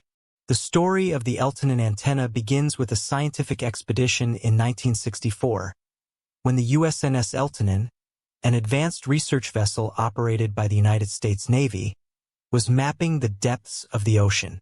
The ship was part of an international effort to study the seafloor, using cutting-edge sonar and deep-sea photography to explore areas that had never been seen before. Then, in a region of the Bellingshausen Sea, off the coast of Antarctica, something strange appeared in one of the deep-sea photographs. Sitting on the ocean floor at a depth of nearly 13,000 feet, 4,000 meters, was an object that did not resemble any known natural formation. The image showed what appeared to be a metal-like structure, standing upright, with a central pole and symmetrical crossbars branching out at precise intervals. The object looked remarkably artificial, almost like a radio antenna, complete with a structured grid-like design that seemed far too precise to be a natural rock formation. At a time when deep-sea exploration was still in its infancy, the discovery was baffling.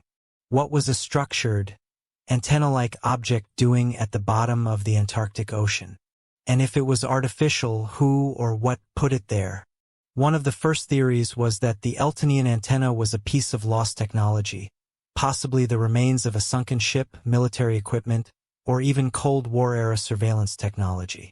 Given that the 1960s were a time of heightened military tensions, some speculated that the object might have been a secret listening device placed there to monitor submarines or track naval activity. However, this theory had major problems. There were no known records of any such device being deployed in the area, and the structure itself did not match any known design used by the U.S. military or other naval forces. Another theory was even more unsettling, that the object was not of human origin at all. Some researchers and UFO theorists speculated that the Eltonian antenna might be an extraterrestrial artifact, possibly an ancient device placed there long ago to monitor Earth. The idea of alien probes hidden in the deep sea is not as far-fetched as it might seem. Some scientists have suggested that if an advanced extraterrestrial civilization wanted to observe Earth without detection, placing surveillance equipment in the deep ocean would be one of the most effective ways to do so. The Eltonian antenna's grid-like structure, its isolated location, and the fact that it had never been seen before all fueled speculation that it could be evidence of intelligent design, just not necessarily human intelligence. But skeptics have pointed out a much simpler explanation, one that, while less sensational, is still fascinating in its own right.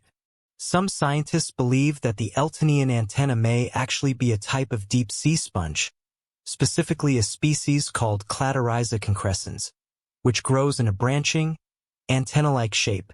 These sponges attach themselves to the ocean floor and develop symmetrical, upright structures which, from a certain angle, can resemble a mechanical device rather than a living organism. This explanation, while reasonable, does not satisfy everyone. The Eltonian antenna, as photographed in 1964, does not exactly match the structure of known sponges, leading some to argue that it could still be something else entirely. Additionally, some researchers have pointed out that no physical samples of the object were ever retrieved, meaning that there has never been any direct analysis to confirm or deny its nature. Unlike some deep-sea mysteries that have been revisited and examined with modern technology, the Eltonian antenna remains largely forgotten, with no recent expeditions sent to locate it again. Some have speculated that it was either covered by sediment over time, destroyed by natural processes, or simply removed before it could be studied further. Others believe that it remains right where it was found in 1964, waiting for someone to rediscover it and finally provide an answer. The Eltonian antenna is one of those rare anomalies that sits at the crossroads between science, mystery, and speculation. Whether it is a strange but natural deep-sea formation, a lost relic of an unknown civilization, or even something far more advanced than we can imagine, it remains one of the most puzzling finds of the 20th century. The Eltonian antenna remains one of the most peculiar mysteries of the deep ocean, an object that appears to defy nature, standing like a silent structure at the bottom of the Antarctic Sea. Whether it is a bizarre natural formation, a lost piece of technology, or something even stranger, its existence reminds us just how little we truly know about the depths of our own planet. The oceans cover over 70% of the Earth's surface, yet more than 80% of them remain unexplored, leaving room for the possibility of many more undiscovered anomalies lurking in the darkness. But not all mysterious structures lie hidden beneath the ocean. Some stand in plain sight, monuments that seem ancient beyond explanation, their origins lost to time. Some of these places fit neatly into our understanding of history, while others defy classification, existing outside of any known historical record. One such structure lies in New Zealand, a country rich in Maori history, yet containing an enigma that doesn't appear to belong to any known culture. It is known as the Kamanawa Wall, and it has left researchers, archaeologists, and explorers questioning whether it is simply an unusual rock formation, or evidence of a lost civilization that predates anything we know about human settlement in the region. Located at the southern end of Lake Taupo, the Kaimanawa Wall is an arrangement of massive stone blocks, stacked in a way that, at first glance, resembles the foundations of an ancient megalithic structure.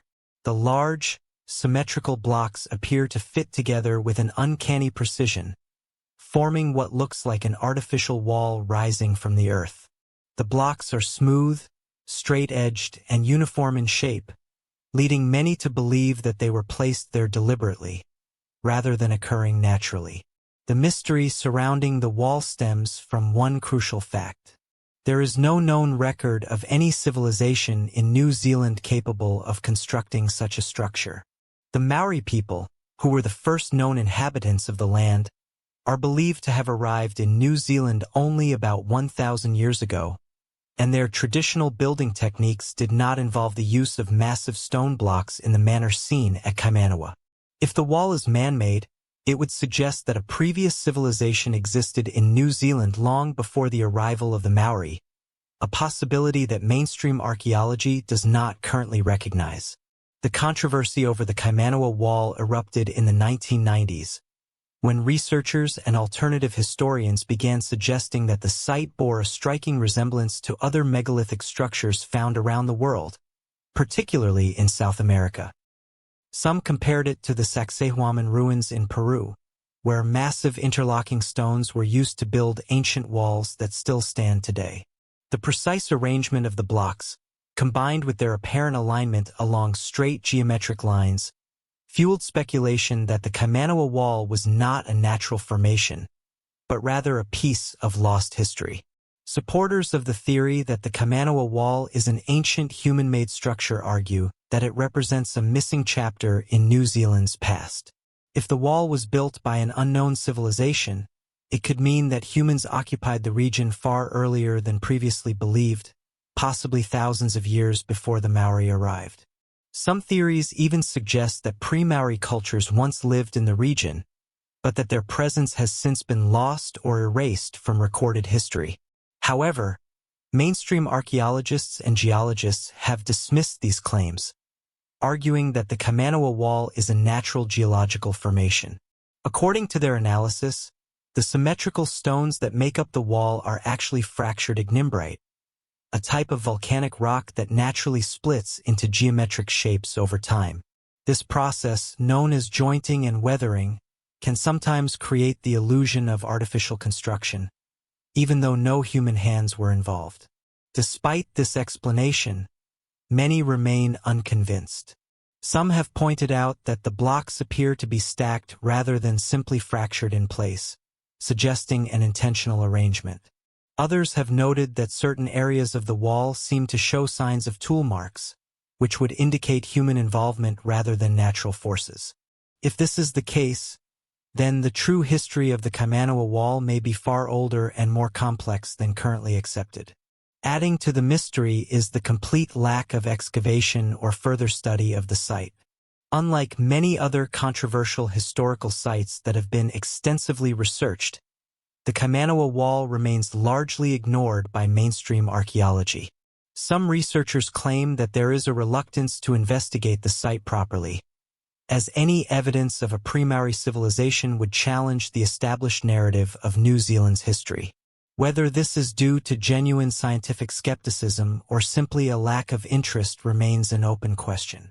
One of the more unconventional theories surrounding the Kaimanawa Wall is that it was built by an ancient civilization that had connections to early South American cultures.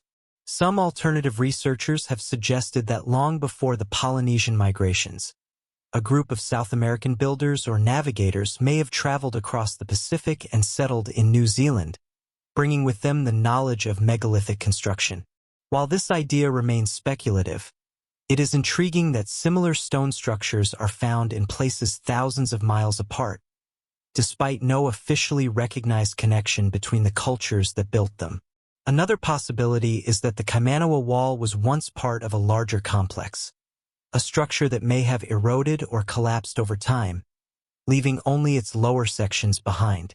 If this is the case, then the true scope of the mystery might still be buried beneath the earth, waiting to be uncovered.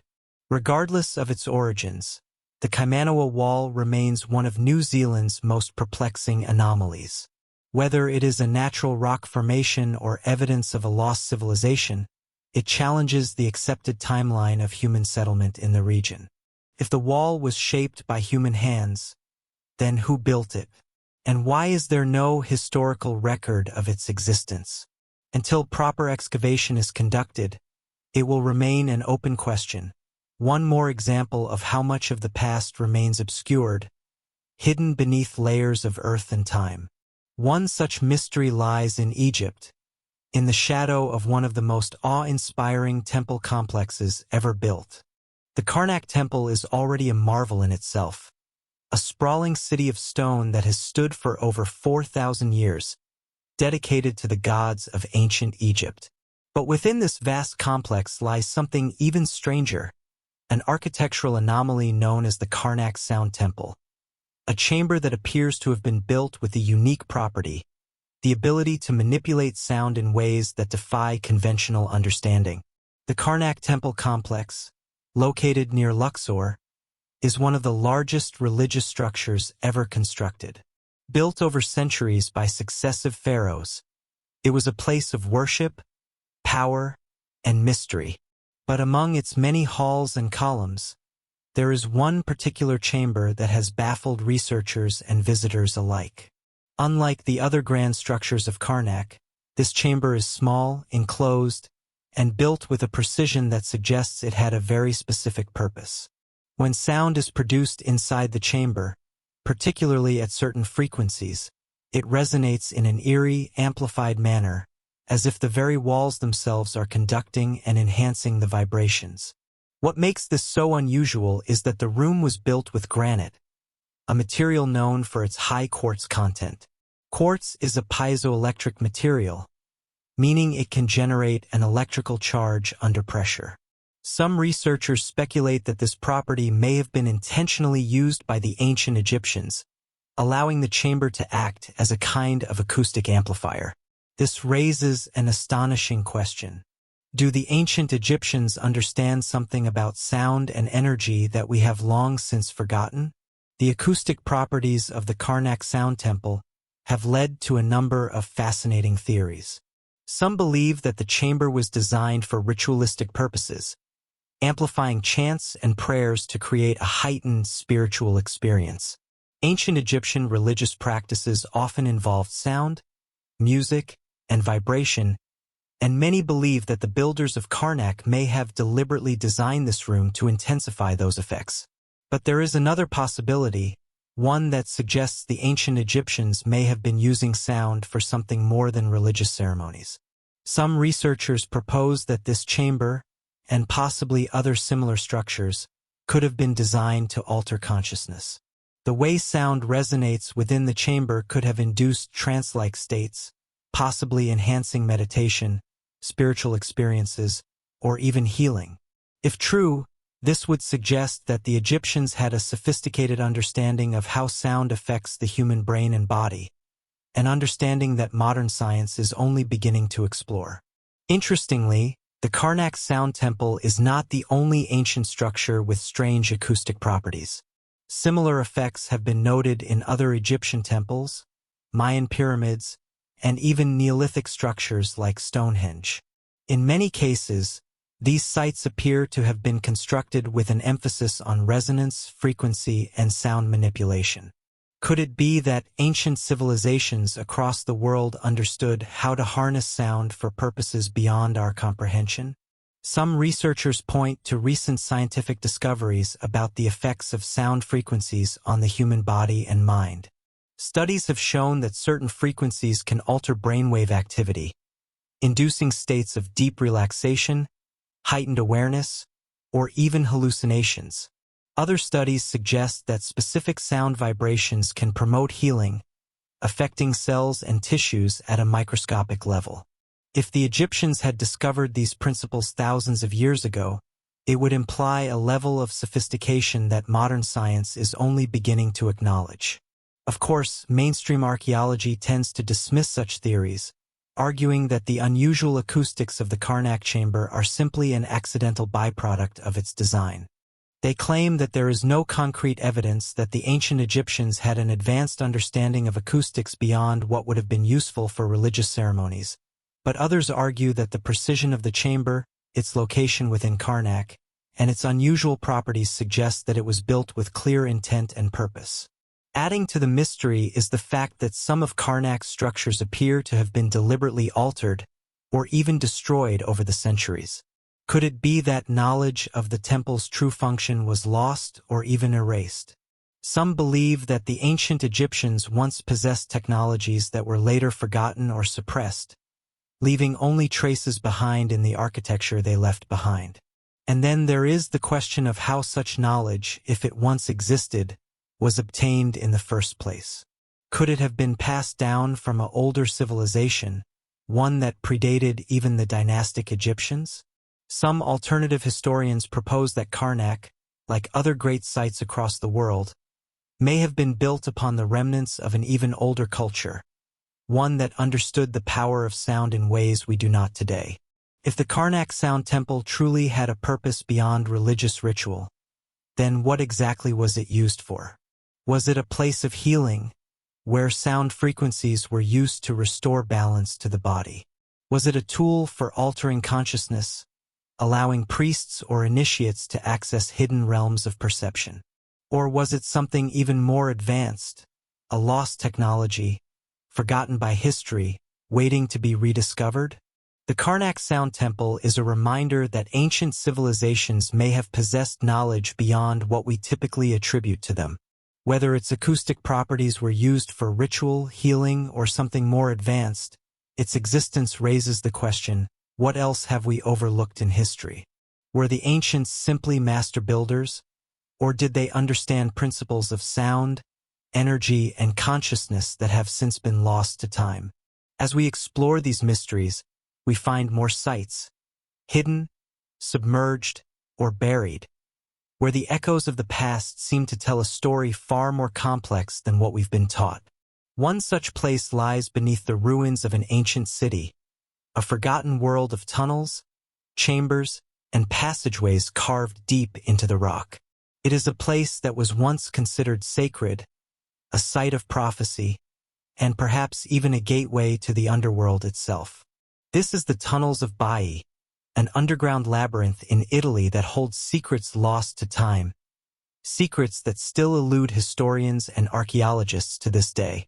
Baiae was once the Las Vegas of the Roman Empire, a luxurious resort city built on the volcanic coastline of the Phlegrean Fields. Known for its opulence, thermal baths, and extravagant villas, it was a place where emperors and aristocrats indulged in pleasure and excess.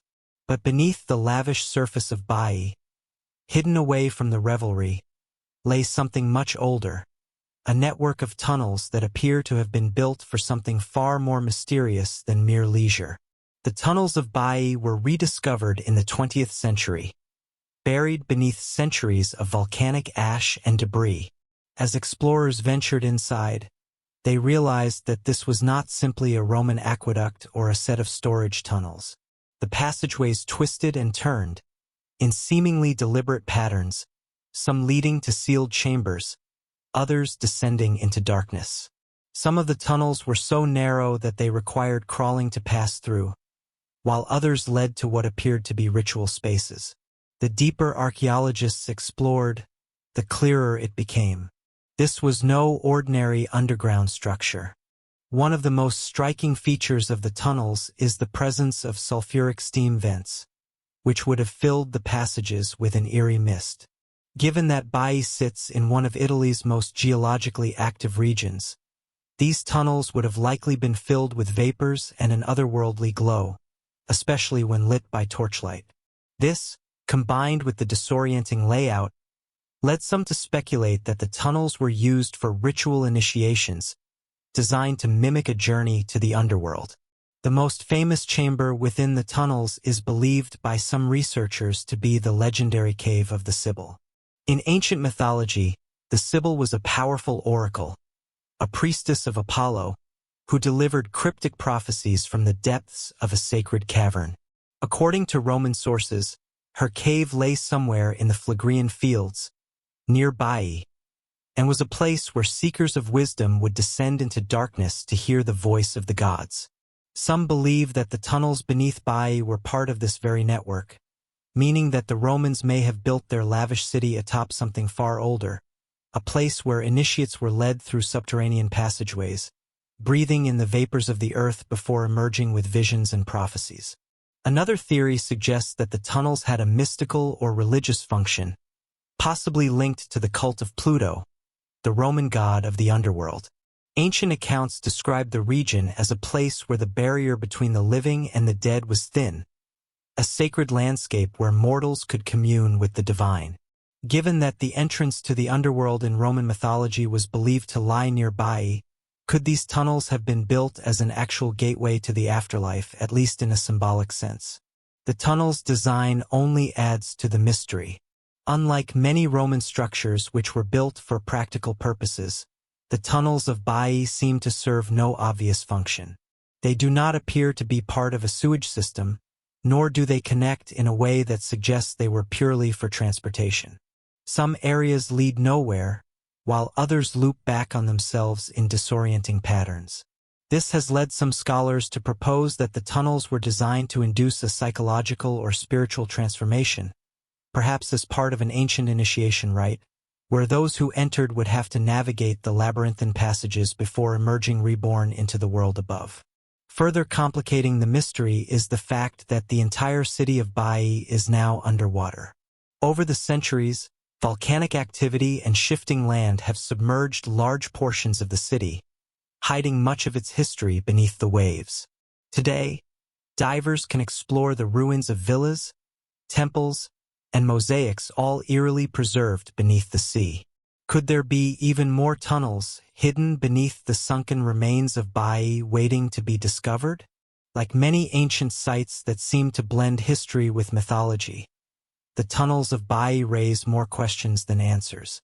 Were they simply a Roman curiosity built for unknown practical reasons? Or were they part of something older, something meant to guide initiates into a mystical journey, perhaps even designed to connect with forces beyond the physical world? Whether they were a passage for initiates seeking wisdom or a forgotten relic of a lost ritualistic purpose, their presence beneath the once lavish city reminds us that the past is full of secrets still waiting to be uncovered. But not all of history's greatest mysteries lie beneath the earth. Some are found in the open, scattered across landscapes where they shouldn't exist, carved with a precision that defies logic. Thousands of miles from Italy, deep in the jungles and plains of Costa Rica, lies another mystery. One that isn't hidden underground or tucked away inside a temple. Instead, it stands in plain sight, yet no one truly knows why it's there. These are the spheres, massive, perfectly shaped stone orbs that appear to have been created by an ancient civilization long before recorded history. Unlike the tunnels of Baiae, which twist and turn into the unknown, the spheres are straightforward in their mystery. They exist. They are precise, and no one knows why they were made or how their creators achieved such an impossible level of craftsmanship. Discovered in the 1930s, the spheres were first unearthed when workers were clearing land for banana plantations in the Dikes Delta, a region once home to an ancient civilization that thrived long before European contact. As the land was stripped away, enormous stone spheres began to emerge from the earth, some as small as a bowling ball, others weighing several tons. What struck researchers immediately was their near-perfect spherical shape. These weren't just random stones.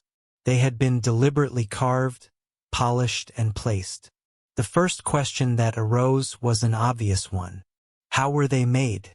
The spheres are crafted from granodiorite, an incredibly hard rock that would have required advanced tools to shape, tools that the known indigenous cultures of the region simply did not possess. Yet the spheres show no sign of crude chiseling or primitive shaping techniques. They are so precisely round that even with modern technology, Achieving such symmetry would be a challenge. Some are flawless, as if they were sculpted with a method far beyond what history suggests should have been possible. The next mystery is why they were made. Unlike the pyramids, temples, or megalithic structures found in other parts of the world, the Dike spheres serve no obvious architectural function. They are not walls, foundations, or tombs. Instead, they seem to have been deliberately placed across the landscape, sometimes in groups, sometimes standing alone, with no clear pattern. Some researchers believe that the spheres were meant to align with celestial bodies, possibly marking astronomical events, solstices, or the movement of the stars. Others suggest they were symbols of power and status, created by the Dike's culture as displays of authority. Some were even found in lines or geometric patterns, hinting that they may have been part of a lost ceremonial or ritualistic purpose. Then, of course, there are the more speculative theories, ones that suggest the spheres may be remnants of a lost, advanced civilization. Some theorists have drawn comparisons between the Dike spheres and the megalithic structures of Peru, Egypt, and even Easter Island, arguing that they could be evidence of an ancient culture with technological knowledge that has since vanished. There are even legends that the spheres were created by a race of ancient gods or celestial beings, placed across the land as markers for something beyond human understanding. One of the strangest aspects of the Dike spheres is that many of them were moved from their locations. Over the years, they have been rolled, transported, or even placed in front of government buildings, museums, and private estates as decorative objects. This has made it difficult for archaeologists to determine their original alignment or purpose, adding yet another layer of mystery to their existence. Were they meant to be part of a larger network of structures or pathways? Did they hold significance in relation to each other, much like the standing stones of ancient Europe? Unfortunately, we may never know, as many of the spheres have been displaced from their original sites. Adding to the mystery is the fact that no written records exist from the civilization that created them. Unlike Egypt, Mesopotamia, or Mesoamerican cultures, the Dike's people left behind no known hieroglyphs, codices, or inscriptions that could explain their purpose. All that remains of their legacy are these silent, massive orbs, perfectly carved, impossibly precise, and with no clear reason for existing. One of the most enduring myths surrounding the spheres is that they are somehow connected to Atlantis or another lost civilization. Some theorists speculate that they were made using a forgotten technique, perhaps involving sonic technology or even anti-gravitational methods. While such ideas are dismissed by mainstream archaeology, the fact remains that the Dike spheres stand out as one of history's most puzzling achievements. If an advanced society existed in Costa Rica long before recorded history, then where did it go? Why did it vanish without a trace? The precision with which they were carved and their seemingly intentional placement suggest a level of sophistication that far exceeds what we assume early cultures were capable of. And yet, they are not the only examples of mysterious stone spheres in the world. Half a world away, in the remote Ural Mountains of Russia, another set of unexplained spherical megaliths has been discovered, the Russian megaspheres. Like their Costa Rican counterparts, these enormous stone spheres appear to have been shaped with an unnatural level of precision. Some are deeply embedded in the landscape, partially buried beneath layers of earth, while others have been found exposed, standing silently as if waiting to be understood. Their origins remain a mystery, fueling speculation ranging from natural geological formations to remnants of an ancient, unknown civilization. The Russian megaspheres first gained attention when locals in various parts of Russia's Chelyabinsk, Volgograd, and Kemerovo regions stumbled upon massive, nearly perfect stone spheres buried within the ground. Some were uncovered by accident during mining operations, while others appeared after landslides and erosion revealed them hidden beneath layers of soil and rock. The largest of these spheres measure up to 10 feet in diameter, with some estimated to weigh several tons. Their sheer size and smooth, rounded surfaces immediately raised questions. Were they created naturally, or were they the product of an advanced ancient culture? The most famous discovery came from the Volgograd region, where a cluster of enormous spheres was unearthed, prompting researchers to take a closer look. The placement and distribution of the spheres suggested that they were not randomly scattered, but rather positioned in ways that seemed intentional, much like the stone spheres of Costa Rica. Some were arranged in clusters, while others appeared in near straight lines. This unusual alignment led to the first major theory, that these spheres might have been placed deliberately by an ancient civilization. One of the first explanations offered by mainstream scientists was that the spheres were natural concretions, a process in which minerals slowly accumulate around a central core over thousands or even millions of years. Similar stone formations have been found in other parts of the world, such as the Meraki boulders in New Zealand and the fairy stones of Canada. However, the Russian megaspheres differ in several key ways. Unlike typical concretions, which tend to form in layers and often have irregular surfaces, many of the Russian spheres display an almost artificial smoothness, as if they were polished or carved with tools. Some show signs of symmetrical grooving, faint indentations that suggest they may have once been part of a larger structure. These anomalies have led some researchers to propose that, even if they were initially formed through natural processes, they may have been altered or used by ancient people for an unknown purpose. The second major theory is that the spheres were deliberately shaped and positioned by a lost civilization, one that may have existed thousands of years before recorded history. Some researchers have speculated that they could have been ceremonial or religious objects, possibly used for rituals, astronomical observations, or even as markers of important locations. Others suggest that they may have been part of a forgotten technology, perhaps a system for energy storage, balancing structures, or even an unknown method of construction. Adding to the intrigue, some spheres have been found partially buried in deep geological layers, suggesting extreme antiquity. If these spheres were placed there by humans, it would mean that an advanced culture existed in Russia far earlier than we currently believe, predating even the oldest known civilizations. Could this be evidence of a lost prehistoric society, one that was capable of shaping and manipulating massive stone objects with techniques that remain unknown to us today?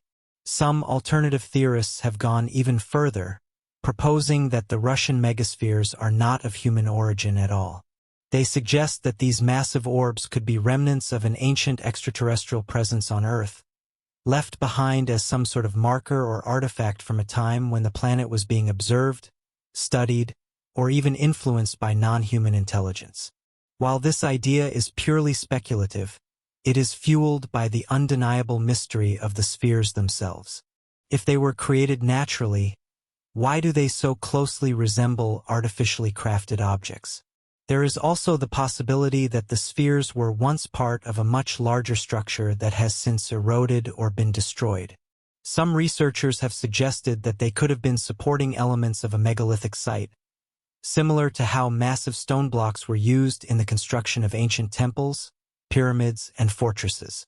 If true, this would mean that the landscape of ancient Russia once held a lost architectural wonder, one that time has reduced to little more than scattered remnants. Despite their undeniable mystery, the Russian megaspheres have received little formal study and much of the research remains inconclusive.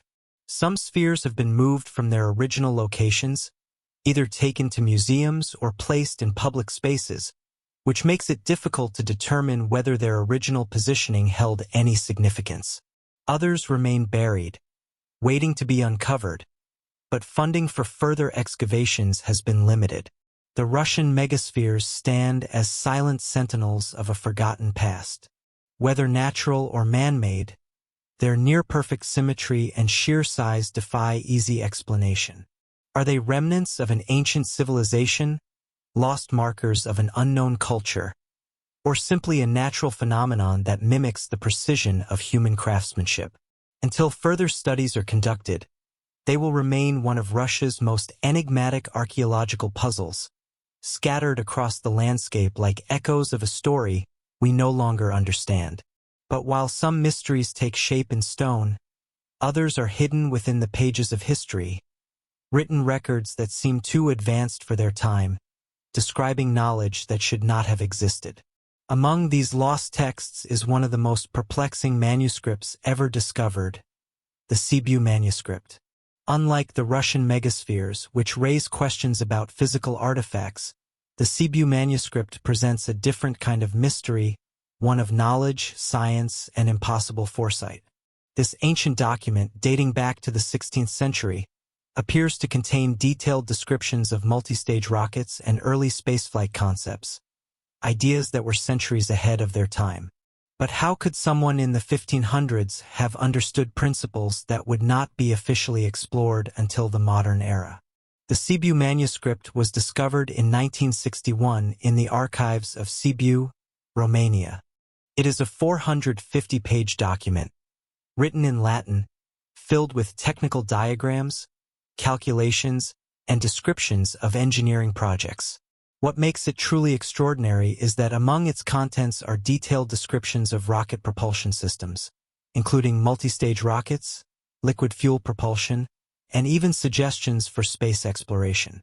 To put this into context, the concept of multistage rocketry was not formally developed until the 20th century, with pioneers like Konstantin Tsiolkovsky and Robert Goddard laying the groundwork for modern space travel. Yet the Sibiu manuscript describes these principles in surprising detail, long before they were supposed to be understood. The author of this remarkable text is believed to be Konrad Haas, a military engineer of the 16th century.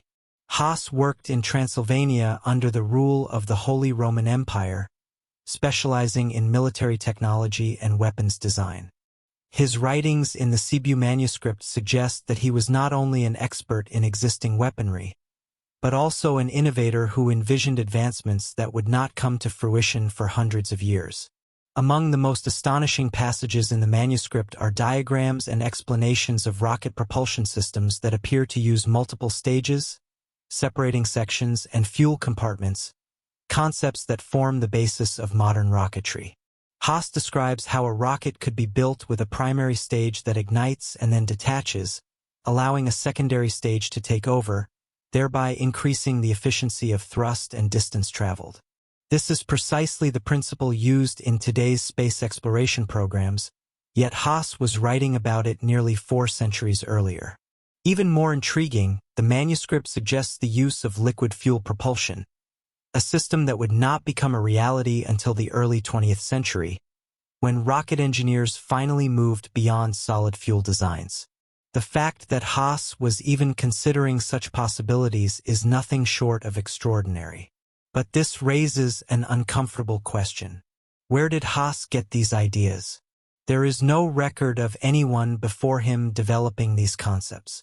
Standard military technology at the time relied on gunpowder-based weaponry, and while rockets were used in warfare, they were crude, single-stage devices that lacked any form of stage separation or controlled propulsion. If Haas truly conceived of these ideas himself, then he was centuries ahead of his time. One theory suggests that he may have had access to lost or suppressed knowledge, possibly derived from earlier civilizations or hidden manuscripts. Throughout history, there have been whispers of ancient cultures that possessed technological understanding, far beyond what we typically associate with their time periods. Could Haas have been drawing on ideas passed down from an unknown source, one that was lost to history?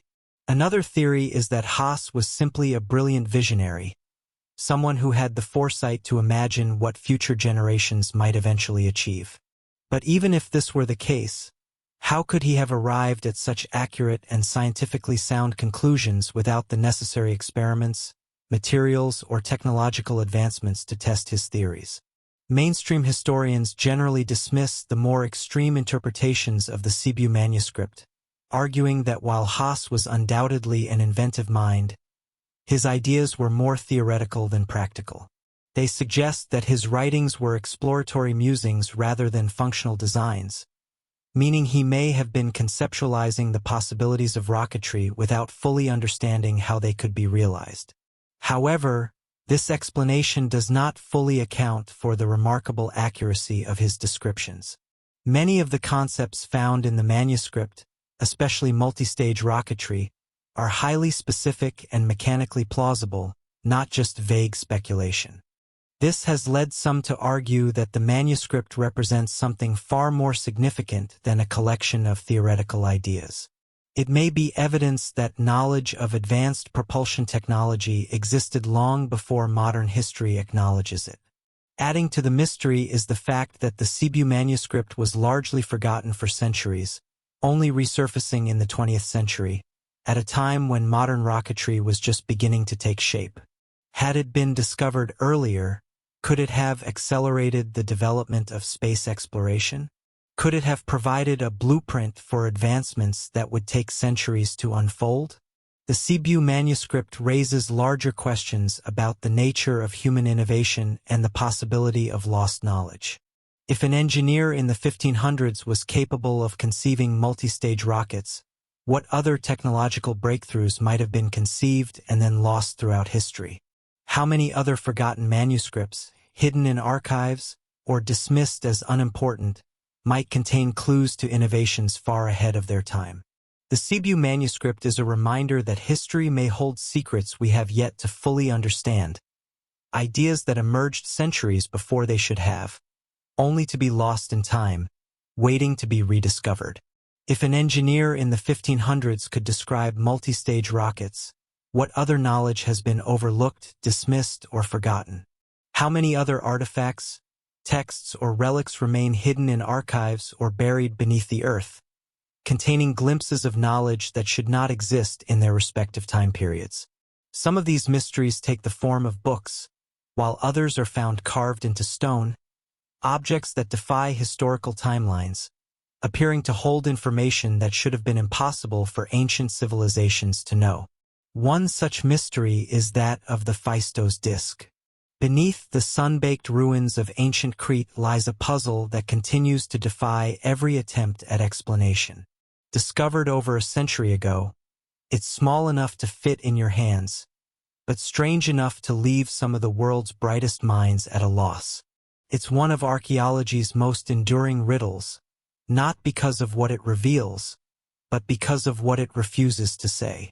This is the story of the Fistos Disc, an artifact so unusual that it still has no confirmed meaning, no confirmed origin, and no clear connection to anything else we've ever found. The disc was unearthed in 1908 by Italian archaeologist Luigi Pernier during excavations of the Minoan Palace of Fistos, located on the southern coast of Crete. The palace itself dates to around 1700 BCE, part of the rich and enigmatic Minoan civilization, which flourished long before the classical Greeks. Deep within a subterranean room of the palace complex, Pernier and his team found the disc, buried in the same layer as linear tablets, another undeciphered writing system. This gave researchers an initial date for the disc, likely somewhere around 1600 BCE, possibly older. At first glance, the Fistos Disc doesn't seem especially dramatic. It's a flat, circular piece of fired clay, just over 15 centimeters, about 6 inches in diameter. But it's the content on the disc that makes it so fascinating. Cast into the clay on both sides are 241 symbols, arranged in a spiral, moving from the outer edge toward the center. The symbols were not carved, but stamped using small, individual seals, a printing method unlike anything else from the ancient world. It is, by all appearances, an early form of movable type, long before Gutenberg ever touched a press. The disc contains 45 unique characters, repeated in combinations and groupings, suggesting some kind of language or code. Some symbols resemble things we can identify: feathers, fish, human figures, flowers, while others are far more abstract. They're organized into 61 groups, separated by small lines, which many assume represent words or phrases. Yet despite over a century of analysis, no one has been able to definitively decipher what the disc says, or even what language it might be written in. Part of the difficulty lies in the disk's isolation. It has no clear relatives. Unlike scripts like Egyptian hieroglyphs or Mesopotamian cuneiform, which can be cross-referenced with other writings or bilingual inscriptions, the Fistos Disc is a standalone artifact. We've never found another like it. Not on Crete. Not in the Aegean. Not anywhere. Without a reference point, trying to translate it is like trying to solve a crossword puzzle without clues, or a language with no dictionary. This has led to a wide range of interpretations, some more grounded than others. Some researchers believe the disk may be a syllabic script, like Linear B, used later by the Mycenaeans, with each symbol representing a syllable. Others argue it could be logographic, with each symbol representing a whole word or idea. Some think it's a form of proto-writing, not a language at all, but rather a set of ritual symbols, meant to be understood in a religious or ceremonial context.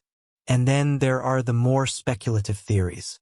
Over the decades, many have suggested the disk encodes a hymn, a prayer, or a magical incantation. Some believe it was created as a ritual calendar, marking lunar or agricultural cycles. Others claim it could be a record of a journey or a list of offerings to a deity. More fringe ideas propose that the disk may not be Minoan at all, but the relic of an unknown civilization, possibly even originating from outside of Crete or outside of Earth. While these more extreme suggestions are generally dismissed by scholars, they reflect just how little is known and how wide the range of interpretations has become. One of the more serious academic proposals came from Gareth Owens, a researcher who has spent decades studying the disk. He argues that the language of the Fistos Disc may be a pre-Greek dialect of Indo-European origin, and that the disk may contain a religious hymn to a Minoan goddess. According to Owens, the repeated phrases and certain symbols suggest a structure similar to poetic prayer. He's even proposed tentative meanings for some symbols based on comparisons with Linear A and B, but even he admits that without more examples, any translation remains speculative. Another layer of mystery comes from how the disk was made. The stamping technique is entirely unique for its time. Each symbol was pressed into the wet clay using an individual seal, which suggests a level of organization and planning unusual for the Bronze Age. Some have taken this to mean that the disk was not just a one-off creation, but part of a larger system, perhaps used to print messages, prayers, or records on other materials that haven't survived. Others think it may have been a prototype, an early experiment in movable type that never caught on. But if it was an early printing method, why has nothing like it ever been found again? Why did such an advanced idea, centuries ahead of its time, emerge once and then disappear completely?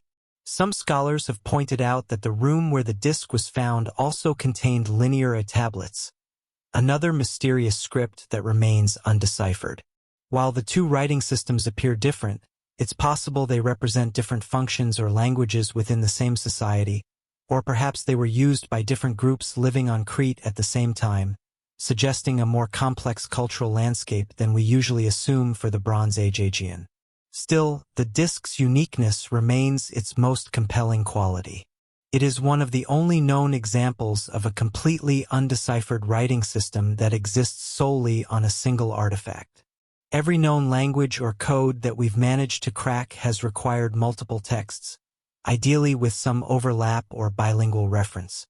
The Fistos Disc gives us none of that, just two sides, one message, and a spiral of symbols that might hold a prayer, a story, or a record of entirely unknown. And so it sits, displayed behind glass in the Heraclean Archaeological Museum, while experts continue to debate its meaning. Visitors stand and stare, drawn in by its simplicity, its symmetry, and its stubborn refusal to explain itself. Unlike so many artifacts that we can at least place within a cultural or historical framework, the Fistos Disc remains adrift, disconnected, a voice from the past speaking a language we may never fully understand. As with so many of the world's great archaeological mysteries, The Fistos Disc reminds us of how much we still don't know. For all our advancements in decoding languages and uncovering ancient truths, this little clay circle continues to elude us, quietly mocking the idea that everything from the past can eventually be explained. Is it a hymn, a code, a forgotten language, or just a ceremonial object with no literal meaning? The answer may lie beneath the soil of Crete, still waiting to be uncovered. Or it may never come at all. Either way, the Fistos Disc remains one of the most captivating mysteries of the ancient world, not because of what we know, but because of what we don't. And perhaps, in some way, that's what gives it its power. The unknown speaks loudly, even when it says nothing at all. If we accept that ancient peoples may have understood concepts we once believed to be exclusively modern, what else might they have known? Could they have mapped parts of the world long before we assumed they were discovered? One of the most baffling historical anomalies tied to this very question is the ancient map of Antarctica, a document that appears to show the icy continent long before it was officially discovered, and before it was even covered in ice. Known as the Piri-Reis map, this remarkable document raises a staggering possibility. Was Antarctica mapped by an ancient civilization long before modern history acknowledges its existence? The Piri-Reis map was created in 1513 by an Ottoman admiral and cartographer named Piri-Reis. It is a hand-drawn map on parchment depicting the known world at the time, including the coasts of Europe, Africa, and the Americas. However, what makes this map extraordinary is that it also appears to depict the coastline of Antarctica, centuries before the continent was officially discovered in 1820. Even more astonishing, the map does not just show Antarctica as we know it today, covered in thick ice. Instead, it appears to depict the landmass beneath the ice, showing an ice-free coastline with remarkable accuracy. Modern geologists and cartographers were baffled when they compared the Piri-Reis map to modern seismic surveys of Antarctica's subglacial terrain. The map's coastline closely resembles what scientists now know to be the actual shape of Antarctica beneath its ice sheet, a detail that should have been completely unknown to anyone in the 16th century. The question is, how could Piri-Reis have obtained such information? Piri-Reis himself provided a clue. He claimed that he did not create the map entirely on his own, but instead compiled it from older source maps, some of which he claimed dated back to ancient times. He mentioned that some of his were from Greek, Roman, and possibly even Phoenician origins, raising the possibility that knowledge of Antarctica's true geography may have existed long before modern explorers arrived. One of the most shocking aspects of the map is its alleged depiction of Antarctica without ice. According to mainstream geology, the last time Antarctica was free of ice was at least 6,000 years ago, possibly even longer. If the map is truly showing an ice-free Antarctica, then it suggests that someone mapped the continent thousands of years ago, at a time when no civilization was supposedly capable of such a feat. This raises an even bigger question. Who could have created the original source maps? There are several theories, each more intriguing than the last. One possibility is that an advanced pre-Ice Age civilization existed long before recorded history, one capable of navigating and mapping the world in ways we once believed impossible. Some researchers speculate that the ancient Egyptians, Sumerians, or even an unknown lost civilization may have possessed advanced cartographic skills, which were later copied and passed down through generations before eventually reaching Piri-Reis. Another theory suggests that early seafaring cultures, such as the Phoenicians or Minoans, may have reached Antarctica long before its official discovery. If true, this would mean that maritime navigation was far more sophisticated in ancient times than we currently acknowledge. However, even if ancient sailors did reach Antarctica, how would they have mapped its coastline beneath the ice? Some more speculative theories propose that Antarctica's ice sheet may have formed much more recently than mainstream science suggests, possibly due to a sudden cataclysmic event. If an ancient civilization existed before this event, it might have mapped Antarctica before it was buried under ice. However, This idea contradicts current geological understanding, which suggests that the Antarctic ice sheet has existed for millions of years. Then there is the most controversial theory of all, that the Piri Reis map is evidence of lost advanced technology from an unknown source. Some researchers have speculated that ancient civilizations may have had access to aerial mapping techniques, astronomical knowledge, or even guidance from an unknown intelligence that allowed them to chart the world with extraordinary precision. While this idea is often dismissed as pseudoscience, it does highlight the fact that many ancient maps show surprising levels of accuracy, including the placement of continents and coastlines that were unknown at the time. Skeptics argue that the Piri Reis map is simply a misinterpretation, suggesting that the section believed to represent Antarctica is actually a distorted depiction of South America's southern coastline. However, this explanation does not fully account for the remarkable similarities between the map's coastline and modern seismic surveys of Antarctica's landmass beneath the ice. The level of detail is simply too close to be dismissed outright. The Piri Reis map is a testament to the idea that history may hold secrets we have yet to uncover, knowledge that seems to appear centuries or even millennia ahead of its time. If ancient civilizations had access to more advanced cartographic methods than we realize, then what else did they know? Were their cultures lost to time, ones capable of mapping continents before modern history even acknowledges their existence? The thought is both unsettling and exciting, hinting at a deeper and far more complex human past.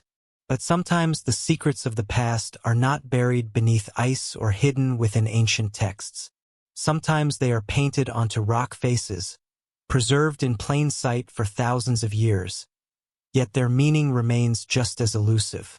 Deep in the heart of Texas, along the banks of the Pecos River, lies one such mystery. The White Shaman Rock, a massive ancient rock painting that may hold the key to understanding an ancient and long-forgotten worldview. The White Shaman Rock is one of the most striking examples of prehistoric rock art in North America.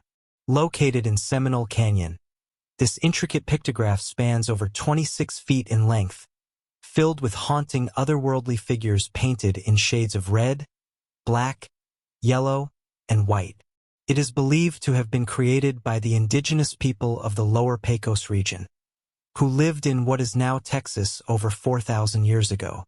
But unlike many other rock art sites which depict hunting scenes or everyday life, the White Shaman panel appears to be something entirely different. A complex, symbolic narrative that suggests a deep and sophisticated spiritual understanding of the universe. From the moment of its discovery, the meaning of the White Shaman painting has been a subject of intense debate. Unlike other prehistoric rock art that clearly represents animals, people, or daily activities, this panel is highly abstract, filled with humanoid figures with elongated limbs, spirals, and strange shapes that seem to float in the space around them. Some figures appear to be connected by lines, almost as if they are linked by an unseen force. Others seem to be entering or exiting portals, leading some researchers to propose that this painting is a depiction of a journey, one that takes place beyond the physical world. The most widely accepted interpretation is that the White Shaman painting represents a shamanic vision quest, a journey into the spirit world, where the individual encounters supernatural beings and gains knowledge beyond the ordinary human experience. Many indigenous cultures across the world have long believed in the idea of shamanic transformation, where a person, usually a spiritual leader or healer, undergoes a ritualistic process to communicate with gods, spirits, or ancestors. The symbols in the painting, particularly the tall central figure, have been compared to descriptions of shamans in trance-like states, traveling between realms to retrieve wisdom, guidance, or healing powers. One of the most fascinating aspects of the White Shaman Rock is its connection to peyote rituals. The indigenous cultures of the lower Pecos region are believed to have been among the earliest known users of peyote, a hallucinogenic cactus that induces altered states of consciousness. Scholars have proposed that the White Shaman panel may be a visual representation of a peyote-induced vision, where the figures in the painting are not literal beings but manifestations of the spiritual experience. This theory is supported by similarities between the white shaman painting and contemporary Hypogaeal art, created by the descendants of ancient Mesoamerican cultures who still practice peyote rituals today. Hypogaeal artwork is often filled with brightly colored, abstract figures, spirals, and lines that connect humans with supernatural forces, a striking resemblance to what is depicted on the white shaman rock. If this connection is accurate, it would mean that the traditions and spiritual beliefs depicted in this ancient painting have survived in some form for thousands of years, passed down through generations of indigenous people who still see the world through a shamanic lens. However, there is another, more mysterious interpretation, one that suggests the white shaman painting may be more than just a representation of a ritual. Some researchers believe that the figures in the painting may actually be telling a cosmological story, one that describes the creation of the universe, according to ancient indigenous belief systems. The central figure, often referred to as the white shaman, appears to be bridging two realms, possibly acting as a conduit between the mortal world and the divine.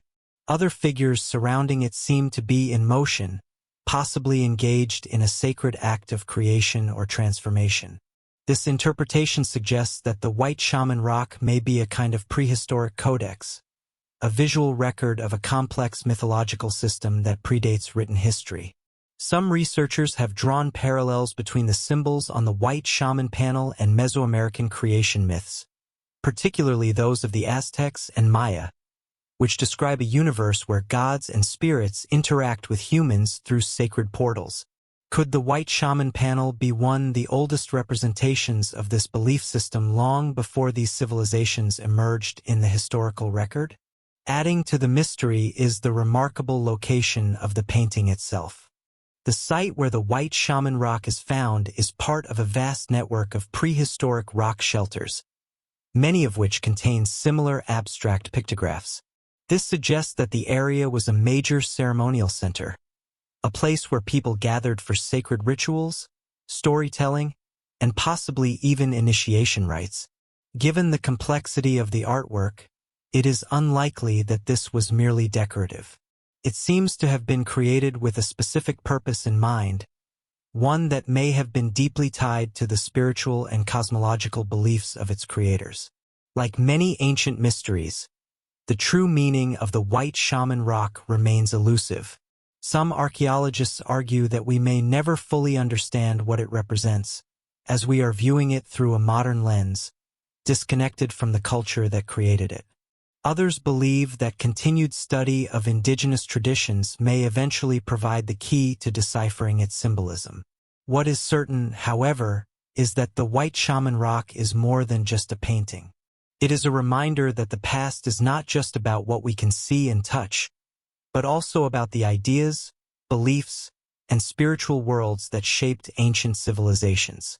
The strange, haunting figures painted onto the rock face speak of a time when the boundaries between the physical and the mystical were fluid, when shamans and visionaries explored realms that modern science still struggles to define. It suggests that our ancestors saw the world in a way that was deeply connected to forces beyond the material, a perspective that has been largely lost to time. But while the white shaman painting offers insight into the spiritual lives of ancient peoples, there are other discoveries that challenge not just belief systems, but our very understanding of human evolution itself. One such discovery took place in Portugal, a finding so unexpected that it threatened to rewrite everything we thought we knew about the history of our own species. Buried in a limestone shelter in the Lapedo Valley, archaeologists uncovered the remains of a child who may have been the key to one of the greatest questions in anthropology. Did modern humans and Neanderthals interbreed? The Lapedo Child, discovered in 1998, is one of the most fascinating and controversial finds in the study of human origins. The skeleton, belonging to a child no older than 4 years old, was found in a carefully prepared grave, its body painted with red ochre and adorned with burial offerings, suggesting a significant ritual. But while its burial was remarkable, It was the child's physical traits that sent shock waves through the scientific community. The skeleton displayed a puzzling combination of features. Some aspects of its anatomy were distinctly modern human, Homo sapiens, a high rounded skull, and a relatively small face. But other traits seemed undeniably Neanderthal, a robust lower jaw, a stocky build, and limb proportions more typical of our ancient cousins. This blend of characteristics led researchers to propose something groundbreaking. The Lapedo Child may be the first direct evidence of hybridization between modern humans and Neanderthals. For decades, the dominant theory had been that Neanderthals and Homo sapiens were entirely separate species, coexisting for thousands of years before Neanderthals eventually went extinct. But if the Lapedo Child truly was a hybrid, it meant that these two groups had not only lived alongside one another, but had interbred, creating offspring that carried traits of both species. At the time of its discovery, this idea was highly controversial.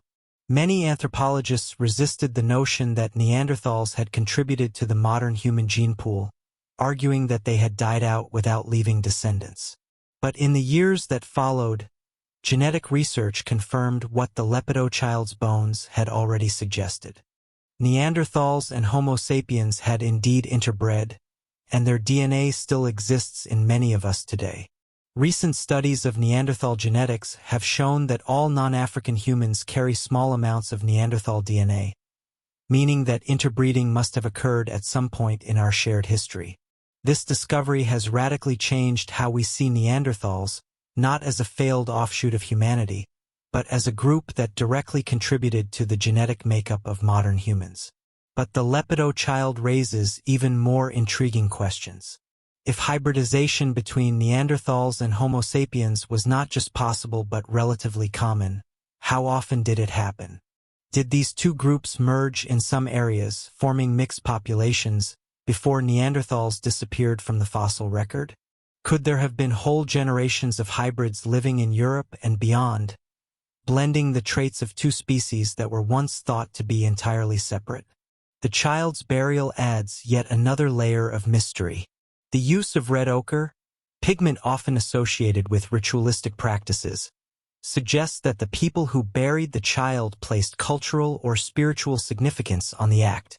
This aligns with growing evidence that Neanderthals were not the primitive, brutish beings they were once assumed to be. They buried their dead, created art, and possibly had their own belief systems. If the Lapedo Child was indeed a hybrid, then its burial may be one of the strongest indications that early humans and Neanderthals shared more than just DNA. They shared culture, customs, and perhaps even a worldview. There is also the question of how widespread such interbreeding may have been. If hybrids like the Lapedo Child existed, were they common? Did early humans and Neanderthals see each other as enemies or as potential mates?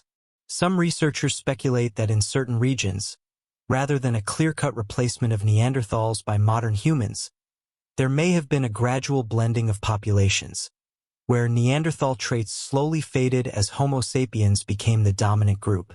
One of the biggest challenges in understanding the Lapedo Child is that it remains a unique find. No other skeleton with such a striking mix of Neanderthal and modern human traits has been discovered in the same region, making it difficult to draw broad conclusions. Some skeptics argue that the child may have simply been an unusually robust modern human, rather than a true hybrid. But the growing body of genetic evidence supporting Neanderthal interbreeding suggests that the Lapedo Child may not have been alone. There may have been many others like them. Their remains either undiscovered or lost to time. The discovery of the Lapedo Child also forces us to rethink what it means to be human.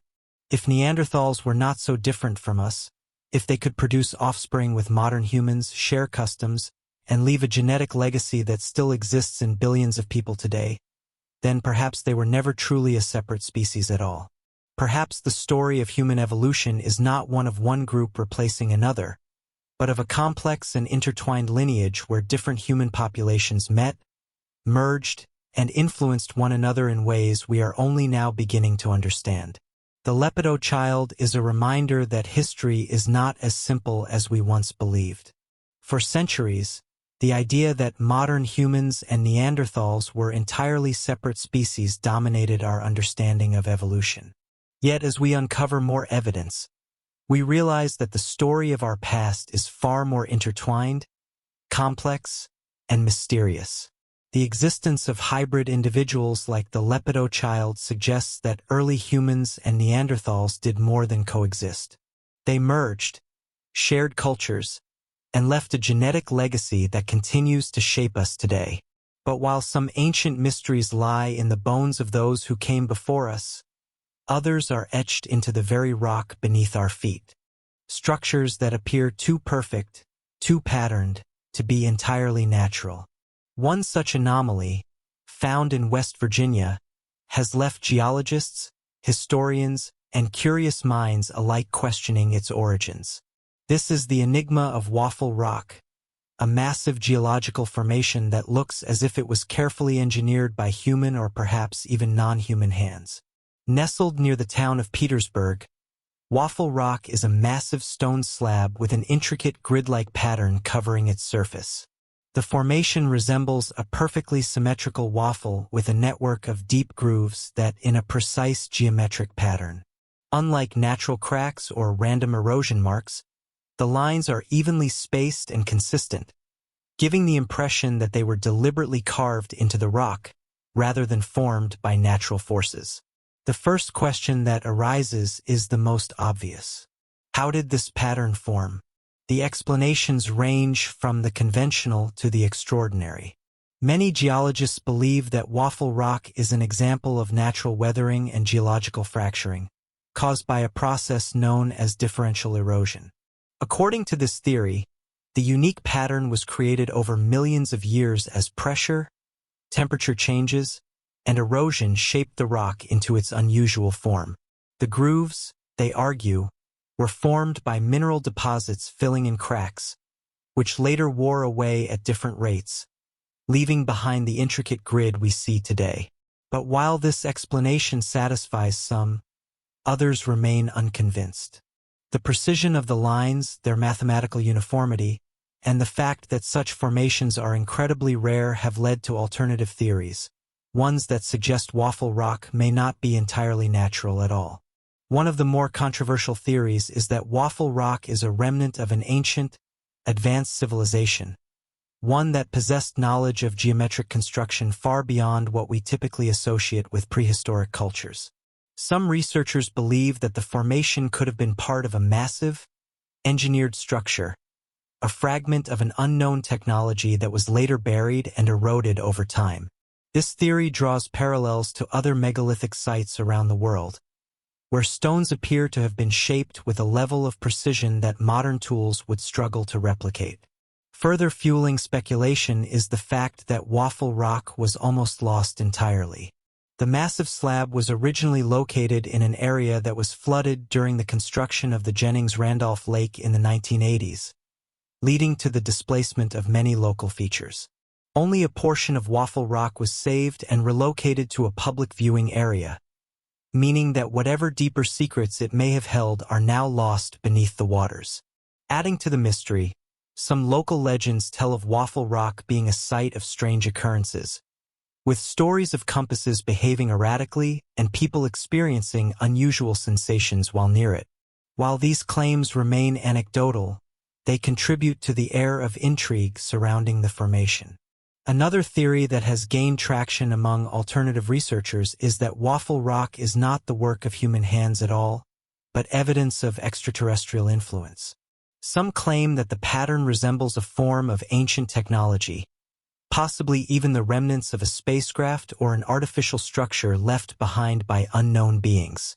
This idea is of course highly speculative, but it underscores the fact that Waffle Rock defies simple explanation. Even if we assume that Waffle Rock is a natural geological formation, it still raises fascinating questions. How often do such formations occur? If this pattern is truly the result of natural processes, why don't we see similar examples in greater numbers across the world? Could it be that Waffle Rock represents a geological phenomenon that we do not yet fully understand? The Waffle Rock is a striking reminder that the line between natural formations and unexplained anomalies is often blurred. Whether it is a geological wonder, an ancient artifact, or something even stranger, its presence sparks curiosity about the forces, both natural and potentially artificial, that have shaped our world. Some mysteries lie hidden in the earth, waiting to be unearthed by time and discovery. Others, however, emerge in the most unexpected ways, like the sudden revelation of human remains that seem to defy everything we thought we knew about our own species. One such discovery took place in Sayre, Pennsylvania in the late 19th century. The remains in question were not simply unusual, they were impossible. Buried deep within an ancient burial mound, researchers reportedly uncovered a collection of human skulls with strange horn-like protrusions extending from their foreheads. These remains, which became known as the horned skulls of Sayre, have since become one of the most debated and controversial archaeological anomalies in American history. The story of the horned skulls first surfaced in the late 1800s, when a group of archaeologists and historians exploring burial sites in Sayre claimed to have unearthed skeletons measuring well over 7 feet tall, with skulls that bore bony, horn-like structures just above the brow ridge. The skeletal features were otherwise human, but the presence of these bizarre protrusions set them apart from any known human variation. According to accounts, the remains were sent to a nearby research institution for further study, but after that, they mysteriously disappeared. With no physical evidence remaining, the horned skulls of Sayre have since become the subject of intense speculation, ranging from potential explanations within anthropology to theories that stretch beyond the limits of conventional history. One of the most immediate questions is whether the story itself is a hoax. Many skeptics argue that the entire tale was fabricated, either as a misinterpretation of skeletal abnormalities or as a case of sensationalist storytelling meant to attract attention. Given the time period, the late 1800s, when interest in giants, lost civilizations, and strange artifacts was at a peak, it is not impossible that the story was exaggerated or even completely invented. However, there are reasons to take the story seriously. The region around Sayre, Pennsylvania, has long been associated with ancient burial mounds, many of which predate European settlement by thousands of years. The area was home to Native American tribes who spoke of mysterious giant beings in their legends, describing powerful ancestors or even supernatural entities that once roamed the land. Could these stories have been based on real skeletal discoveries, perhaps ones that did not fit within the accepted framework of history? If the horned skulls were real, then what could explain them? One possibility is that they were the result of a genetic mutation, an extremely rare condition that led to abnormal bone growths in the skull. While modern medical science has documented cases of bony outgrowths known as exostoses, these are usually small and irregular, nothing like the symmetrical horn-like structures described in Sayre. If a population with a unique genetic trait once existed, their remains could provide evidence of an undocumented human lineage, one that may have lived in North America thousands of years ago before vanishing from history. Another theory is that the horned skulls were the result of deliberate cranial modification. Many ancient cultures practiced cranial deformation, binding the heads of infants to create elongated skulls, possibly for social or religious reasons.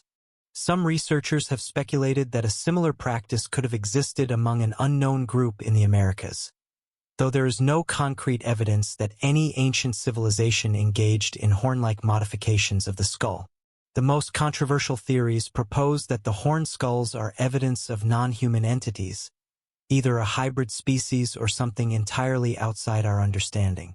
Some theorists suggest that the remains could have belonged to a long-lost race of giant beings, possibly connected to the stories of the Nephilim, the half-human, half-divine figures mentioned in ancient biblical texts.